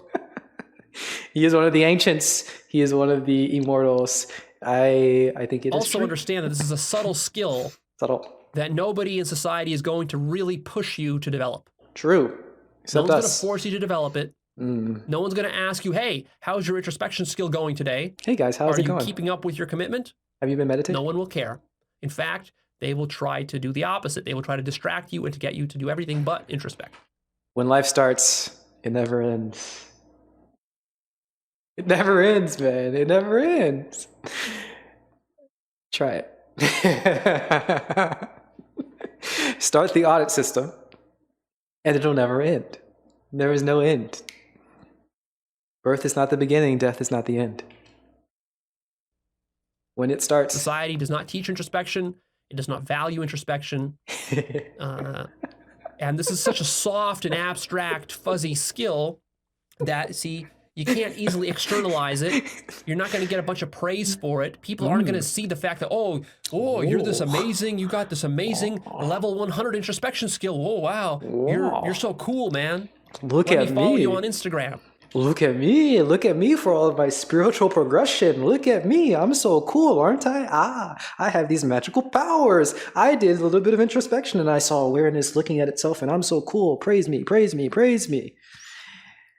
People are asking for praise for their spiritual progression. I might suggest it might not be spiritual progression. Seize is utterly destitute. Please give me food. This is one of the great koans. If you're asking for help, if you're asking for praise, if you're asking for stuff, if you try to show off your ego, this is a very clear indication that you're doing it wrong. And that's not going to happen when you actually take a deep look. No one's going to care. No one cares how much you meditate. It's so uninteresting. It's so boring. You're just sitting there. No one cares. No one. It's not gonna raise your social standing in any way. Being some sort of spiritual whatever the heck. It might raise your spiritual standing if you're in spiritual circles. Yeah, different though. It's different. It's different. All right. It's not going to help you in the ways that you want to be helped right now, because the ways that you want to be helped right now are harmful. It's just building up these cravings and it's building up this negative karma and it's causing all of your suffering. So stop it. Stop it. Let me pay you some money. No. You're not going to get any external rewards for this. None. In fact, the more introspective you become, the more of a nuisance other people will perceive you to be, because now you've got some powerful introspection ability. You'll be able to shine that light of introspection not only inwards, but also outwards at them and at other situations and people. And of course, you're going to be able to cut through bullshit because you've cut through your own bullshit using this skill. You've cut through your own self-deception. And because you've become intimately familiar with your own self-deceptions, you, of course, very clearly see the self-deception in others. So much self-deception. Guys, I would never ask for praise. Never. I'm the most humble, enlightened being here. It's tricky how these things can work, right? It's tricky how these things can work. Sometimes, I mean, it's tricky. It's tricky. When you think about the stuff, your ego gets activated and it takes it. It just tries to manipulate things and it spits out the language, the stuff, the veneer of spirituality. It makes it sound cool and it manipulates everything to build itself up. And this sort of thing does happen. I'm so enlightened, I'm so humble, I would never ask for praise. It could happen, man. It could happen. The ego is very powerful. It's very powerful. You should be very, very careful. Just watch. Just watch. It's all you need to do. And that's exactly what they don't want, because they're playing the game of deceiving themselves and deceiving you. But now you can see through all that, so that makes you a bit of a nuisance. It's hard. You can't tell anybody. You can't help other people. And yet, on the other hand, this is one of the most important skills in life that you can develop, because it lets you cut through all the bullshit. He said a no word. But the cost of that is that you're going to have to practice this every single day for the rest of your life. Sounds like a cost at first. And if you don't, nobody will care and nobody will hold you accountable. So the only one who can hold yourself accountable for developing this skill is you. Nobody else. I am maybe one of the few other people on this planet who will try to hold you accountable once in a while. Once in a while. while. You keep watching my videos. A couple videos here to and keep there. working on this skill. But otherwise, virtually nobody will. Sad. It's all on you, is what I'm trying to say. And that's what it means to grow up. That's what it means to be an adult, is to take that responsibility. Right? Yeah. Your mom is not going to remind you to keep doing this. The TV commercials are not going to remind you to keep doing this. You guys call your mom other recently? YouTubers are not going to remind you to keep doing this. I'll remind you. I'll try. And even I might forget to remind you about this. Oh. You know, I'm not going to remember in every single episode to remind you. It's not practical. It's not practical. It's your job to do that. Take care of yourselves. So I recommend people, please. that Pay right attention. now, try it. and for the rest of your life, you make this commitment to adopt this introspective attitude. What a big ask. From what a here big on ask. out, to work on it, to commit to honing your introspective skill to level 100. 100, holy cow. And just, again, if you're wondering, is this really something that I should do? Leo, I don't know. You make it sound kind of hard. Should I do it? Why should I do this? Why should I invest all this time and energy? Well, here's how we figure that out. How? Close your eyes right now and go inside of yourself right now. And I want you to ask yourself.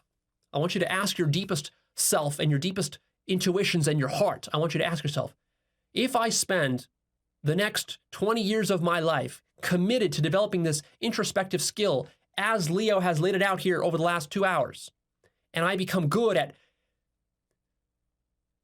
penetrating all these different domains with the light of my own inner awareness, if I become good at that, is that something that's going to be worthwhile? Is that going to pay me dividends? Is that a wise thing to do? Close your eyes, feel into it, feel for the feeling of it.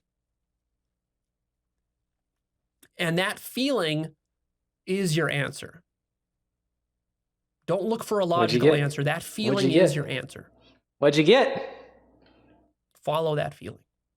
It's so weird, right? Because he's saying things in a way that's going to hijack the logical thinking mind of this, causing that, of getting some sort of purpose. There's like a practicality, there's sort of benefits and stuff like that. It's all going to be hijacked in the mind. Why do I need to do this? This is one of the foundational questions, one of the fundamental questions that people ask all the time. Why do you meditate all the time? Why do I need to grow spiritually? Why is the issue? Why is the issue? And you can't see it. It's hard to see because you're asking these questions in this sort of logical way. I want some sort of benefit, I don't know, societal benefit and evolution. And what if all the people meditated back in the day, everybody be dead? It doesn't matter. It doesn't matter. Just feel. All that other nonsense of thinking in some sort of way of practicality and thinking in this pragmatic and thinking in this societal and survival, all of that, beliefs, all of that is not the way that you interact with it.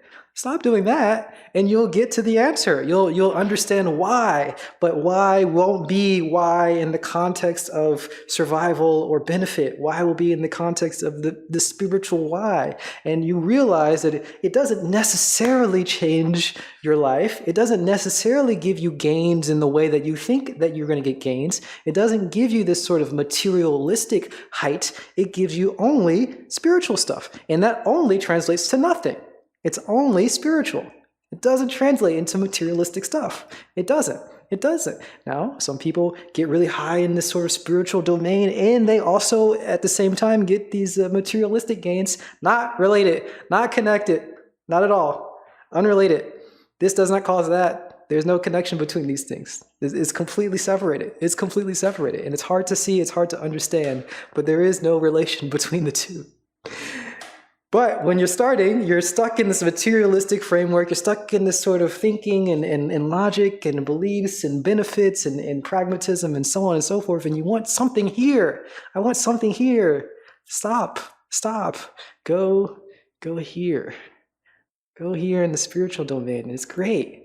And you get all your answers over there. And it has nothing to do with anything else. And it's fantastic. And yeah. All you have to do is think about it.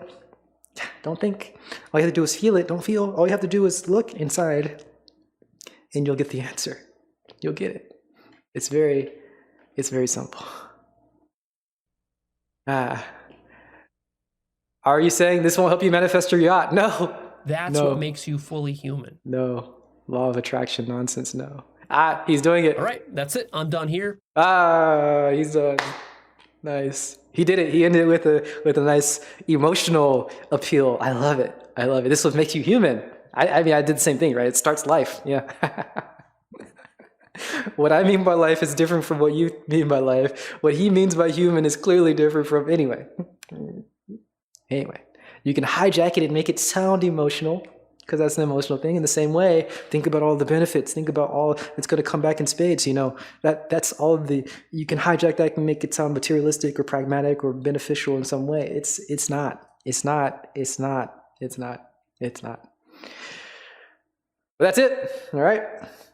Please click that like button for me and come check out actualize.org. That is my website. You will find my blog, the forum, the life purpose course, the book list. I'll have more courses coming out in the future. Make sure you stay tuned for those so that when I release those, you'll be aware of them. Okay. Awareness is all you need. You can support me at at patreon.com/actualize. Okay. If you like this work and you want me to you can subscribe to me more on Twitch. And in the future, I'll be using some of that funding and money to do some advertising and to promote this content more to others. So if you want to help spread this life-changing material, then you can do that a little bit. Help me out with Patreon. That helps, and I appreciate that. Thank you guys for supporting me. So there's a trade-off. There's a trade-off between the depth of content that I like to deliver and then the popularity of the content. Every 10 minutes that my videos are longer is me losing like 10% of my potential audience. Yeah, I mean, it's not, I mean, the length of the video is a factor maybe. It's also the delivery. I mean, it's impressive. You can talk for a long time, but you don't just cut the things up, man. You can make little 5-minute videos. They're really good little chunks of things. You just make it a 5-minute video, put a little bit of captions on it and, you know, make it stuff that people like. Watch the stuff that people like. Hire some editors. They can do much better than anybody else that you could do probably. And you just have them do it, man. You've got the capital, I think, at least. I'm not sure. I don't know about your financial situation, but you can do things. It's not just the length of the video. Get the long videos. They're great. I like them, obviously. I'm watching them. I'm leeching your content. I like it. You can also supplement these with little clips that get people in.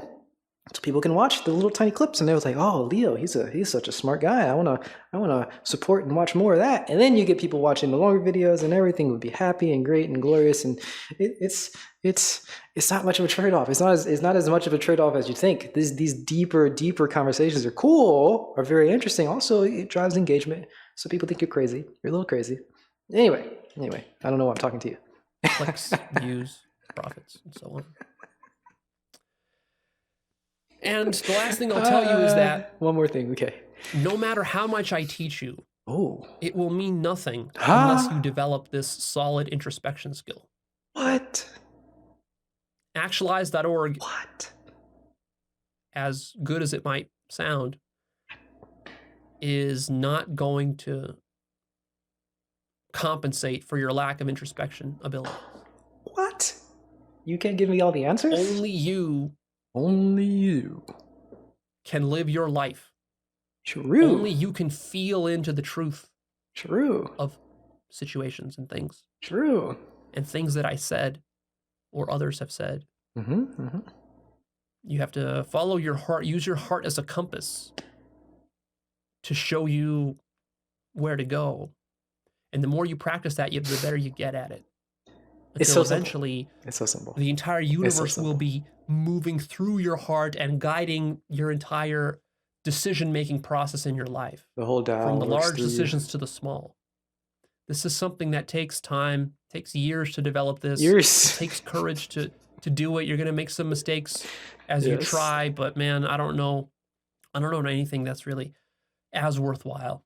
So You hear that significance there? hopefully you can feel that as well. I feel it. And stay tuned with me for more.